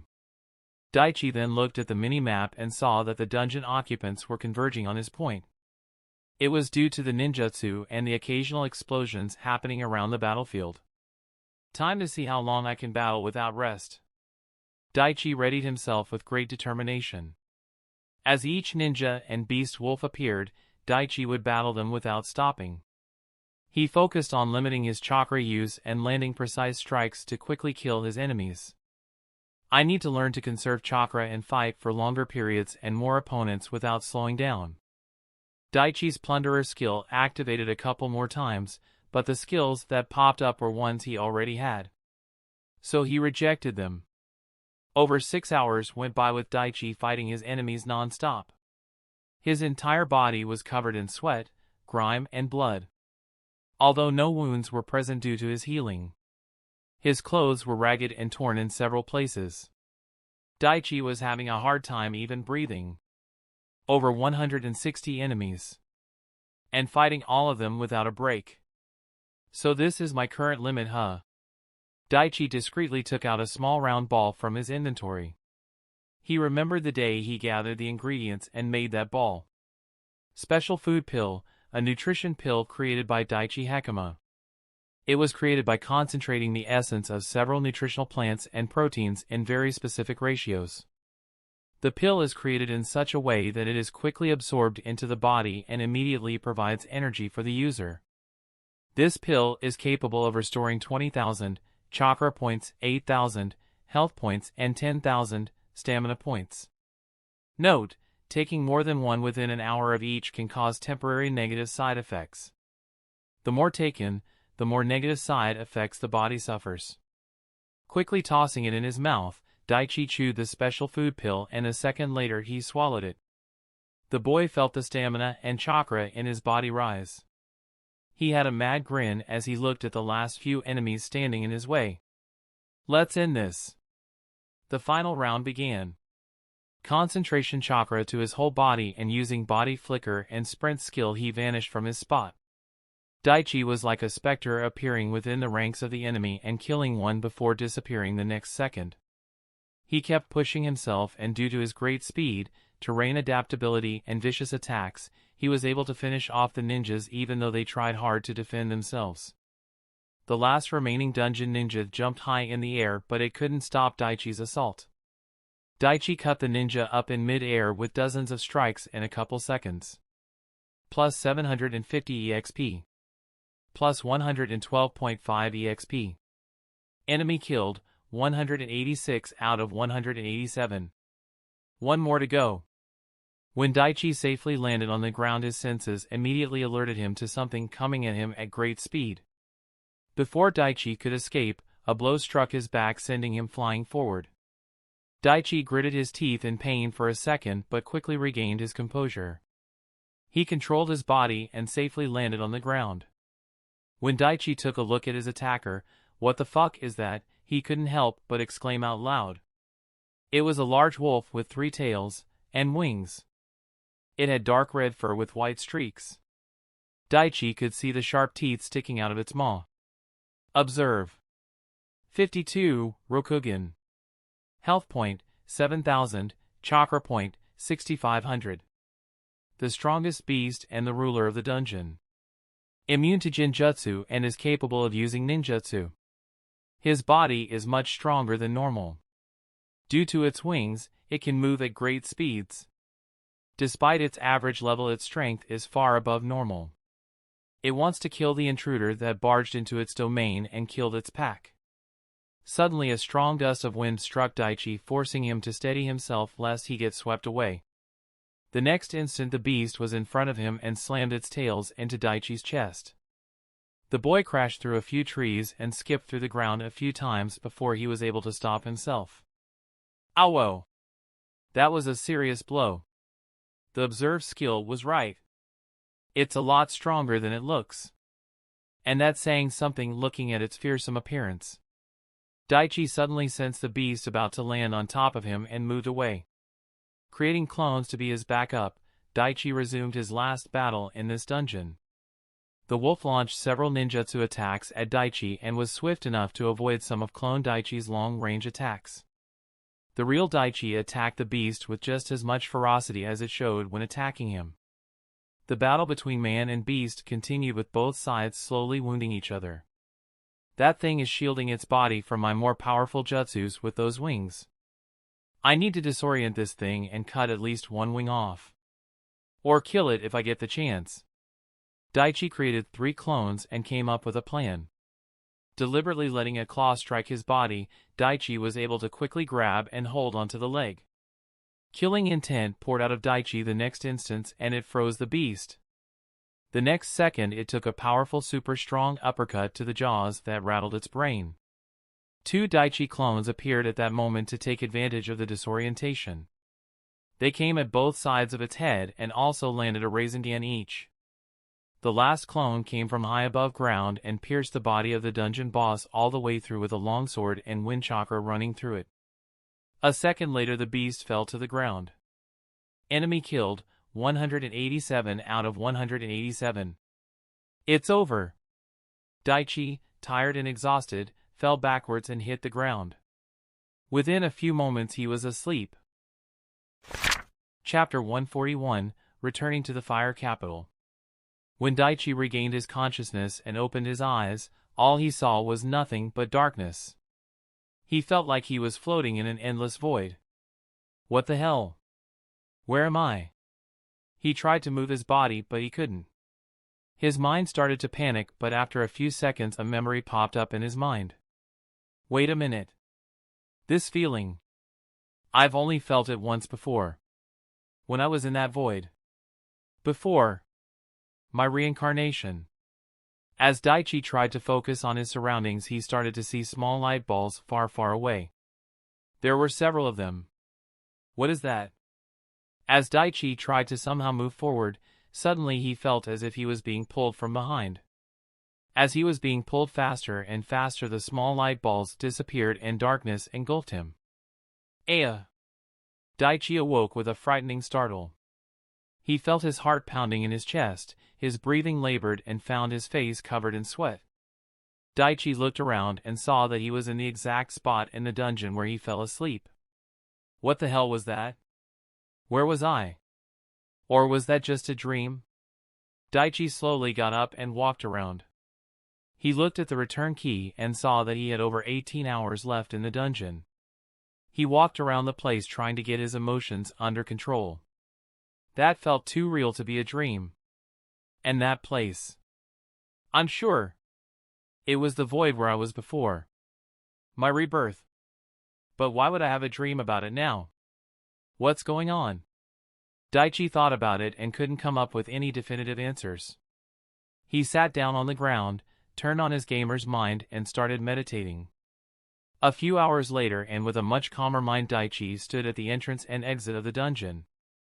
Without wasting another moment, he left the place. Teleporting back to his room, Daichi sat on the bed and looked at the piled-up notifications on the side.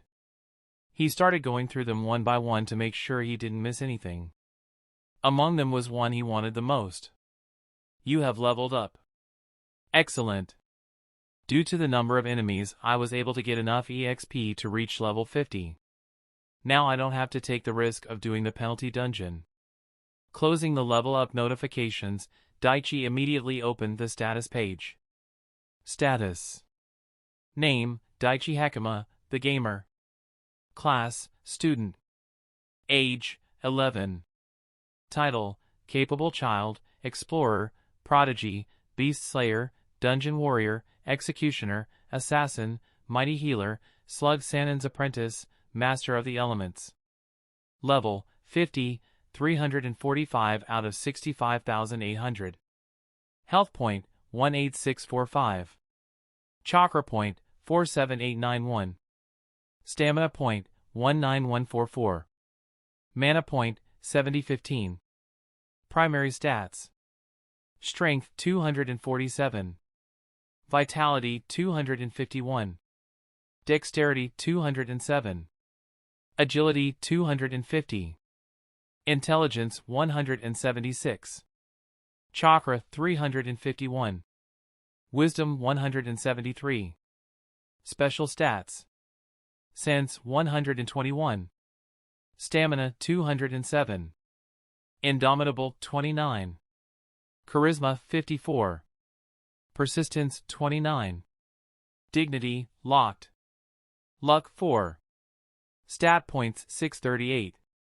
Rio 251,200. Nice. Very nice. My stats are in the Jonin level. Not to mention the many passives that strengthen my body. Now I don't have to worry about getting killed by some random mook. Daichi looked over the several skills that leveled up and was quite happy with his progress. He closed all the blue boxes and thought about his next move. The only things remaining are the daily exercises and academic curriculum. I'll complete that with no problem. When this quest is marked complete, the system will give me the option of graduating now or not. But should I take that option this year? Daichi's class had one more year in the academy. If he graduated now, he would be a year ahead of them. Should I take one more year and train and improve my stats, or should I graduate now? If I graduate now, then this quest will be marked as complete and I won't get any weekly stat points.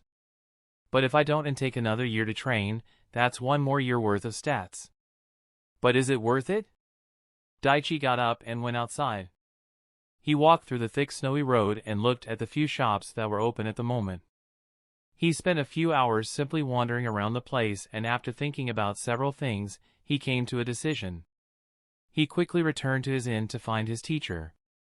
Daichi found Tsunade enjoying a warm tea as she read some scrolls. "Tsunade-sensei, do you have a moment?" Tsunade looked up from the documents her sensei sent her. She noticed that her student had an unusually serious expression on his face. At that moment Shizen brought some more tea and joined them. "What is it, Daichi?" the Sannin asked the boy. After taking a deep breath, Daichi spoke with a determined tone. "Sensei, I would like to graduate this year." As they heard those words, Shizen's eyes widened, but Tsunade remained impassive. "But Daichi, if you graduate now you'll be a year ahead of your class. Do you really want that?" Shizen was surprised at Daichi's desire to become a genin ahead of his classmates. Daichi gave a simple nod as a reply to Shizen. He then turned his attention to his teacher and stood in silence. A few moments later Tsunade spoke. "What's your reason for this decision?" "I've already learned everything I could from you. And assessing realistically, my strength is much greater than a genin or even most chunin. It would be a waste of time and resources if I spent another year as just an academy student. The minimum age for graduation is 11. And by the coming March, I'll be 12.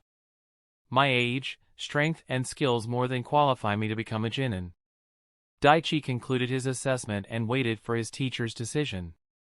Tsunade looked at the boy for a few moments and nodded. "You're right.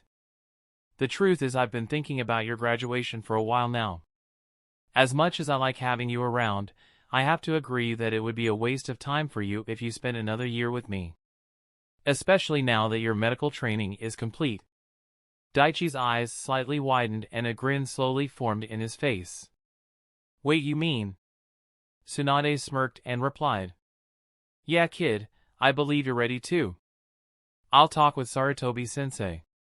"Yes." Daichi pumped his fist in excitement. "Congratulations, Daichi. You're going to be a genin by the end of this year." Shizen smiled and hugged the kid. "Well, since our objective in the land of medicine has been accomplished, what do you say we head back to the capital?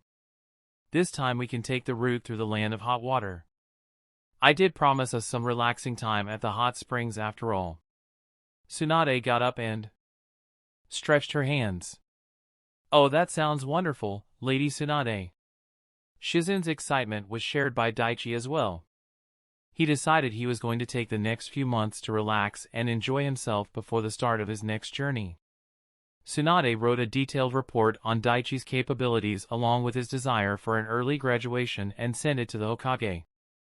The next few days were spent packing things up and getting ready for their journey back to the capital.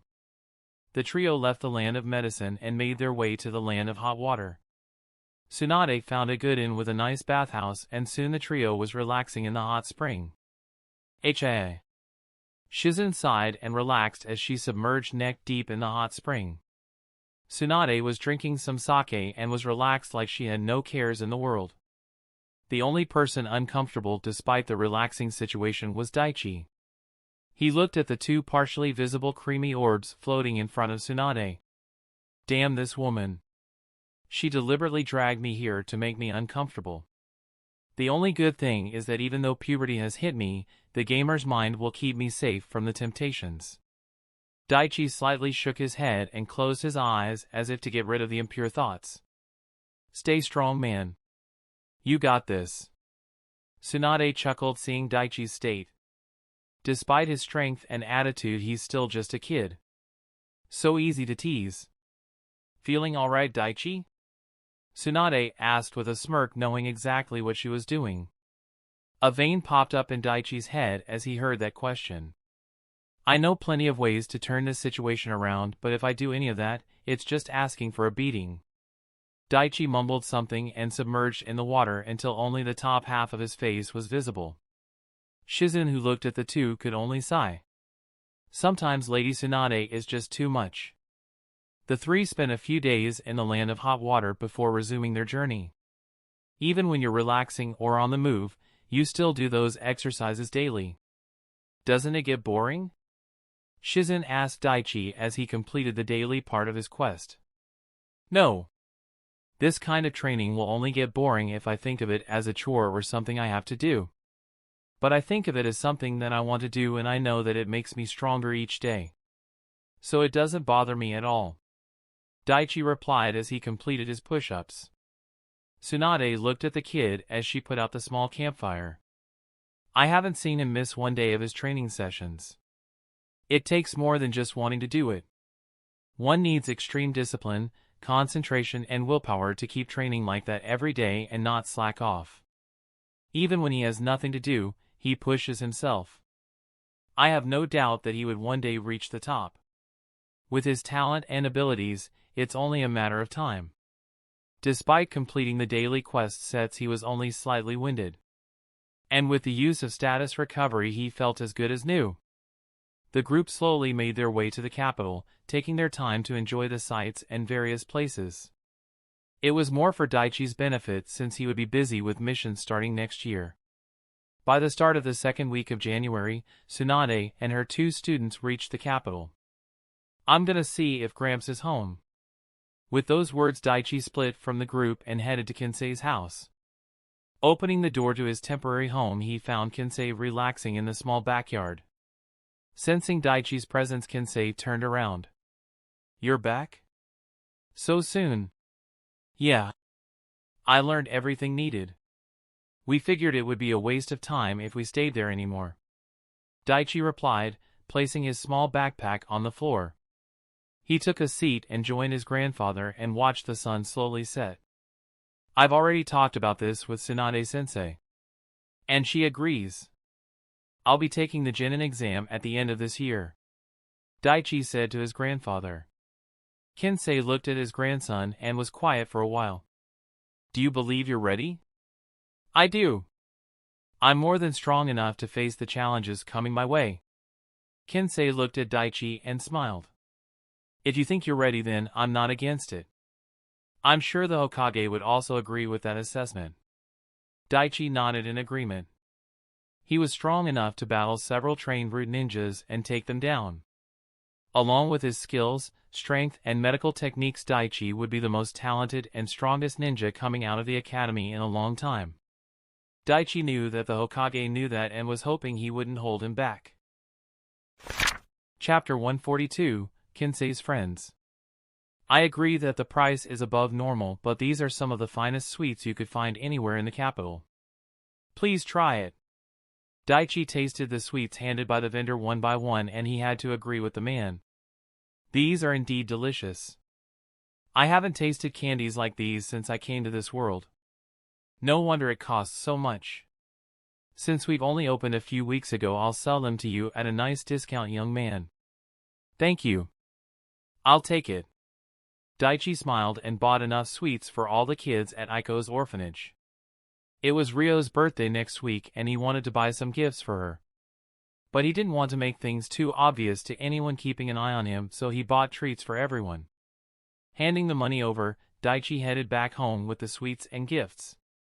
With his grandfather's help, he was able to send the gifts and treats to Aiko with no problems. Since he had nothing much to do, Daichi helped out at the Fire Capital Hospital from time to time. Tsunade and Shizen also decided to stay in the capital till Daichi's departure back to the village. Despite spending his time healing patients at the hospital, the boy's thoughts were mainly on what would happen in the coming months. By graduating this year, I'm giving up 1 year's worth of stat points and training time. That's a huge con. But I'll be able to visit different villages and gain more information. If I need to complete my long-term quests, then I can't waste any more time training. I'll also need to see if I can become a Chunin this year. If I can become one before the Canon Chunin exam, then I'll have a significant advantage. I'll only be able to put some of my plans in motion if I get an official rank as soon as possible. At that moment, Daichi's mind drifted to who would become his future teammates. I wonder who my teammates and sensei are gonna be.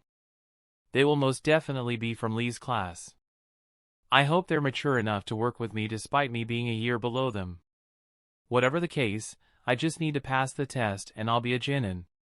Daichi spent the remaining days polishing his skills and leveling them up as much as he could. It was during this time that he met Kinsei's friends at the capital. Daichi and Kinsei were in a small villa on the eastern side of the capital. Daichi looked around the small mansion that was beautifully designed. This must be the home of some kind of noble. Or at least someone with a thriving business. Daichi deduced as he walked through the long halls. At that moment he saw someone around Kinsei's age coming towards them. The man had tan skin and a slightly skinny body. He had a white beard and had a few beads attached to them. Daichi immediately noticed the slash with the fire kanji tied around his waist. One of the 12 ninja guardians. Or a former one based on his age. Hello, young man. I'm Jean. A friend of your grandpa's. Welcome to my humble abode. The man smiled and introduced himself in a cheerful manner. Hello, sir, I'm Daichi Hekima. I know. Your grandpa has spoken about you on more than one occasion. You should hear him talk. Alright, that's enough. Kinsei interrupted Jean with an annoyed yet slightly embarrassed tone. Ha ha ha. Come on. Isen is waiting in the other room. Jean led the two to another large room where another man was waiting for them. So this is the child. I can already tell that he's strong. Tsunade certainly has been training him well. The man known as Isen spoke, looking at Daichi. Daichi, these are my friends. Isen, and you've already met Jean. Kinsei introduced them to his grandson with a smile. He was happy Daichi finally got to meet his former teammates and colleagues. How do you like your stay in the capital so far? Jean asked the boy. It's great. There's lots to see and places to visit. And the history behind this place is incredible. True. The Fire Capital is one of the oldest territories in the world. It is a hub that connects to every corner of the world. Your grandfather tells us that you're a genius. That true? It was Isen who asked that question. I do pick up things much faster than others and everything does come much easier for me. So yeah. You could say I'm a genius. Daichi replied with a grin. You're not even gonna pretend to be modest, huh? Why should I, when it's the truth? Despite Daichi's seemingly arrogant answer, Isen just laughed. Ha! I like you, kid. You got spunk. I can already tell, the kid's gonna be a riot. He reminds me of you, Kinsei. During your I'm better than everyone else phase. Jean said with a smirk as he sat down. I'm still better than everyone. Kinsei said with a large smirk. Isen grinned at Kinsei's response. Keep telling yourself that, old man. He then looked at Daichi and spoke. Your Gramps tells me you're looking to graduate a year early. Yes. I came to the capital to learn medical ninjutsu, and now that I've accomplished that, I feel that it's time to move on to the next stage. I've already learned everything taught at the academy, so passing it is just a formality. Daichi nodded and replied. Isen nodded. Based on the information Kinsei shared, Isen knew the boy was more than ready to graduate. He also learned of the attack thwarted by Daichi that happened last year. He didn't have any proof, but he was sure that it was Danzo who sent them. He was slightly concerned for the kid, but knew that any move against him by Danzo would result in the wrath of Kinsei and the Hokage. Kinsei and his friends decided to catch up. The two people asked Daichi about his training, travels, and goals in his life. As Kinsei and the other two talked, Daichi used Observe to see if he could get anything from them. Daichi used Observe's skill on Jean first. On Jean, the skill information confirmed that he was a former member of the 12 Guardian Ninjas. He was level 44 with health and chakra points in the low 4 digits. The information showed that he had an unknown disease that was eating away at his body. So that's why he has such low stats. He doesn't have much time left. Maybe a year or 18 months at most. I'll need to talk to Gramps about this. Daichi used the health manipulation skill. It had the ability to sense the health of a person within a certain range. At that moment, an unexpected quest appeared in front of him. Quest created Heal Jean. Jean is diagnosed with an incurable disease and doesn't have much time left. Even Tsunade Senju could not find a permanent cure. Identify the cause of his illness and aid him.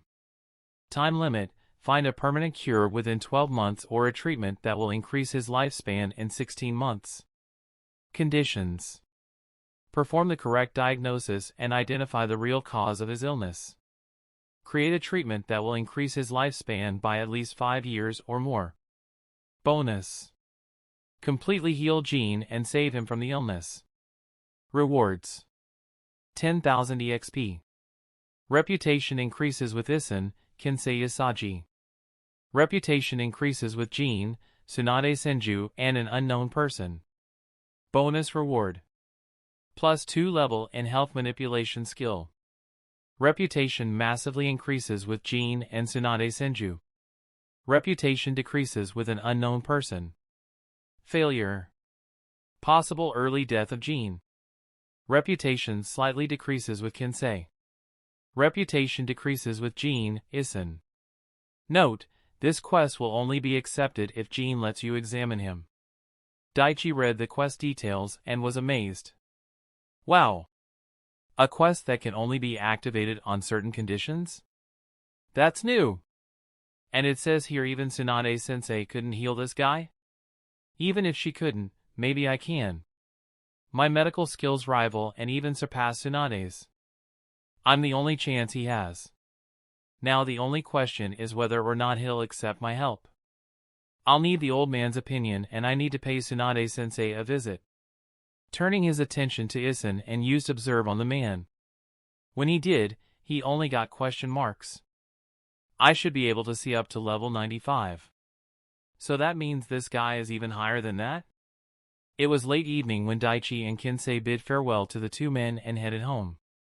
When they reached their residence, Kinsei asked the question that's been bugging him since they left Jin's home. What's on your mind? Kinsei recognized Daichi's thoughtful expression and asked. That man. Jin. He's dying. Daichi's reply was more of a statement than a question, and the information startled Kinsei. How do you know? I've been with Lady Tsunade for 2 years. Trust me. I know a dying person when I see one, Daichi replied. Kinsei slightly nodded in understanding. He knew a highly capable medic would be able to tell Jin's state when carefully looking at his body's behavior. He couldn't believe Daichi had reached such a level in just such a short time. He let out a sad sigh and thought about what his friend said. He has some kind of a rare disease that's attacking his body. He caught it around 5 years ago. Jin went to every doctor he could. None of them could help him. He only had a few months to live. That's when he went to Tsunade. Even though she couldn't figure out what was wrong with him, she created a pill that would slow down the progress of this unknown disease. It gave him several more years. But it's only slowed down the illness and it's still progressing. By our estimates, he has less than 2 years. An illness even Tsunade-sensei couldn't figure out? That's rare. Tsunade was the best medic in the world. So the fact that she couldn't figure out what was wrong with the man amazed Daichi. It's going to be even more of a challenge than I thought, Daichi said to himself. Kinsei heard that and looked at Daichi as if he had grown a second head. Daichi, this is something I don't think even you can help with. Even Tsunade couldn't. Just let this go. Daichi couldn't accept that. There was no way he was going to back out after seeing the quest. He looked at his grandfather and spoke with a determined tone. Gramps, I need you to talk to him. I need to examine him. Despite Daichi's resolute stance, Kinsei didn't budge. Daichi, I've let you do some risky things. But on this matter I'm going to have to say no. Just let this go. Can you tell me why? Even your teacher Tsunade couldn't cure him. Jin has already made peace with what's going to happen. Don't give him hope and then take that away from him. Hearing Kinsei's reply, Daichi understood where the old man was coming from. Even though I'm a genius and learned medical ninjutsu in just a couple years, he would trust her opinion over mine. It's the logical thing to do. Can't blame him for that. She has decades of experience and is known as the best in the world. But still, I can't let this change go. Gramps, you know I'm not someone who would take a situation like this lightly. Trust me when I say, I know the weight of what it means when even Tsunade-sensei couldn't find the true cause. But I'm still asking. All I need is just a checkup. Please. Daichi made sure his grandfather knew that he was taking this with the utmost seriousness. Kinsei was conflicted as he looked at his grandson. He knew his grandson was a capable medic, but he didn't think he could succeed where someone like Tsunade failed. You can even say that Tsunade-sensei sent me to examine him and check up on his prognosis. You don't need to tell him anything else.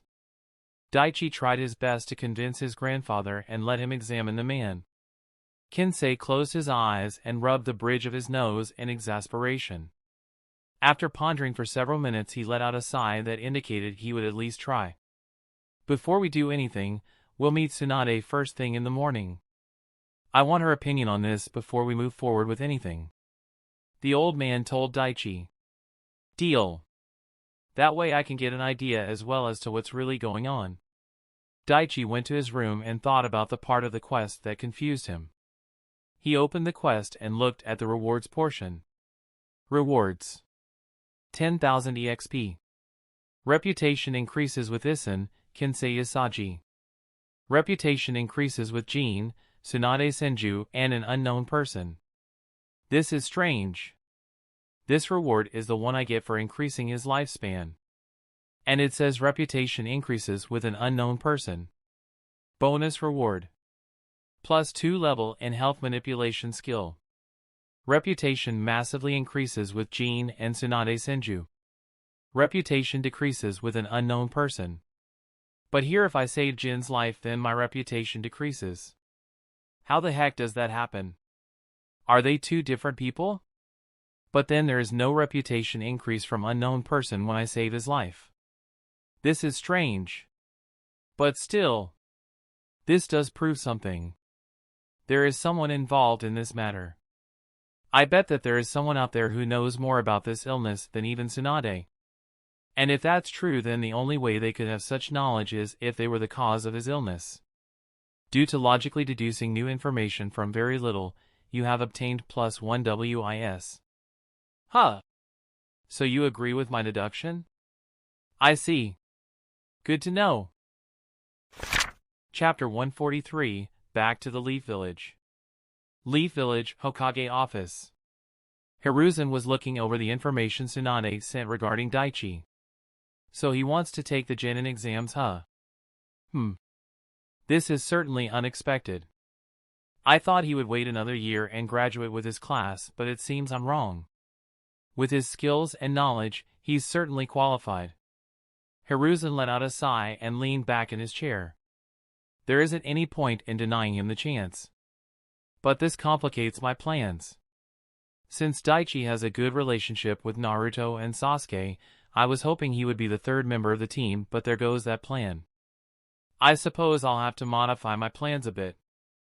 I also need to see if there is anyone in the current graduation class that's compatible with Daichi's skill sets. And I need to pick a suitable instructor. But who? Hiruzen pondered on this question for a while. I need to assign a Jonin capable of handling his growth. And one that can effectively teach him. At that moment the image of a figure popped up in his head. Yes. He might be a good choice. I'll also need to contact Irika. I'll have to let him know of the situation. Fire Capital. Daichi and Kinsei were at the Slug Sanin's apartment. Tsunade had a serious expression as she looked at her student. What's the sudden interest in this case, Daichi? I want to know the true cause of his illness. Are you curious? I know I am. Is it a new type of disease, or if he was poisoned, or is it something else? I have to know. If even you, the best medic in the world, couldn't figure it out, then it must be something significant. Daichi replied. Tsunade, what can you tell us about Jin's condition? Kinsei asked the blonde woman. The woman let out a sigh and answered. Jin has an unknown disease that attacks his lungs, heart and body muscles and weakens them. The reason I say unknown is because I've done a thorough checkup on his body and I couldn't find anything that points to a problem. I took blood samples, biopsied tissues from his lungs, heart and even took some bone marrow. I've tested them against every disease I could think of and nothing. Even the blood work is normal. It's as if his body decided to give up one day and started attacking himself. Could it be some kind of autoimmune disease? Daichi asked. No. The tests came back negative. And none of the treatments worked on him. Daichi was quiet as he listened. What about poisons? Tsunade shook her head. I've done a toxicology test. Everything came back negative. I couldn't find any foreign content within his body. I've analyzed his body right down to the cellular level. I couldn't find anything wrong. Like I said earlier, it's as if his body is attacking itself without any cause. But that should be impossible. Yes. I agree. At that, Kinsei narrowed his eyes. Do you have a theory? Tsunade was quiet for a few seconds and then replied. This is only just my theory and I don't have any proof, but I believe he was poisoned. Kinsei was shocked when he heard that. What? But you just said he wasn't. I said I couldn't find anything. But that doesn't mean it isn't there. What makes you think it's poison? Because I've never seen something like this before. And a disease like this at his age. There must have been a trigger that set it off. It's the only thing that makes the most sense. Tsunade replied, drink some sake. So someone did this to him? Daichi could hear the anger bubbling through Kinsei's voice. It's a possibility. But there is also another. It could have been some kind of environmental factor. Certain lands have rare poisonous soils, plants and small streams that can be very harmful. He could have been affected in his travels. But you don't believe that's the case, do you? Kinsei asked the woman. No. If it were that easy I'd have found the answer long ago. My theory is that he was infected with a custom poison designed specifically for him. Tsunade replied, looking at her bottle. Daichi was impressed. Even with practically no information, she came to the conclusion that he was poisoned. She truly is a genius. And you didn't say anything to Jean about this because Kinsei wanted to know why she would keep something like this from his friend. At this, Tsunade looked annoyed. Like I told you, this is only a theory. I don't have any solid proof. It could also be a new disease like Daichi said. How did you come up with the pills that prolonged his life? Daichi asked the question. It took some time, effort, and lots of money and resources. Luckily, Jean had the cash and I knew where to find the needed resources. Would you like to take a guess where, Daichi? It only took him a second to get the answer. Land of Medicine. That's right. I've conducted several tests and I noticed his body reacting to a combination of herbs found there. Not enough to stop whatever is happening to him, but enough to slow it down. Daichi and Kinsei were both quiet as they now had a better understanding of the situation. After some more time with Daichi asking his teacher some questions, they decided to leave and visit Jean. Daichi! Be careful not to bite off more than you can chew, Tsunade said to her student as he was about to leave. Daichi nodded in understanding and left the place with his grandfather. They soon reached Jin's home. Stay here. I'll talk to him. Whatever happens, don't say anything to him. As far as he's concerned, you're just here to examine him. Daichi nodded and sat in the guest room while his grandfather went to talk to his friend in private.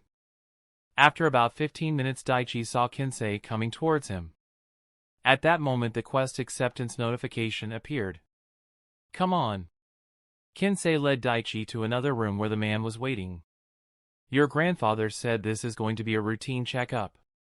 Is that all, or is there something more? Jean asked Daichi. It's a routine checkup to see if there are any unexpected changes in your vitals. Jean nodded and lay down in his bed. Daichi got near him. He raised his palms over the man's chest and instantly they glowed green. Daichi began scanning the man's body, starting with his chest. After several minutes of scanning, Daichi came to a conclusion.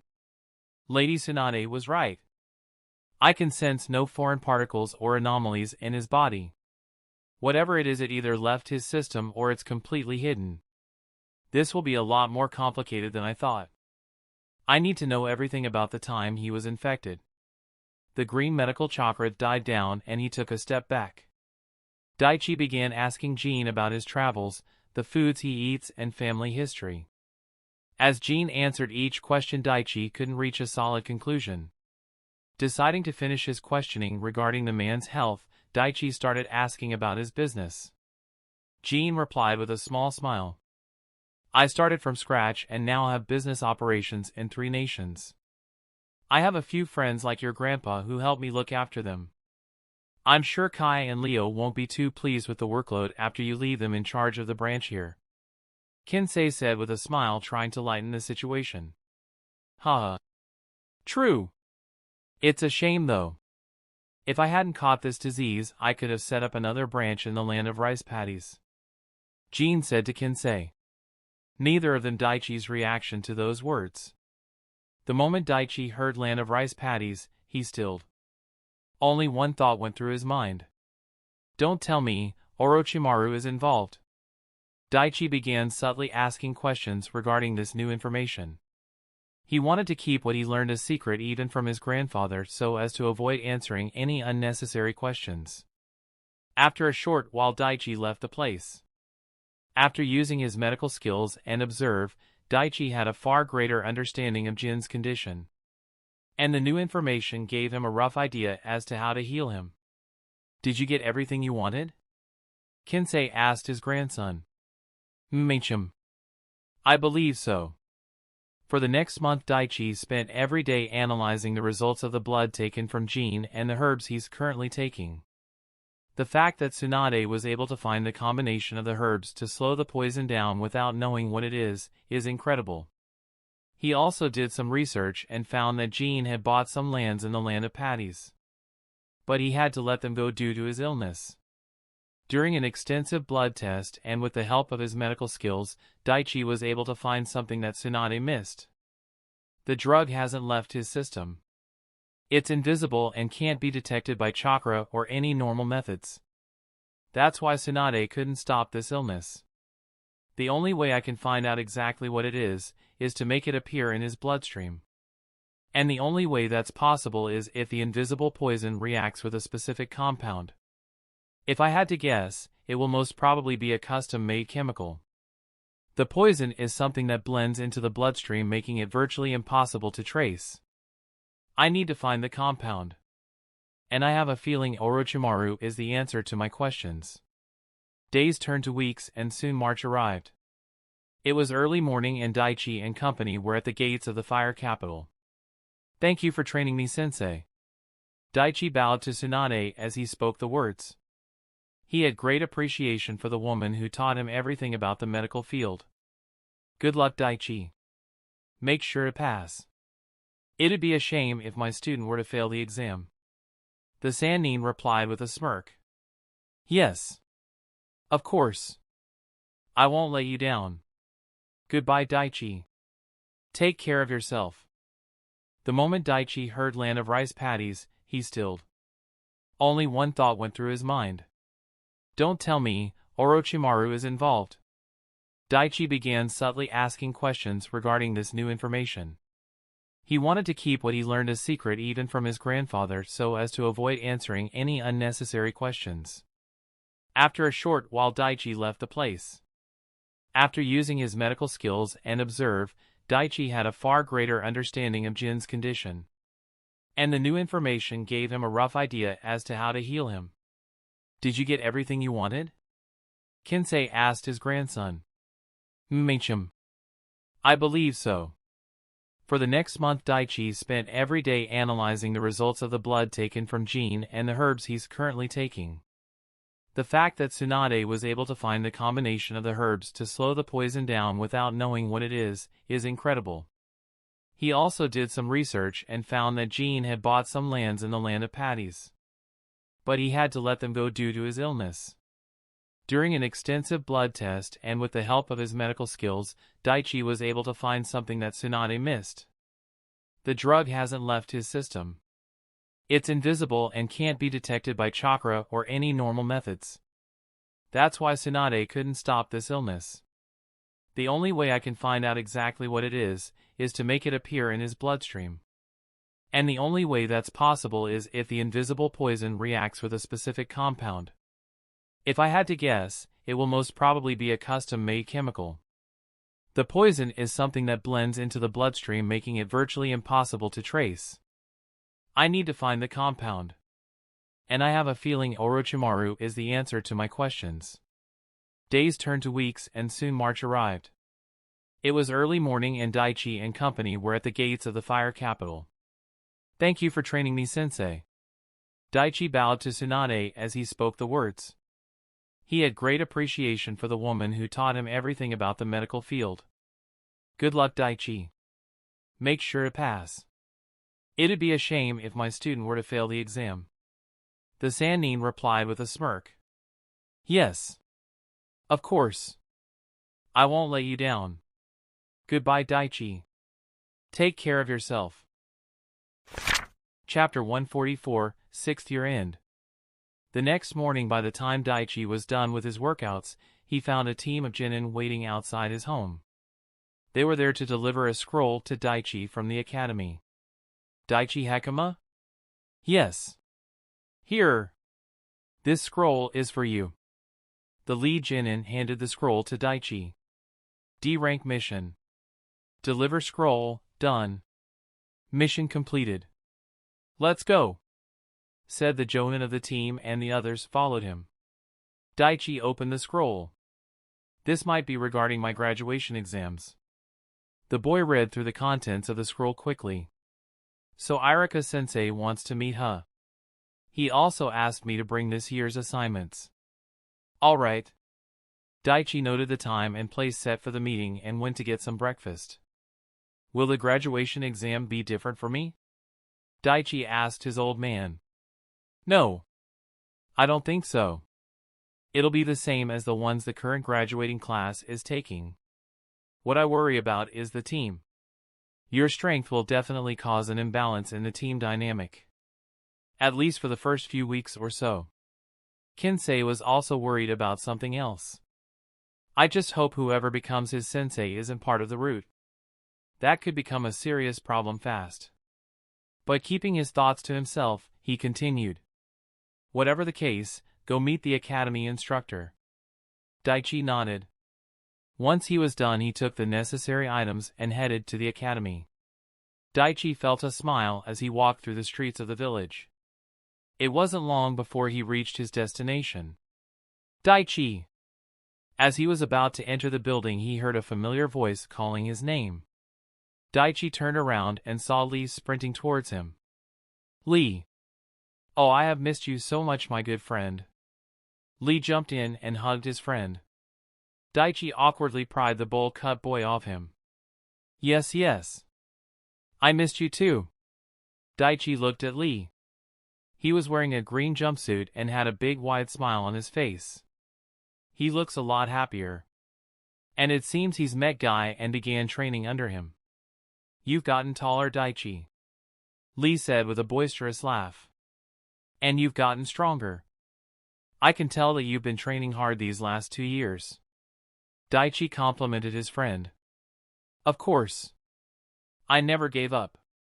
And I found someone to help me with my training after you left. Lee replied with a smile. I thought you would only be back by next year. What happened? Well, the thing is, I've decided to take the graduation exam this year. What? Yes. But keep this to yourself. You're the first to know. Don't worry. I won't tell anyone. So you're becoming a Jinin alongside my class. I hope we can be teammates. Now knowing that Daichi was going to graduate with him, Lee hoped he could be on a team with his best friend. That wouldn't be a bad thing. Let's hope so. Daichi said with a smile. He wouldn't mind having someone like Lee be his teammate. They chatted as they entered the academy and soon split.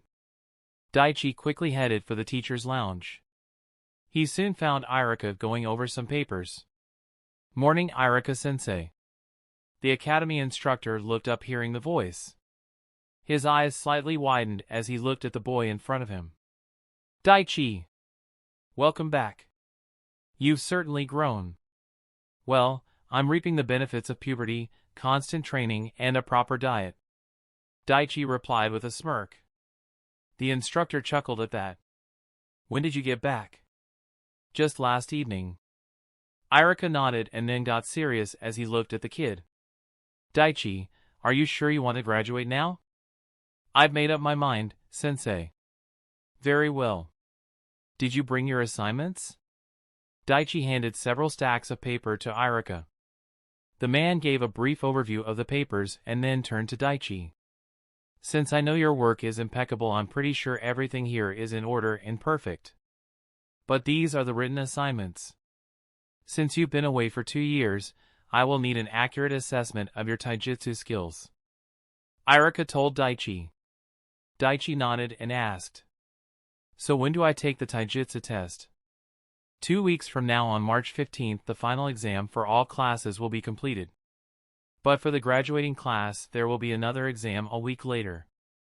It will determine whether a student becomes a Jinin or not. Since you've been away, I can't have you competing in your class's taijutsu exam. So on 22nd, you will report to the academy. We'll spar. And if I see that your taijutsu skills are passable, then I'll let you take the graduation exam taking place that day. Do you understand? Yes, sensei. Looks like I'll see you on the 22nd.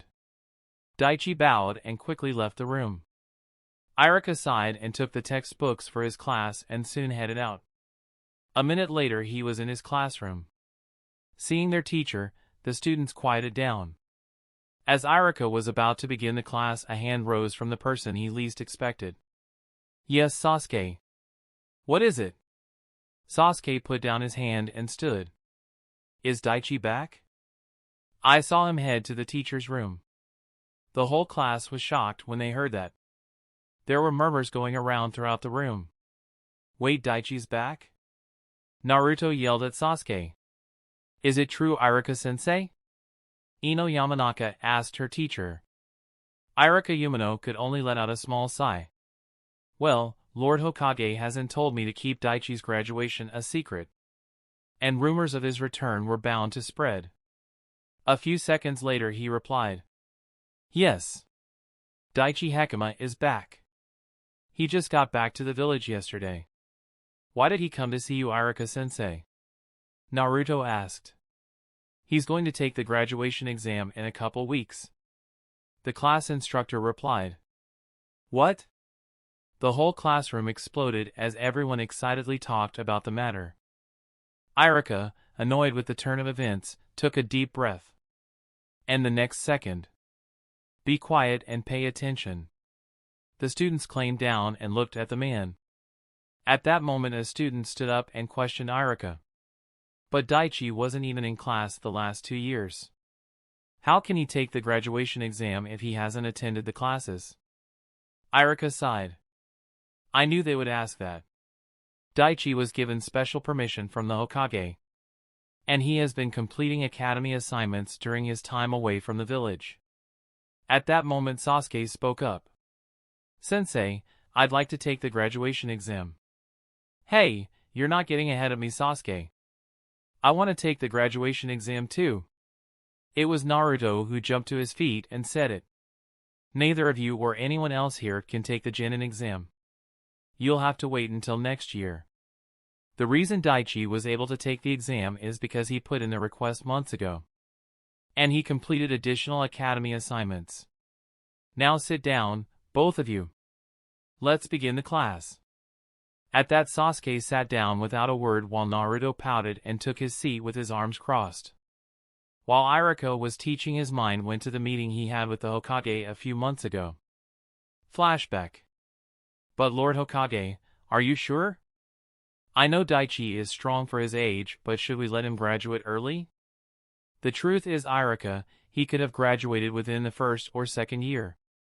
It was only the rules I implemented that kept him in place. What about the others in his class? If Sasuke finds out Daichi's taking early graduation, he'll want the same. Daichi is the only one Sasuke considers a rival. He wouldn't want to get left behind. Irika already knew it was going to be a problem. Yes. But you can't let that happen. While I'm sure that Sasuke will pass, I need him to stay for 1 more year and graduate with his peers. Do you have something in mind, Lord Hokage? I'm thinking about creating several specialized teams. Tracking, interrogation, heavy assault. Your class consists of students from several clans. Most of them are children of prominent jonins. I believe they, along with a few others, are the ones with the most chance to pass next year. I had hoped Daichi would be a part of those teams, but I've changed my plans. What I need you to do is keep them in the academy and polish their skills for 1 more year. Yes, Lord Hokage. Flashback end. While Irika was in his own thoughts, the students were the same. Shikamaru leaned back in his chair and thought about the new turn of events. If he becomes a Genin now, he'll be a year ahead of us in mission experience and training. Well, not like he already wasn't when it came to training. Still, the fact that he's taking the Genin exam now means that whatever he had to do at the capital came to an end. Shikamaru glanced to the side and saw Ino in a depressed state. I won't be on a team with Daichi. She mumbled as she drew her finger in circles on the desk. Seeing his friend in such a state, the Nara sighed and gently patted Ino. Ino, for what it's worth, I'm sorry. I know you've been looking forward to being on his team. The Yamanaka girl just sighed and sat there listening to the lecture. Kinsei's residence. That night Daichi was in his room when the ongoing quest notification appeared. He looked at the rewards of the 6th year. Alright. Let's see what I got. Rewards. Plus 10,000 EXP clearing a dungeon. Plus 2 levels increase in the skill chakra affinity for successfully learning 2 advanced nature transformation skills. A genius of the continent. Plus 35 stat points. 35 stat points, huh? I won't say no to more points. But now that the quest will come to an end this year, I guess that's goodbye to the weekly stats. Now let's see what the title does. New title, A Genius of the Continent. This title gives you the skill analyzed. Daichi opened the new skill Analyze. Analyze active, LV.1 a skill given when the user receives the title A Genius of the Continent. This skill allows the user to analyze a person's technique or fighting style and with enough understanding, perfectly copy or recreate it with modifications. Note, this skill has certain limitations. The user can only understand the skills the target is using. Stronger effects will be added at higher levels. Effects: 5% faster understanding of the target's technique when using the skill. Chakra point cost, none. Daichi read the new skill and was impressed. Oh man! This is a skill that could be used without any chakra cost. If I can use this to understand my enemy's fighting style, I can increase my arsenal. This could be used to learn taijutsu styles more easily. I need to find the limitations of this skill and push past them. I need to level this up after I become a Genin. At that moment another system message appeared. Would you like to graduate this year? Yes or no? No point in saying no. Yes. Daichi pressed the Y and a new message popped up. Quest will be marked completed after you become a Genin. Daichi let out a breath and laid on his bed after closing the system messages. A few weeks from now, I'll be a Genin. Time to prepare for the next arc of my life.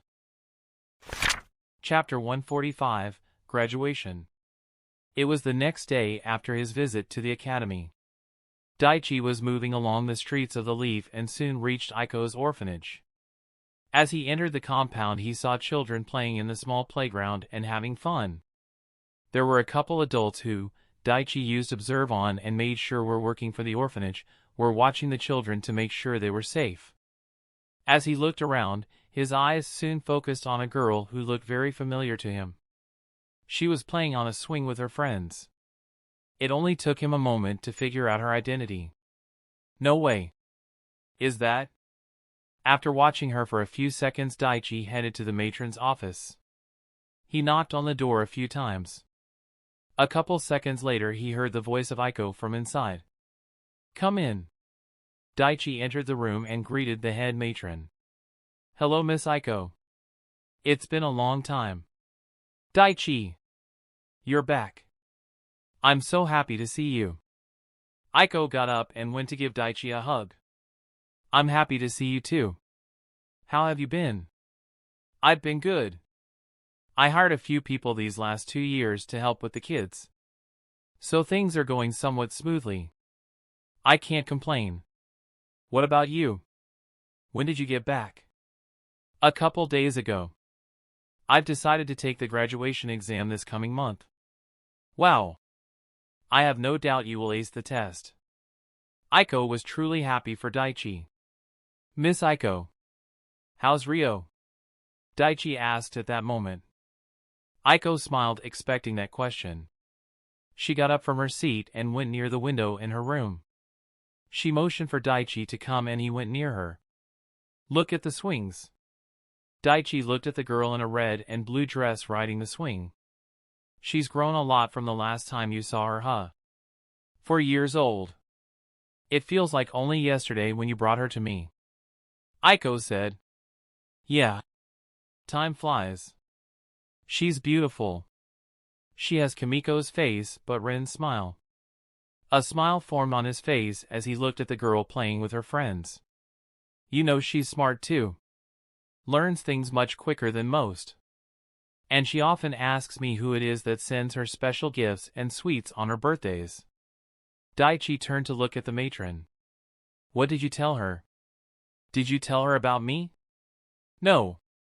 I just said it was an anonymous donation. You should meet her. And say what exactly? I can't exactly go up to her and say, hey, I'm the guy who saved your life when you were a baby from a psycho who murdered your parents and were about to kill you. Aiko let out a small breath. I wouldn't phrase it like that. Why are you hesitating? She asked the boy. Daichi thought back to his discussion with Kinsei. Right now, you're about to become a Genin. And I have some work remaining back at the capital. And you and I both know there are elements within the village that could prove problematic if your relationship with the girl got out. Her life would be in danger. For the moment, let things pass. Once the threat is removed, we'll adopt her. Or at the very least you can openly communicate with her. It's still dangerous for her. I can't let her be in danger. But Itachi is long gone from the village. It's not just Itachi. During my time in the capital, I've encountered some forces that were hostile to me. I'm not sure who, but they must have some backing from the village. If I associate with Ryo, it might put her in danger. Daichi didn't want Danzo to have any knowledge of Ryo. Hearing his words, Aiko didn't say anything more. She seems happy, Daichi said as he looked at the small girl. Yes. She's smart, made some friends and gets along well with everyone. So despite being an orphan, she can smile and laugh. I'm sure one day when you tell her who you are, she'll look at you like a big brother. Daichi nodded.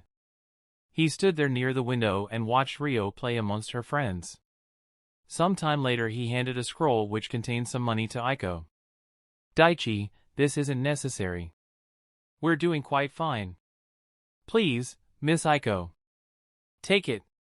It's better to have it and not need it than to need it and not have it, Daichi said, placing the scroll on the desk. The matron nodded and took the scroll and stored it somewhere safe. After a couple more weeks, you'll be busy with missions and stuff, huh? Aiko asked the boy. Yeah. Not sure who the Hokage would pick for my teammates and sensei. Just hope it's someone strong. I'm sure Lord Hokage will assign one that befits your talents. Daichi spent an hour at the orphanage and before long he left. He wandered around the place and before long reached the academy. It was lunchtime and he was looking for his friends. Before long Daichi found Naruto and company eating food at their usual place. As Daichi got near them, he saw Akamaru quickly raise its head and look at Daichi. Woof! It let out a bark that turned everyone's attention to him. Daichi smiled as he looked at them. Got room for one more? Daichi! Come on. Join us. Welcome back, Daichi. It's good to see all of you. Daichi smiled at his friends. Hey, what's this about you taking the graduation exam? I thought we would take that together next year, Naruto suddenly asked. Daichi was surprised to hear that. You guys know about that? He let out a sigh and replied. I've been doing some training at the capital and it ended sooner than expected. And I didn't want to waste a year. So I said to my teacher that I wanted to take the Genin exam this year. Wait. You were training at the capital? I thought you were going to learn about your grandpa's business or something. Kiba spoke. That was the plan. But things changed once I reached the place. Shikamaru narrowed his eyes as he listened to his friend. I knew it. I knew he was training. But what kind would require him to leave the village? What kind of training did you do? The young Nara asked. That is a secret, Daichi said with a small laugh. Oh, come on, Daichi. You can tell us. Naruto wanted to know if he could do the training Daichi did. Sorry, Naruto. But like I said, it's a secret. Now tell me about you guys. How have you been? Well, nothing significant happened.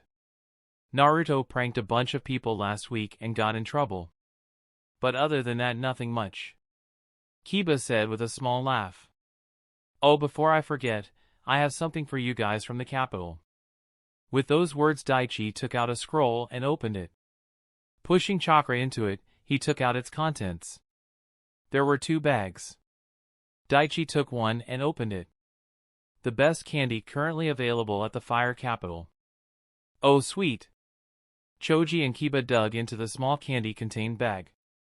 Hey Naruto, how's your clone jutsu coming along? Daichi asked the blonde kid. Hearing that question, Naruto's face soured. Oh man, don't remind me of that. I still can't make a good clone. Hearing that, Daichi then took another scroll from his sleeve and gave it to his friend. Here. This contains a chakra control training method and my notes on it. Mastering this should help you with your clone problem. Naruto took the scroll and looked at the title. Tree Walking Chakra Control Techniques. Hey! I can climb trees just fine, thank you. Daichi let out a sigh, half expecting that. Just read the scroll, Naruto. And you guys can use it too. It'll be necessary when you become a genin. This is important stuff. Naruto and some of the others' eyes widened as they heard that. Daichi then opened the other bag and took out a shogi board. It had a stylish design and the pieces in the container were created with excellent craftsmanship. Here. This is for you. I figured you might like something like this. Daichi handed the board and its rule book to Shikamaru. Looks interesting. Thanks. Daichi then took out 2 small books. He gave one to Hinata and the other to Shino. Hinata. Yours has recipes for various healing ointments and how to cook one heck of a Cinnabon. Thank you, Daichi. Daichi then turned to Shino. Your book contains records of various rare insects. Don't know if that will be useful for you or not, but I bought them for you anyway. Thank you for the gift, Daichi. Shino slightly bowed his head as a show of appreciation. Daichi then took out a small golden bracelet with red and green jewels. He handed it to Ino. The guy I bought this from said it had a lucky charm. The luck of whoever wears it improves. I figured this would help you. And it would look good on you. Ino blushed and took the bracelet. Wow, it's gorgeous. Thank you, Daichi. I was tempted to keep it. That bracelet has +3 luck stat. It's the first time I'm finding an item like that. I was half tempted to keep it. Daichi then turned to Sakura. And last but not least, Sakura. Here is a small guide to anyone looking to become a medic. I think this could help you out very well. Thanks, Daichi. So now that you've bribed us all with these gifts, you're expecting us not to stay mad at you for early graduation, huh? Shikamaru asked Daichi with a smirk. Is it that obvious? To me, yeah. Daichi laughed hearing that answer. Don't worry, Daichi. It's only a year. We'll catch up with you in no time. Naruto said with a big smile. I'm looking forward to it. Daichi spent time with them until the end of their break and then he left the place. Daichi prepared himself in the coming weeks. On March 22nd he went to the academy and found Irika. Irika took Daichi to a sparring area. Try to land 3 hits on me.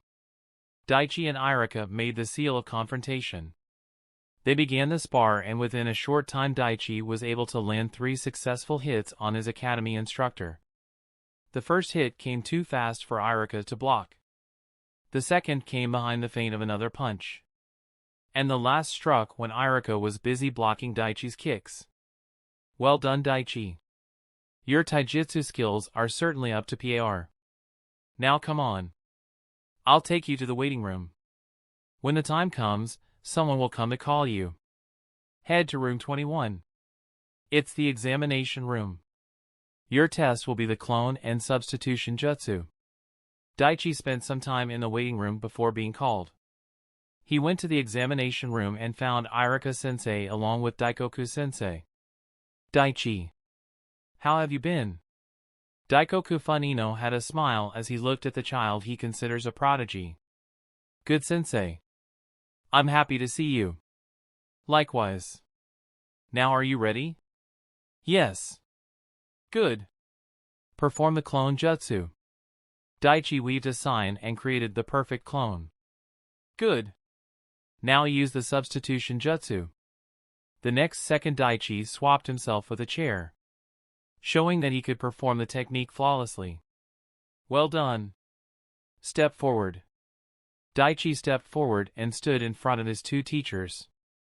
Daikoku held out a metal plate with an insignia to Daichi. It is my honor to present to you the leaf headband. Wear it with pride. Daichi slightly bowed and took the headband. Tied it loosely around his neck. Make sure to be here on the 29th. You'll meet your teammates and sensei at that time. Irika instructed him. Yes, sensei. With those words Daichi left the academy. Chapter 146, Teammates. Hokage Tower Roof. Daichi along with several other kids with the leaf headband were having their identification photo taken.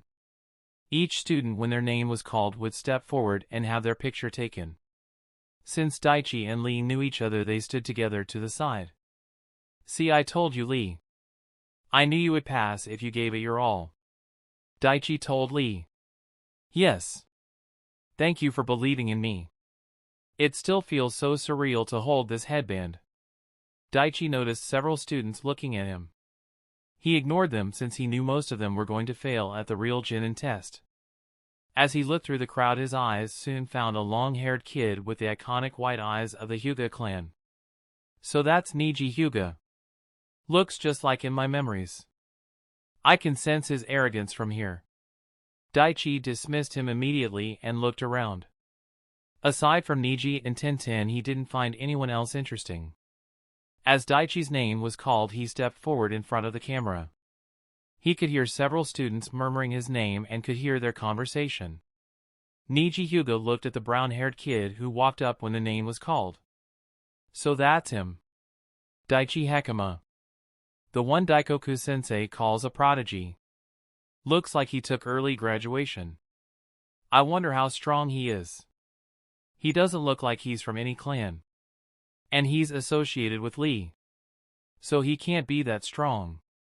Tenten also looked at the underclassmen who graduated with them. "I wonder whose team he's going to be in." Several students had different thoughts as they saw Daichi fill out the ninja registration form and leave without even acknowledging them. There were several who had frowns on their faces that someone a year younger than them was graduating with them. Hokage Office. Hiruzen went through each and every report the academy instructors prepared on the graduating students. He read their strength, their weakness, and the field they would most likely be proficient in. It seems this year only has a few good prospects. And based on the report Tsunade sent me, Daichi is the best among them by a wide margin. I need to pick a team that balances as well as suits him the best. But that's one problem. I need to select a capable jonin for his team. Hiruzen's mind went through several candidates. Guy said he wouldn't mind having Daichi on his team. And since Lee and Daichi are good friends they'll get along splendidly. But that leaves a problem. The Rookie of the Year. Neji Hyuga. Guy will no doubt be a tremendous help to the boy and help in improving his taijutsu strength. But if I put Lee, Daichi, and Neji together the team will be completely unbalanced. Hiruzen read through Tsunade's report and noted Daichi's skills and areas of training he focused on. Daichi had mastered the second step of all 5 natures. It's truly unprecedented. Putting him under Guy won't help him much in terms of ninjutsu.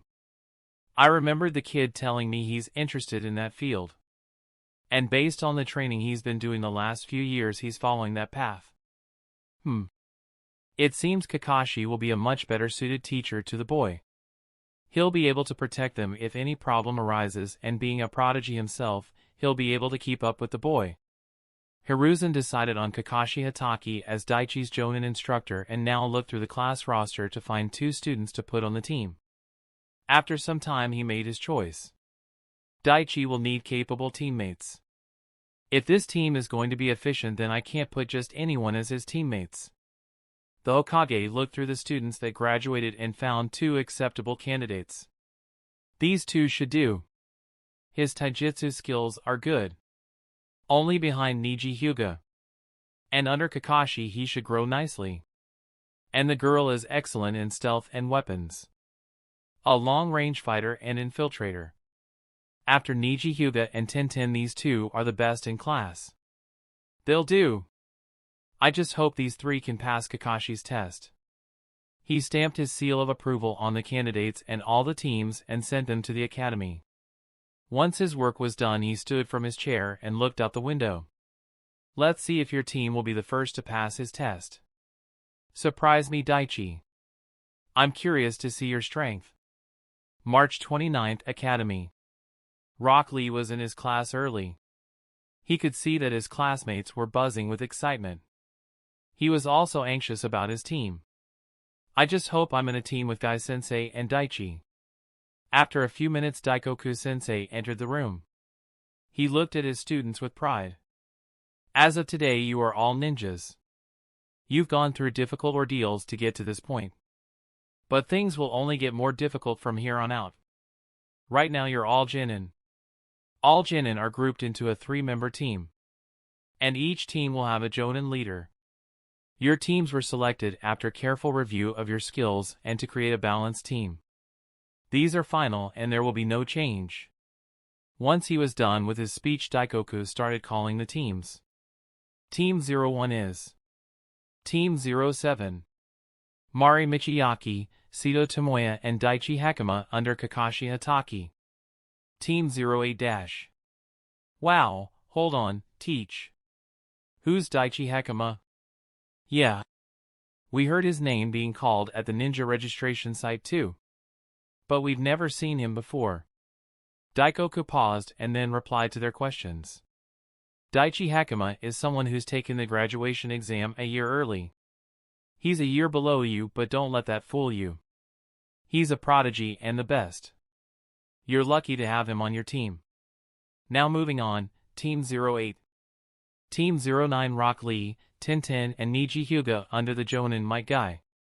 Niji's eyes narrowed as he heard his name being called. So I'm on his team, huh? The Jonin started coming in and calling their teams one by one. Before long, only 2 people were left in the classroom. Mari Michiyaki and Sito Tomoya. Where the hell is our Jonin and that other kid? Yelled Sito to an almost empty classroom. Daichi was patiently waiting on a seat in the hallway. Daikoku-sensei had come to him earlier and told him about the team. Daichi was surprised to hear that he'll be under Kakashi. I never expected to be part of Team 07. And under Kakashi too. This will be interesting. He'll definitely give us the bell test. I need to make plans to work with my team. He'll only pass if we show teamwork, and I have no intention of failing this Genin exam. As Daichi sat there thinking about how to proceed in the real Genin test later, he saw several Jonin pick up their students. Daichi let out a sigh, already knowing where this was going. He's late. Daichi sat in the hallway for a few more minutes before he decided to go meet his teammates. I need to make sure they will work with me. It would be the only way to get the bell. Well, unless I get serious anyway. He opened the class door and was met with 2 curious stares. Seeing he had their attention, Daichi was about to introduce himself. Hi, we know who you are. The kid that took an early graduation exam. Listen. You might be the best in your class, but that doesn't mean anything to me. Just don't slow us down.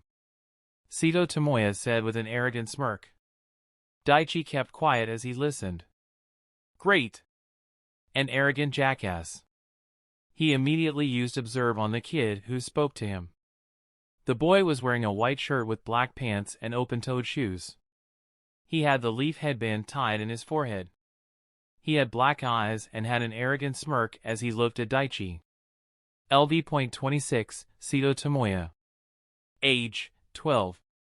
Health points, 2822, Chakra point, 2150. Sito Tomoya is a newly graduated student from the academy. He joined the academy to move away from the family merchant business. He is slightly more talented at the ninja arts than most of his classmates and is in the top 3 of the class. He is proficient in taijutsu and prefers close combat. He has a crush on his teammate Mari Michiyaki. His dream is to become a famous ninja. Strength 67. Agility 60. Intelligence 37. The physical stats may be subjected to change if chakra or technique is applied. Great! His stats are so far beneath me it's not even funny. And he had the gall to say I'm the one who's going to slow him down. Daichi then turned his attention to the girl in the room. She had long black hair tied in a ponytail and was wearing a violet dress. LV.22, Mari Michiyaki. Age, 12. Health point, 2462, Chakra point, 1950. Mari Michiyaki is a newly graduated student from the academy. Due to growing up with several brothers and sisters, she is headstrong and competitive. Although she is talented, she wants to prove herself on the battlefield. She does not like the fact that she has to work together with her junior. She is proficient in shuriken jutsu, traps, and weapons. Her goal is to become the best ninja and follow in her father's footsteps. Strength 58. Agility 50. Intelligence 45. The physical stats may be subjected to change if chakra or technique is applied. Her stats are even worse. And she doesn't want to work with me either. I got a bad feeling about this. Kakashi will test us on teamwork, and I'm not sure they're going to listen to me. At that moment, Daichi sensed someone's presence outside the room. He quickly turned around and faced the closed door of the room. The next second, the door slowly opened and a man with most of his face covered in silver spiky hair slowly walked into the room. He looked at the three kids in the room for several seconds and let out a sigh, ruffling his hair. My first impression of you. You're all boring. Daichi crossed his arms and looked at the man while the other two narrowed their eyes. Are you our Jonin-sensei? Sito asked the man. I'm Kakashi Hatake, if that's what you're wondering. Now whether I'm your Jonin-sensei or not. Kakashi chuckled for a few seconds and then replied. That remains to be seen. Wait. What the hell does that mean? All will be explained shortly. Now meet me on the roof. With those words, Kakashi vanished from their view. I could stay here and go with them, but something tells me that won't solve my problems. Daichi didn't waste another second and used body flicker and followed behind Kakashi and reached the roof in seconds. You're a fast one, aren't you? Yeah. It's been a while. Didn't think you'd be my sensei of all people. Daichi replied. Looking at the man. Kakashi tilted his head and looked at the boy. The expression his single visible eye portrayed was one of confusion. Have we met before? Daichi was silent as he heard that question. He looked at the man for a few more seconds and then replied. Either you really don't remember me, in which case you have a very poor memory, which is not a good trait for a ninja, especially a jonin, or you're just trolling me. So which is it? Poor memory, or are you just messing with me? Kakashi looked at the kid for a short while without any change in emotions and then reached into his bag. He then took out the book Make-Out Tactics and started reading, ignoring Daichi entirely. Daichi had a few veins pop up above his head and he took a few deep breaths to calm down. This guy is getting on my nerves. Alright, Daichi. Calm down. No point in getting worked up. You know how he is. Just keep cool and everything will be fine. Daichi decided to stay quiet and sat on a nearby bench, and the two waited for the others. A couple minutes later, they were joined by the other two graduates. Kakashi looked at the three students in front of him. I can already tell that this team is doomed to fail. But who knows? Maybe they can surprise me. Chapter 147, Genin Test Part 1. The two late arrivals picked a spot on the bench opposite Daichi. They both had frowns on their faces as they looked at the boy. Reputations slightly decreased with Sito Tomoya and Mari Michiyaki. Daichi ignored the system message and kept his eyes on his soon-to-be teacher. Kakashi clapped his hands, bringing their attention to him. All right. Now that everyone is here, let's begin. Kakashi leaned back against the railing and looked at the three kids in front of him. Several thoughts were going through his mind. He let out a sigh and spoke. All right. Why don't you introduce yourselves? What do you want us to say, Sensei? I'm sure you already got a look at our files from the academy. Sito said to the silver-haired jonin. I did. But I'd like to hear it from you. Tell us your likes, dislikes, hobbies and dreams, if you have any. Why don't you go first? Kakashi replied in a bored tone. My name is Sito Tomoya. I like coming up with new moves for my taijutsu. My hobbies include helping Pops with his business sometimes. And just playing around. I dislike pipsqueaks who think they're better than others. Daichi noticed Sito looking his way when he said that. And my dream is to be a famous ninja. Kakashi turned his attention to the girl of the team. Your turn. My name is Mari Michiyaki. I like my brothers. My hobby is to train and improve my shuriken skills. My dream is to become a ninja like my father. What I dislike is arrogant brats. Kakashi nodded and finally looked at Daichi. You. Go. My name is Daichi Hekima. I like a lot of things. Mainly training. My hobbies include cooking and painting. I hate people who try to stab their friends in the back and bullies. My goal is to become the strongest in the world. PFF. You? Strongest? Get real. Sito laughed when he heard Daichi's goal. Daichi kept quiet since he didn't want to start an argument at that moment.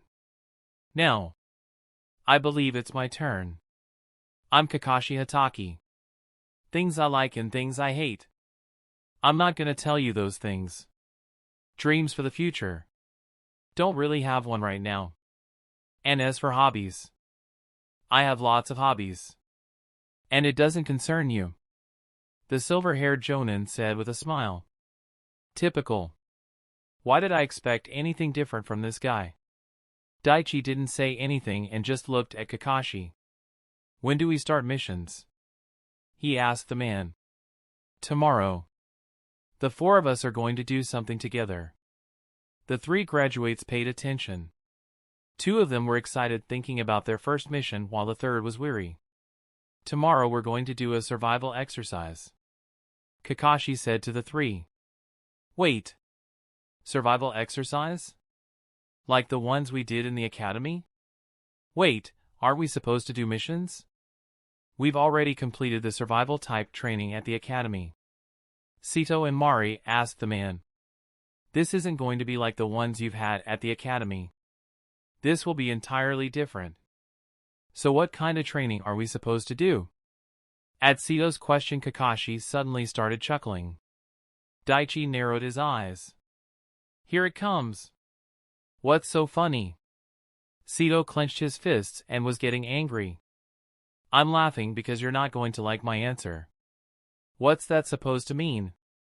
Mari narrowed her eyes. She had a bad feeling in her heart. Of the 30 graduates in this year, only 9 students will be accepted as genin. At most.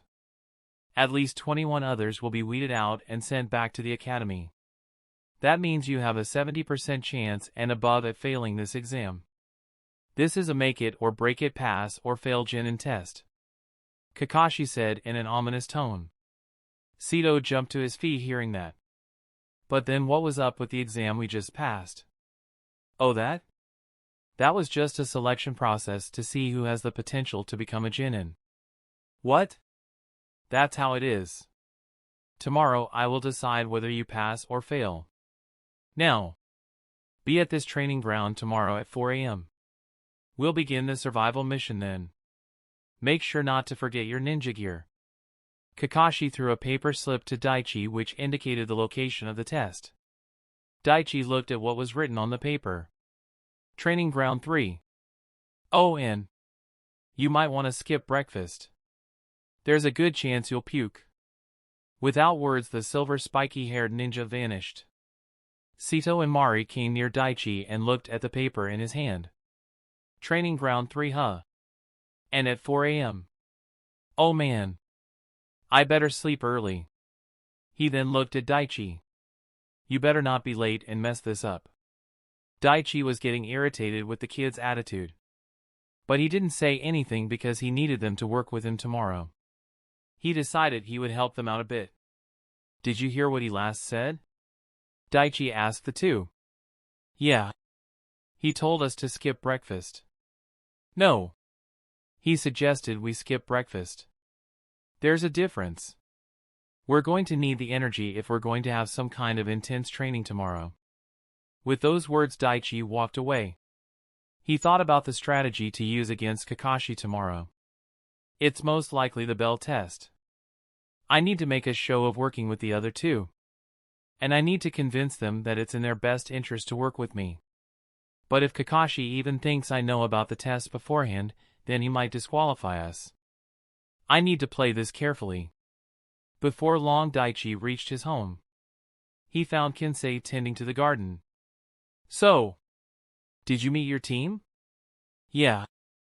Let's just say I didn't give off the best first impression to my teammates. Kinsei nodded and asked the question that's been on his mind. Who's your Jonin instructor? Kakashi Hatake. Kinsei stopped what he was doing and then looked at Daichi. He let out a breath and then spoke. Daichi, teamwork will be important. And make sure to analyze the situation. Good luck. It was all he said before he went inside. It seems the old man wants to help me but still keep things fair. I can dig that. That night Daichi packed the necessary tools into a few scrolls and stored them in his inventory. I know he's going to be late. So should I arrive late or? No. If by any chance I arrive late and he's already there, that'll be a problem. I can just spend the time meditating if he's late. With a plan in mind, Daichi quickly went to sleep a couple hours early. He woke up at 3 a.m. and got himself ready. He packed his things and left the house, and at sharp 4 a.m. he was at Training Ground 3. Daichi looked around and saw that he was the first to arrive. At that moment he sensed the arrival of his other two teammates. Both of them looked half asleep. Neither of them greeted Daichi, and he could see that they didn't take his advice on eating breakfast. They waited for several minutes and there was no sign of Kakashi. Arf! Where the hell is this guy? Sito asked as he sat down on the ground. He's probably late just like yesterday. Daichi replied. He used his senses and was absolutely sure that Kakashi was nowhere near the place. Daichi looked around the training ground. I should get a good look at this terrain. This is going to be our battlefield after all. I'm gonna take a walk. It doesn't look like he'll be here anytime soon. You two should get some sleep. Daichi walked away from the other two. He walked around the large training ground and took note of various locations. Plenty of places to hide, set traps and ambush someone. He thought about what to do with his teammates. I could use my mana skills and try to make them work with me. But that won't help me in the long run. I need to know what kind of people they are. And this is a good opportunity. If I force them to work together with me, then I won't be able to trust them in the future and it could become a problem. Before long, Daichi got back to his teammates. He saw the two of them huddled together discussing something. When they saw Daichi coming their way, they quieted down.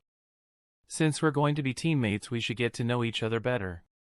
Daichi said to the other two. Alright, sure. We should talk about who's going to be the leader of the team. Since Mari and I are older, we have seniority. I'm really good at taijutsu and hand-to-hand combat. So I'll be the leader of the team. The best way we're gonna pass this survival test is if you follow my lead.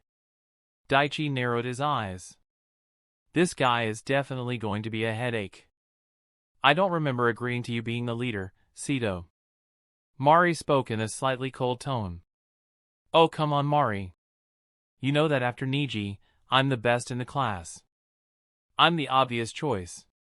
Did you guys eat any breakfast? Daichi asked them. Look! We can't take the chance that he'll fail us just because we ate breakfast when he told us not to. Daichi sighed to his teammates' reply. These two, even Naruto or Kiba, were better than this. I need a clear head if I'm going to pass this thing. I'm going to meditate. Daichi went to a nearby tree and sat under it. He took several deep breaths and soon slipped into meditation, but still kept a vigilant attention on his surroundings. Daichi spent almost 3 hours in meditation. It was almost 7 a.m. Daichi stood from his spot and stretched himself. He walked to the nearby stream running through the training ground. Daichi looked at the reflection in the water and pondered on his life till now. Everything feels so surreal. I'm in the Naruto world and right now I'm standing at a pivotal point in my life. But how did I get here? How was I even born here? What is the truth of this universe? How did my soul enter this plane of existence? In fact, how did this universe come into existence? And since this one is real, isn't it possible the others are? Is it possible? Can I get into other worlds? How can I even accomplish such a thing? I will need to breach the barrier of space. At least. You seem to be immersed in some pretty deep thoughts. Kakashi's voice brought Daichi out of his musings. Daichi turned around and met the man's gaze. Care to share? Kakashi jovially asked Daichi. Daichi looked at the man for several seconds and then replied. I was contemplating my birth, the existence of this universe, and how to breach the space-time continuum. The space-time what? Sito looked confused at that while Kakashi raised an eyebrow hearing that answer. He looked at Daichi without a word for a few seconds and then decided to move on with the task. That's nice. Now let's get started. Why were you late, sensei? Daichi asked. You see. A black cat crossed my path and I had to take the long road here. The Jonin smiled as he replied. That's an obvious lie. Mari said under her breath. Kakashi took out a clock with a large button at the top and placed it on one of the 3 stumps in the training ground. This is set to go off exactly at noon. Your task is simple. At that moment Kakashi took out 2 small bells. Your goal is to get these bells from me. That's all. If you can't get the bells by noon you'll be tied to the posts and I'll eat your lunch in front of you. Sito and Mari both frowned as they heard that news. Damn it. He tricked us. We should have listened to that brat. Kakashi saw the reaction he expected from the two, but when he looked at Daichi he was surprised. Daichi. You don't seem to have a problem with it? I have no problem not having my lunch. I'm pretty sure I won't be hungry. You had breakfast? Yup. You only suggested we skip breakfast. Not in order. I ate before I came here. And it's all digested by now. So I'm sure I won't be puking. Daichi replied with a small smirk. At least one of you has a good head on their shoulder. Kakashi nodded and continued. Now, whoever has a bell before the clock rings will become a genin. Sito looked at the bells and raised his hand. Sensei? There are only 2 bells. There's 3 of us. Oh, that. The reason there's only 2 bells is because that way one of you will definitely fail in completing the mission and will be sent back to the academy. Mari was alarmed when she heard that. Wait, so only 2 people are allowed to pass? What kind of rule is that? Kakashi narrowed his eyes and the jovial atmosphere around him changed into one of menacing. It's my team and it's my rules. I can do whatever I want. Those are the terms. Only 2 of you have a chance at passing this test. Well, that is if you get the bells. There is also the possibility that all 3 of you will fail and go back to the academy. The 3 academy graduates got serious. Kakashi looked at the 3 and spoke in a serious tone. You can use any weapon including shuriken and kunai and use any tactic you deem fit. If you don't come at me with the intent to kill, you won't get these bells. Begin! And like that, Daichi's Genin test began. Chapter 148, Genin Test 2. While Sito and Mari disappeared from their position and hid in the forest, Daichi only jumped back several feet and gained some distance from his opponent. He looked at the new quest that appeared in front of him. Quest created, get the bells. Complete the task Kakashi Hatake has assigned you. Obtain the 2 bells. There are 2 ways you can complete this test. Time limit, before noon. You have 2 options. Option 1, smiley face. Work with your teammates and successfully retrieve the bells. Rewards. High probability of becoming genin. 5,000 EXP. Option 2, smiley face. Use your strength and obtain the bells on your own. Show off your skills to those watching the test. Rewards. Very low probability of becoming genin. 10,000 EXP. Failure. If you cannot retrieve the bells in the designated time, the quest is considered a failure. Will not become a genin for another year. Note, you can use either method anytime. This quest is automatically accepted. The rewards will only be given after the official announcement of the results. Daichi quickly read the contents of the quest and came to an understanding. So to pass, I have two options. Either I go solo and get the bells on my own, or I work with my team. But if I chose to play solo, then the probability of becoming a genin is very low. But whatever the case, I need to get the bells to pass this test. How should I proceed? Daichi looked at the man standing nonchalantly in the middle of the field. He's someone who cares about teamwork more than anything. If I ignore the other two, then even if I get the bells, it won't matter. It seems the choice is obvious. I have to work with them. But I doubt they feel the same. I need to show them that cooperation is the only way we're gonna make it past this test. You're an odd one, aren't you? Kakashi's voice took Daichi out of his thoughts. What makes you say that? Your teammates have hidden. But you're just standing there, not even bothering to hide. Why? Daichi smirked, hearing that question. You're a jonin. And a pretty good one from what I hear. I doubt ordinary genin would be capable of escaping your senses. They're still within your range, aren't they? I can tell because they're within mine.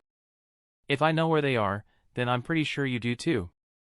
And it's best to make the first move and gain intel rather than waste time. Kakashi's one visible eye narrowed as he looked at the child in front of him. He still remembered how the kid took down 3 hidden waterfall ninjas without the slightest difficulty. I need to keep my eye on him. He's far ahead of the other two. And I have no doubt he's only improved these last few years.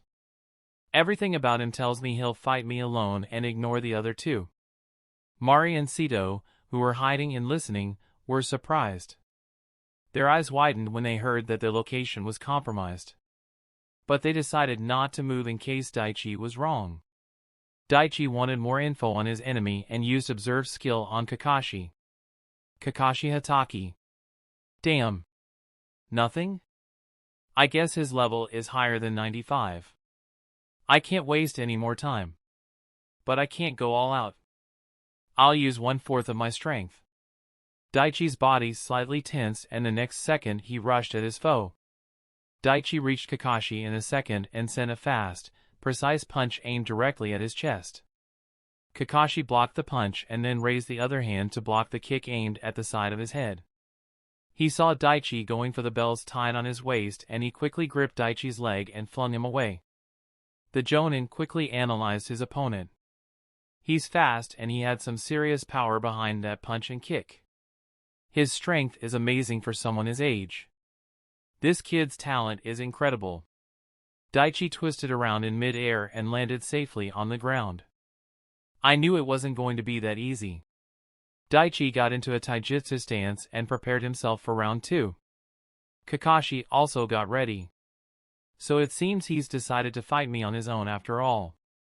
Let's see how this goes. Since you're so eager, let's begin. First lesson. Taijutsu.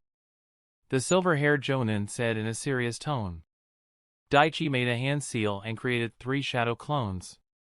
With a plan in mind, the real Daichi rushed at Kakashi and the second round of battle began. Kakashi could sense that Daichi infused his limbs with chakra. This is going to be tricky. He blocked the punches and kicks and redirected them. At that moment, a clone would attack him from his blind spot and another would try to take the bells. Whenever Kakashi tried to land a solid hit on the clone, the real Daichi interfered and blocked his attack. The pace of the taijutsu battle was intense. Daichi used the newly acquired skill Analyze to identify Kakashi's fighting style and attack pattern. But it was a slow process since the skill was only level 1. But it wasn't completely without merit. Kakashi noticed that Daichi was becoming more and more familiar with his fighting style the more the battle went on. His battle insights are sharp. He's able to read and somehow predict how I'm going to block his next attack and move accordingly. It's not perfect, but such insight is truly incredible. But Kakashi was Jonin for a reason. Even with Daichi's abilities and clones helping him, not a single solid hit landed on the man. His senses and skills were top-notch. Kakashi blocked a kick coming at his left side and grabbed onto the leg of the attacking clone. He added a bit more force to his grip and the clone dispelled. The next second Kakashi's senses alerted him to several shuriken coming his way and he easily dodged them. "Your taijutsu is certainly impressive." The man complimented his opponent. He blocked another punch and jumped over a leg sweep that came from behind. At that moment another shadow clone burst out of the ground, its hand going for the two bells. Kakashi grabbed onto the fist he was blocking and flung himself out of the way. He sent a quick jab that dispelled the clone and vanished from the spot using body flicker jutsu. Daichi and the remaining clone turned their heads to look at the Jonin standing a few meters away. "You're just as strong as I heard. Looks like this test is going to be a lot harder than I thought." The clone Daichi went through several seals and tried Jinjutsu on Kakashi. He felt his chakra connect with Kakashi's and then the next second Kakashi's one eye glazed over as if he was caught. At that moment the real Daichi threw several shuriken at the man. It had ninja wire attached to them and the shuriken curved around Kakashi's body. Daichi pulled the wire and trapped the man in tight ninja wire. Fire style, Dragon Fire Jutsu. A hot stream of flame rushed from Daichi's mouth and engulfed the Jonin. The next moment Daichi sensed movement beneath his feet. He let go of the jutsu and he along with the clone jumped away, but an unexpected attack came from above a second later. A powerful punch that turned Daichi's clone into smoke. The real Daichi landed and turned around to look at the man. "You knew that I knew you wouldn't be defeated like that. So you tricked me into thinking the attack was coming from below to draw my attention away from any movements above." Kakashi Hatake nodded. "You're quick on the uptake. And you should have known. Jinjutsu and tactics of that level won't work on a Jonin.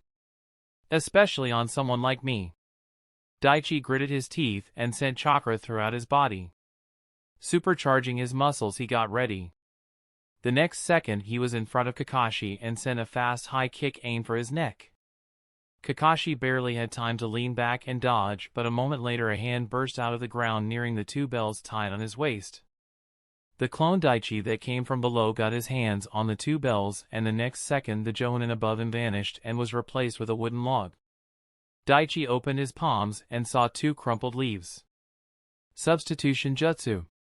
His reaction time is incredible. At that moment a smoke bomb went off near Daichi and his clone, blinding them. Daichi sensed a presence coming near him, but before he could react he got the memories of the clone and the next second he felt his arm being grabbed and twisted behind him. Gah! A leg tripped him and Daichi fell forward to the ground with his right arm trapped behind him and a leg placed on his neck pinning him to the ground. The smoke cleared and everyone could see Kakashi had Daichi immobilized and pinned down. Kakashi looked at the struggling boy beneath him. "You certainly are a cut above the rest. And most definitely much better than your teammates. I've had to get serious for a second there. Your ninjutsu, taijutsu and jinjutsu skills are certainly impressive. On par with a Chunin no doubt. And you only just graduated from the academy. You truly are a genius." He then increased the pressure on Daichi's arm. "You are certainly talented. It's true. But tell me, Daichi, do you have the resolve to become a ninja?" Daichi struggled and turned his head to look at the man. "You have no idea of the strength of my resolve. Then show me. Show me you have what it takes." Daichi gritted his teeth and tried to pry his right arm away from the Jonin, but it was futile. Kakashi had a strong tight grip on his arm. "Well, what now? I thought you were going to show me." These types of situations happen all the time. In impossible situations you'll have to make sacrifices. And without a strong heart and the resolve to do what needs to be done, you won't survive. Do you want me to tell you how to escape? Daichi was getting angry at the situation. "I can't believe I let myself get caught like this. There is only one way to get free. The only way you'll get free is if dash." Before Kakashi could finish, Daichi made his move. RHA. Daichi increased his chakra flow throughout his body and put pressure on his right shoulder. He forcibly twisted his body around and the sound of bone breaking was heard throughout the clearing. Kakashi's eye widened in disbelief and he failed to protect himself against the powerful fast kick that Daichi sent his way. It struck his midsection and sent him flying to the other side. Kakashi backflipped in the air and landed on the ground and looked at Daichi in amazement. He broke it. He broke his own arm without hesitation to escape. A normal shinobi with a couple years of experience would be willing to break or even cut their limbs off if it means escaping death. But a fresh out of the academy Jinin. I didn't see that coming. Unbelievable. Daichi looked at the negative status screen and ignored the pain flaring in his shoulder. Gritting his teeth, he made a few seals and brought his palm to his broken shoulder. The calm healing green chakra soothed the pain Daichi felt and it started mending the broken bones. Kakashi saw Daichi making a few one-handed seals and green chakra lighting up the left palm and bringing it to his injured shoulder. He can use medical ninjutsu with one arm? The Jonin ninja watched in amazement as Daichi healed his arm in less than half a minute. He looked into Daichi's eyes and was impressed. His will and resolve is strong. He's a rare gem indeed. Daichi looked at the man with a serious face. He took several deep breaths and calmed down. A few seconds later a small smile appeared on his face which confused Kakashi. Guess now I'll have to go with plan A. With those words Daichi vanished from his spot. Sito and Mari were watching the battle with amazement. They saw how Daichi rushed at their teacher and started attacking him without hesitation. Sito clenched his fists as he saw the taijutsu fight between his teammate and sensei. I didn't think that kid would be so strong.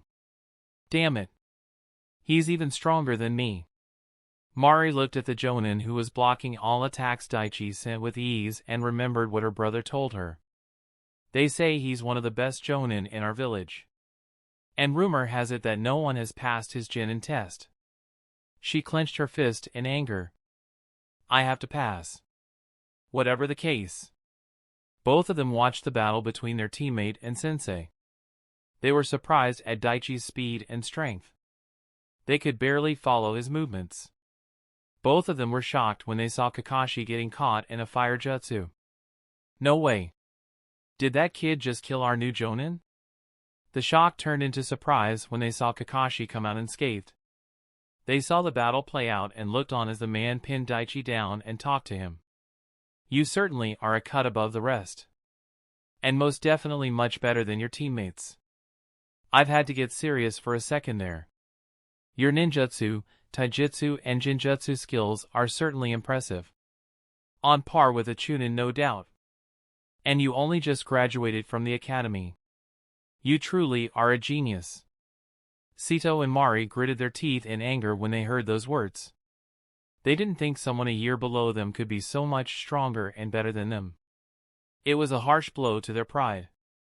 Both of them watched on and were amazed that Daichi would break his own arm to get free and use medical ninjutsu to heal himself.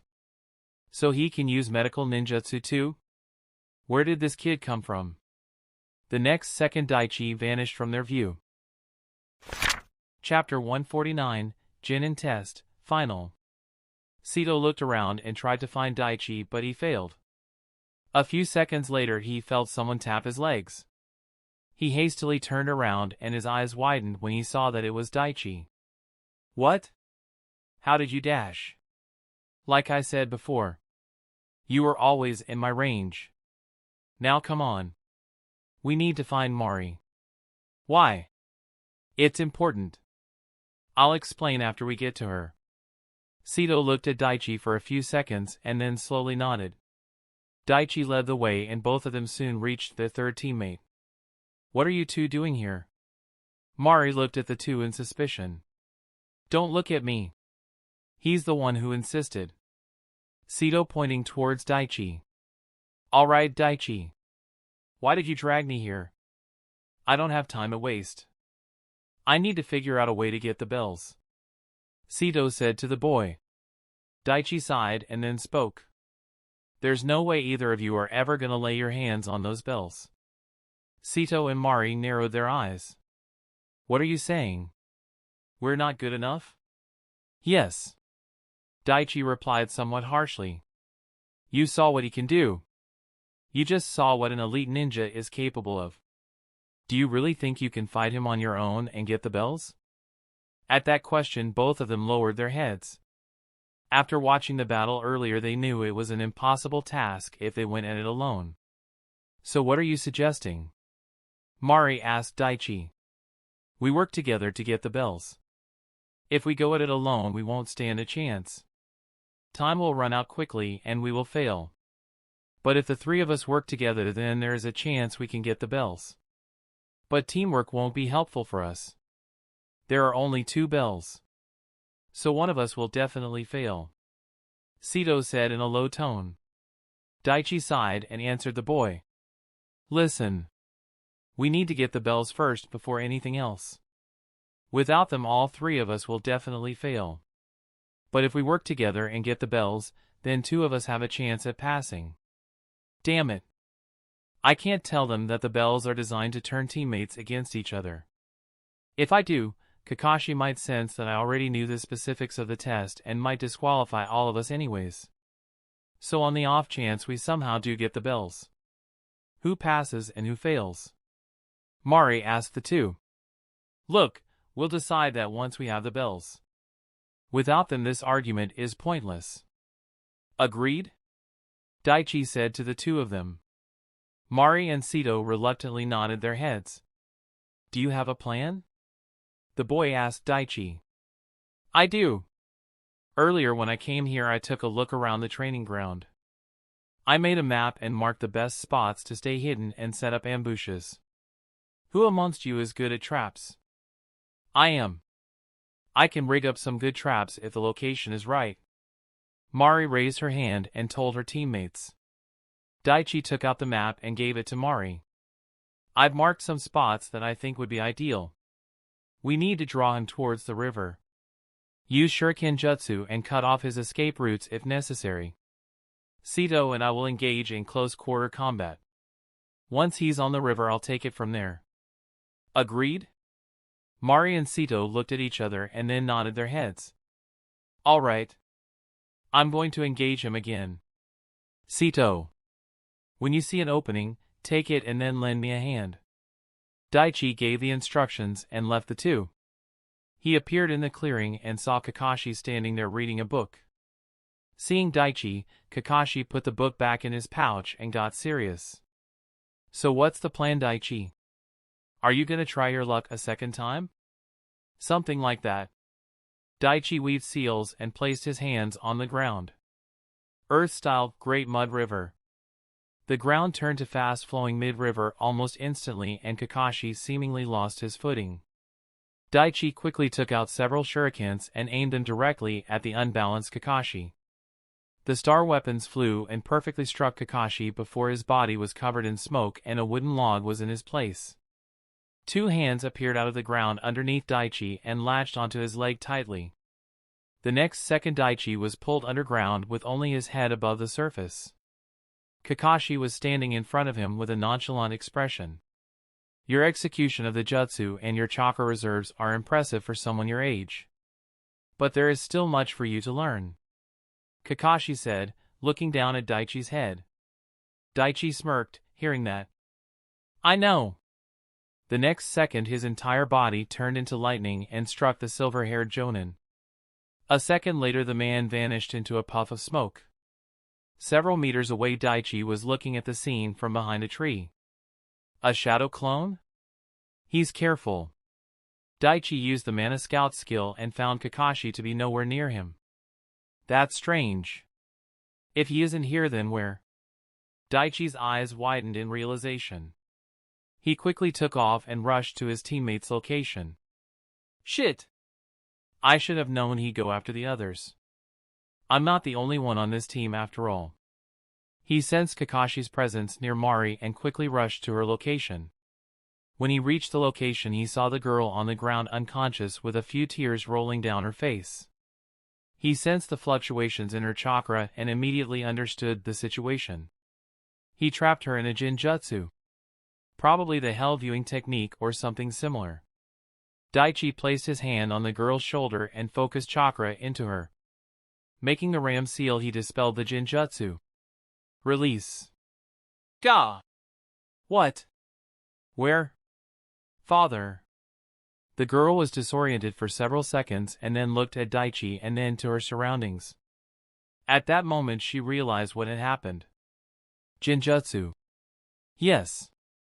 Whatever you saw, it wasn't real. I need you back in the fight. Can you set up the traps? Daichi asked the girl. She looked at Daichi with a complicated expression for a few seconds and then nodded her head. At that moment Daichi's senses picked up the sounds of battle coming from the other side of the forest. Looks like Sensei found Sito. I'm going to help him. Remember the plan. With those words Daichi left and came near the battlefield. He hid behind a large tree and observed the situation. Kakashi was fighting Sito with only one arm. He looked absolutely bored and didn't even move from his spot as he blocked and parried the slow kicks from the academy student. He slapped a punch aimed at his face and jumped over the student. Come on. Take this seriously. Sito gritted his teeth and shouted at the Jonin. See, the thing is, I don't need to if you're my opponent. Now if it was Daichi I'd be more cautious. But since it's just you, I won't bother. You think I'm that weak? Yes. Compared to his skills and talent you're just ordinary.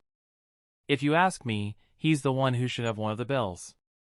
Sito grew angry hearing that and ran at his foe. Daichi, who was watching the battle from his spot, understood what was happening.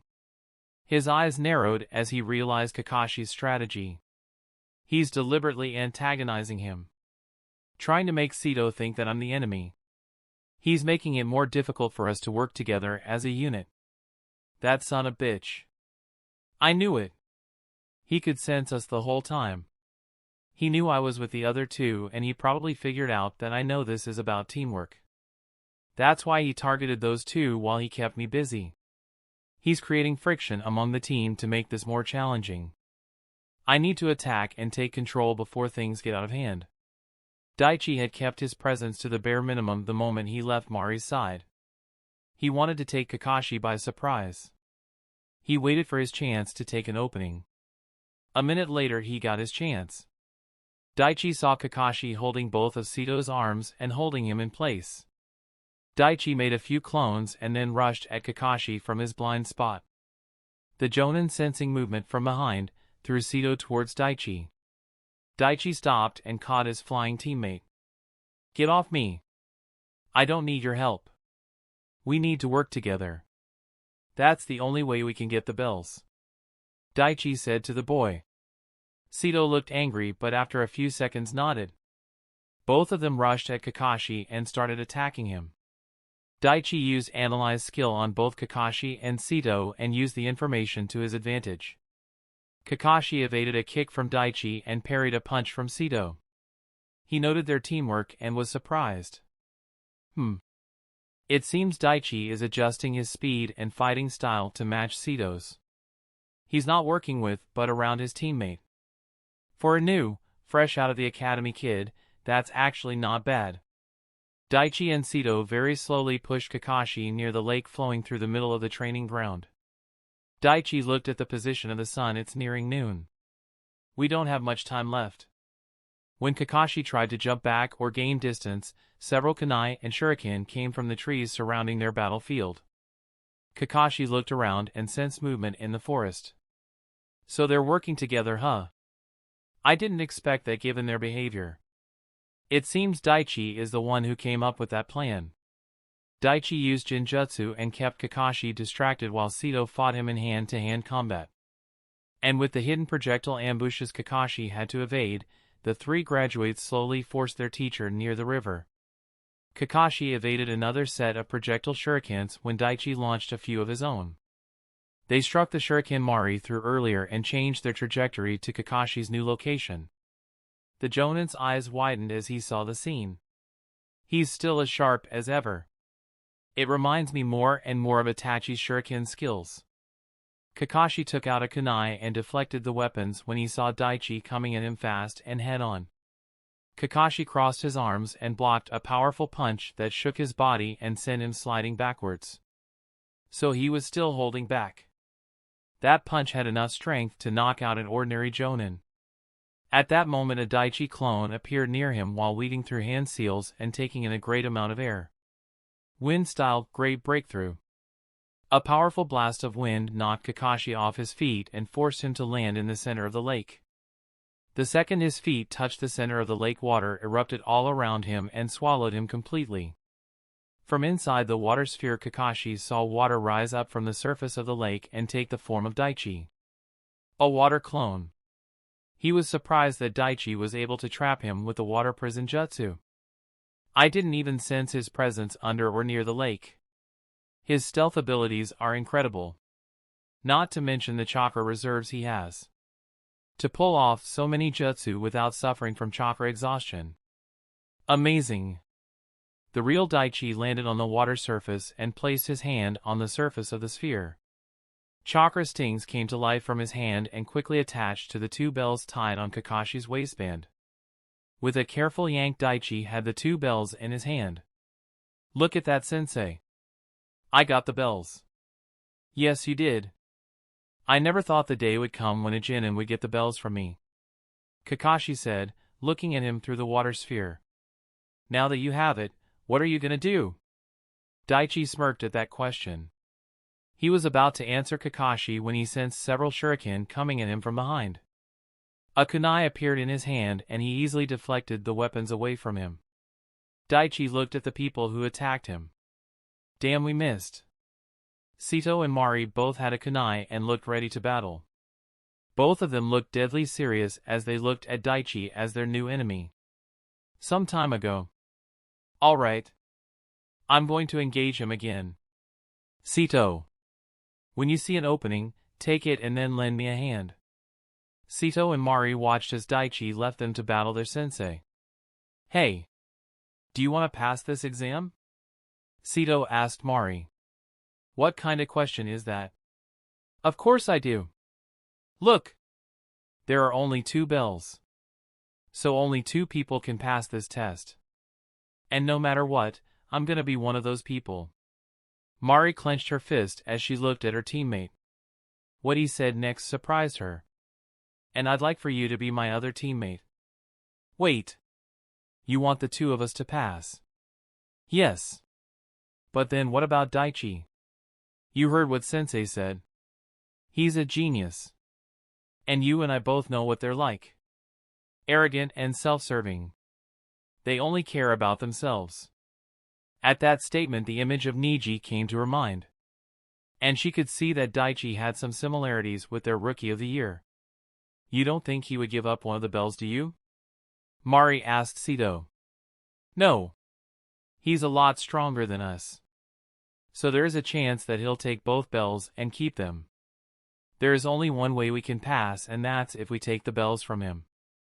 He'll be tired after battling Sensei for so long. And there is no rule that says we can't take the bells from our teammates. Mari thought about it for a few moments and came to a decision.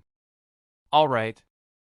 Sito then left to join the battle against Kakashi and Mari left to prepare her traps. At that moment she heard a sound from behind and when she turned around there was nothing. She turned back and suddenly found herself standing on the courtyard of her house. She saw the stern, disappointing visage of her father. You are a disgrace, Mari. You couldn't even pass the Genin test. What? No, father. Please. Mari cried and tried to reach out, but it was as if her father was moving away and she couldn't catch up. You are a disgrace to the family. That voice was all she heard as she kneeled on the ground and cried. Suddenly everything vanished and she regained her senses as if she was woken up from a bad dream. She saw Daichi looking at her with a slightly concerned face. She looked around and realized what had happened. Genjutsu. Yes. Whatever you saw, it wasn't real. I need you back in the fight. Can you set up the traps? At Daichi's question she looked at him. I have to win this test. No matter what I have to do. She nodded her head and watched him leave. Sito was battling Kakashi as hard as he could. He wanted to show that Daichi wasn't the only talented graduate on the team. But no matter how much he tried, no matter how hard or fast he attacked his sensei, the man only had a bored visage. He lazily slapped away and dodged all of his attacks. Come on. Take this seriously. Sito yelled in frustration at the Jonin. He saw Kakashi smirk under the mask. See, the thing is, I don't need to if you're my opponent. Now if it was Daichi I'd be more cautious. But since it's just you, I won't bother. Sito was furious when he heard that. You think I'm that weak? Yes. Compared to his skills and talent you're just ordinary. If you ask me, he's the one who should have one of the bells. The way Kakashi said that only made Sito angrier. He rushed at Kakashi and attacked with renewed vigor, but it was for naught. He threw Sito away from him, and the next second Daichi caught him and landed safely on the ground. Get off me. I don't need your help. Sito angrily pried himself away from his teammate. We need to work together. That's the only way we can get the bells. Daichi said, looking at him. Sito kept quiet and looked at Daichi for a few seconds. No matter what, I'm going to become a Genin. One way or the other. He nodded and both of them started attacking Kakashi together. The battle continued, and somewhere along the way Daichi took the lead. He used a wind-style attack and forced Kakashi to land on the water where he and his clone trapped him. At that moment Mari came out of hiding and went near Sito. She asked in a low tone. Are you sure about this? Sito nodded. This is the only way. Both of them took some shuriken and got ready. They saw Daichi take the bells from their sensei and they made their decision. Both of them launched their shurikens when Daichi was distracted talking to their Jonin instructor. Or so it seemed. They saw a kunai suddenly appearing in Daichi's hand and watched in amazement as he perfectly deflected all the weapons away from him. Damn, we missed. Sito couldn't help but curse at their failed sneak attack. Flashback end. Looking at the two, anger bubbled inside Daichi. You fucks. You useless fucks. We had it. We won. And you blew it. You two better have a good reason for what you just did.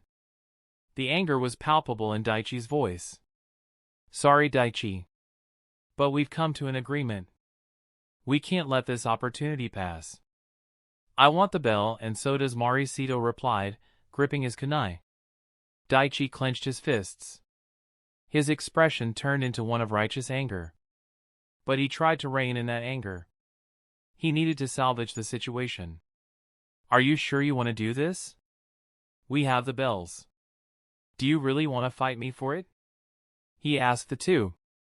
Both Sito and Mari gripped their kunai and got into a taijutsu stance. Kakashi watched everything with a sad expression on his face. Another team that was doomed for failure. Seeing his teammates' response, that instead of negotiating with him they were willing to attack him, Daichi could no longer hold back his anger. Killing intent burst forth from him, freezing his teammates on the spot. Their grim, determined faces turned to one of fear and horror. Kakashi was surprised at the potency of Daichi's killing intent. He tensed and got ready for action. In a chilling tone Daichi spoke as he looked at his two petrified teammates. Do you know what I hate? Bullies and people who try to stab their friends in the back. You useless fucks just ruined our chances at passing this test. Daichi concentrated his chakra and turned it to wind nature. The next second he sent a powerful burst of wind at the two, and combined with his killing intent, it knocked them unconscious. At that moment Kakashi burst forth from the water prison.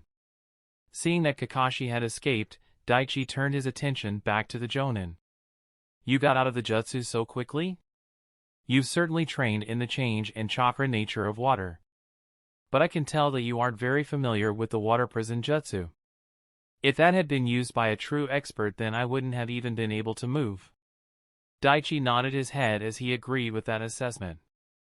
He only learned the jutsu just in case he ever needed, and it hadn't leveled up all that much. The silver-haired man looked at the two graduates on the ground and to Daichi. He was disappointed at how things went down. He looked at the angry Daichi and spoke in a low tone. I was right. Looks like you and your team was going to fail the test after all. Daichi looked at the man in confusion for a few seconds before the answers clicked in his head. His eyes widened as he understood what had really happened. You deliberately didn't escape the water prison jutsu earlier. You wanted me to take the bells. Kakashi simply nodded. Yes. It was to see how they would react to you having them. It's why you antagonized those two and played on their fears, isn't it? Kakashi nodded at that statement. I wanted to see if they were willing to trust you, and I also wanted to see what choice you'd make as well. I had some hope when I saw you three working together. Kakashi sighed and spoke. But it seems they really weren't going to trust you with their lives. Daichi Hekima. You and your team failed the Genin exam. You. Daichi gritted his teeth and clenched his eyes shut. For the first time since he came to this world, he has experienced true failure. Chapter 150, Team 7. Fail. Daichi was furious as he heard the verdict. Damn it, damn it! Killing intent and chakra rose as he looked at the man in front of him. Sensing Daichi's murderous intent, Kakashi tensed and prepared himself for any attack the boy might launch. But it was unnecessary. Daichi looked at the man for several seconds and then took a few deep breaths. His gamer's mind did its job and kept him calm. Daichi took one last deep breath and looked at Kakashi with a calmer attitude.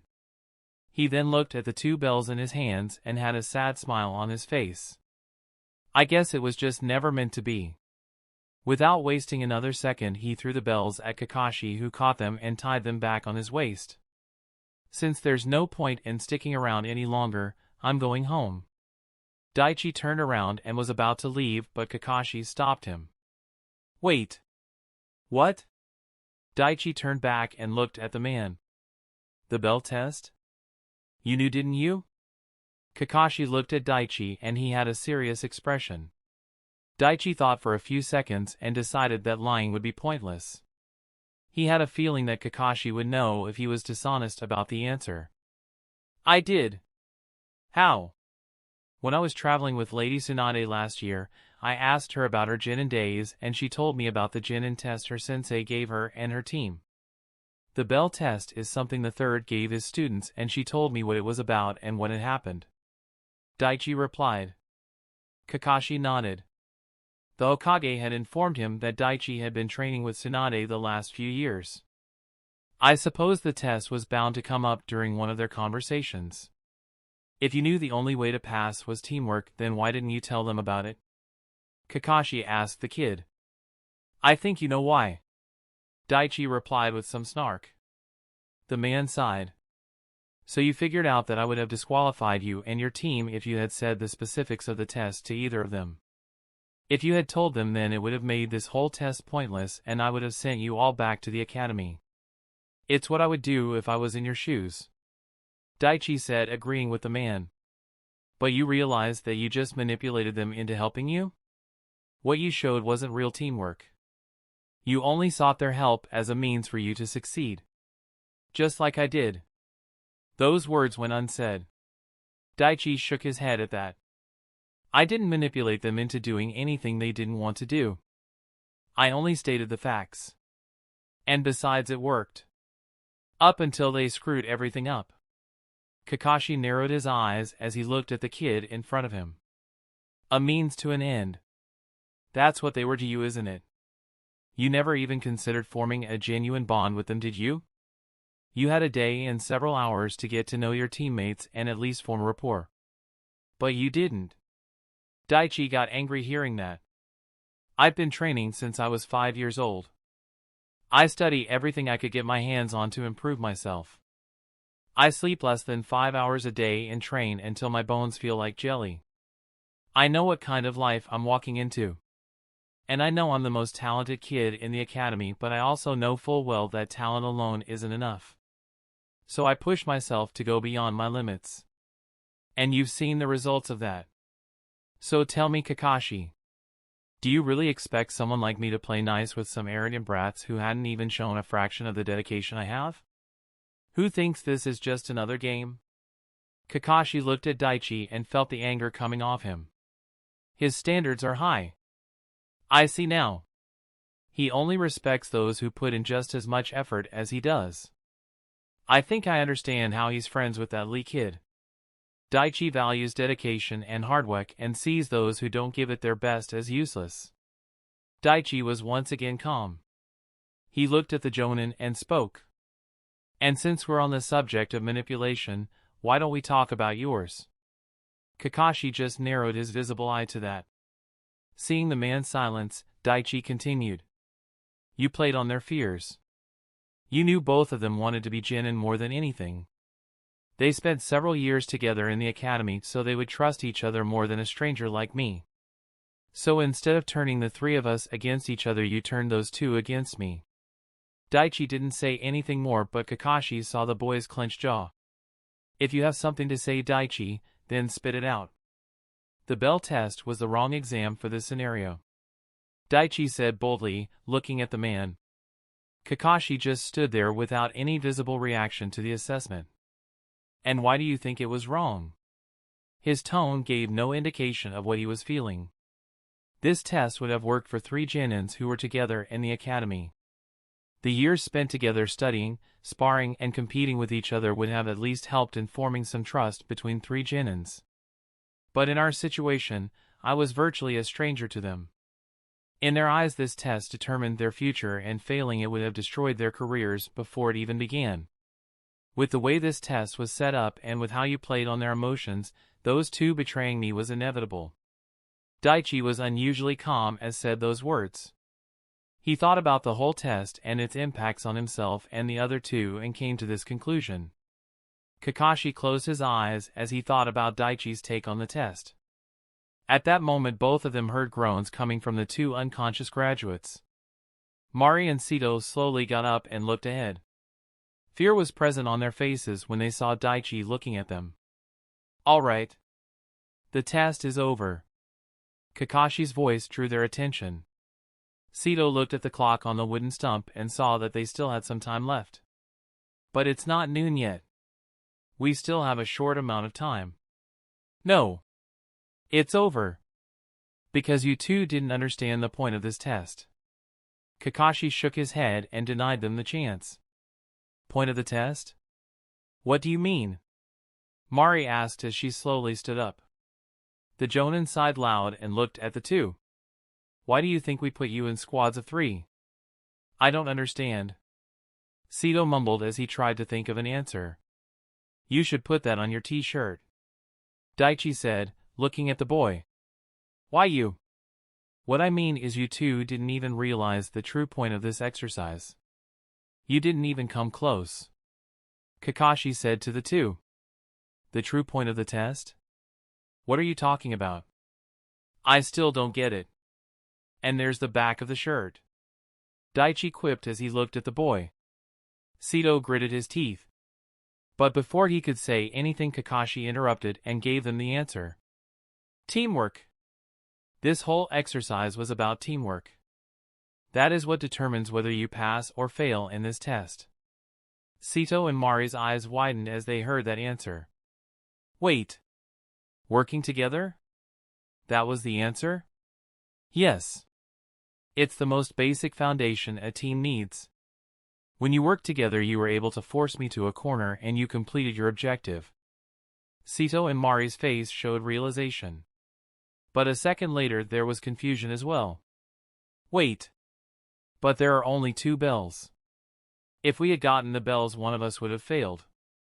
There's three of us, so there would have been group conflict no matter what. Mari said as she looked at her teacher. Yes. Exactly. I purposely pitted you three against each other. Everything I did from the two bells to what I said was to see if you would ultimately turn on each other after you got the bells for selfish gains, or if you would put the needs of others ahead of your own. Self-sacrifice. That's the mark of a true shinobi. While individual skills are important, teamwork is also a necessary element. And you proved it. Individually, none of you could have gotten the bells, but together you did. And it was going well until you two decided to attack your teammate. If you hadn't, you might have passed. Sito and Mari looked shocked as they understood the truth behind the exam. Sito suddenly looked at Daichi. Wait. Daichi. Did you know the purpose of this test? Did you know that teamwork was the key to passing? Daichi, seeing no point in lying and wasting time, simply nodded his head. Sito got angry seeing that response. Why didn't you tell us? Kakashi was the one who answered that question. Because if he did, then I would have failed all of you on the spot. If he had told you the answer, you two would have played along and it would have only wasted my time. I have no interest in teaching Genins who try to pull the wool over my eyes. Kakashi looked at the three and sighed. Whatever the case, you three failed the test. Go home. But that's not fair. Mari clenched her fists tight. She was holding back her tears with great difficulty. But Kakashi showed no sympathy. Life isn't fair. And in this test, I make the rules. If I say you fail, you fail. End of conversation. With those words, Kakashi vanished in a pile of leaves. Daichi, not wanting to spend another second with them, also quickly left the place. Seeing their instructor and teammate vanish without another word, Sito and Mari had a gloomy face as they looked at each other. They too went their separate ways without saying a word. Daichi was walking down the street and his eyes were focused on the quest message that popped up after he got the bells. You have successfully retrieved the bells. Quest: get the bells. Completed. You have decided to take the first option to complete this task. Option 1, smiley face. Work with your teammates and successfully retrieve the bells. Rewards. High probability of becoming Genin. 5,000 EXP, this reward will be given only after the official announcement. Daichi was surprised as he read the contents of the results. It's not marked as a failure. And the reward says high probability of becoming a Genin. But how? Those two attacked me and in turn I knocked them unconscious. So I'm pretty sure we blew the test. At that moment Daichi recalled the system message that appeared when he broke his arm to escape and when he trapped Kakashi. Reputation slightly increases with Hiruzen Sarutobi. Daichi quickly understood what that meant. He was watching. The Hokage was watching the test. Does that mean there is a chance he'll override Kakashi's decision? But still, even if he did, would I even want to work with them? It was only noon now. Daichi wandered around the streets and went to Shur's restaurant. He ordered some food and thought about the test. Should I have used mana puppetry on them? No. It's best that I knew their true colors now. If they were willing to double-cross me in this test, then they would no doubt do it again if the stakes were high. This was for the best, I guess. He ate some lunch and went to the forest where he and Lee trained. He meditated for some time and left with a much calmer and clearer head. He still had a few questions about what had happened.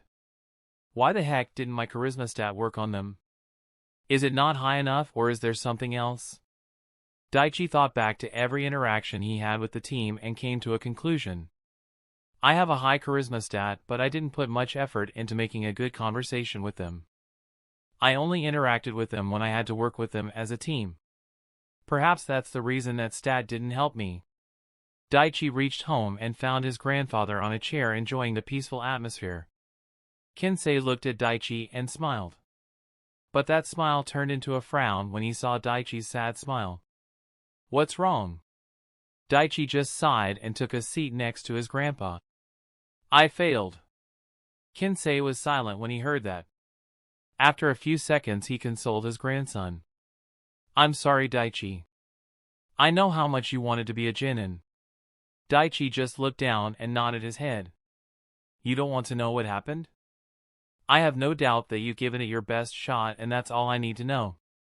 Silent tears fell down Daichi's face as he sat there in silence. Kensei looked at his grandson and felt sympathy for him. It's his first time experiencing a failure of this magnitude and it's something as important as this.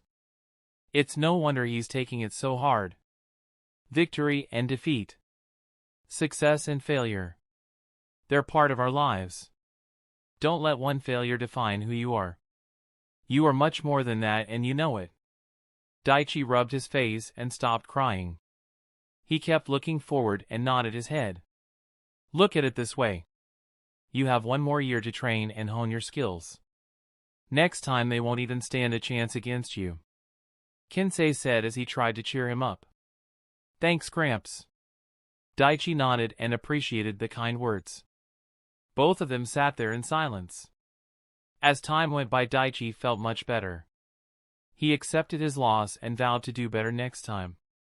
Even though he knew the third Hokage was watching, he didn't put much stock in that belief that his team would be shown special treatment. "I can't let this get to me. Gramps is right. This is only just a minor setback.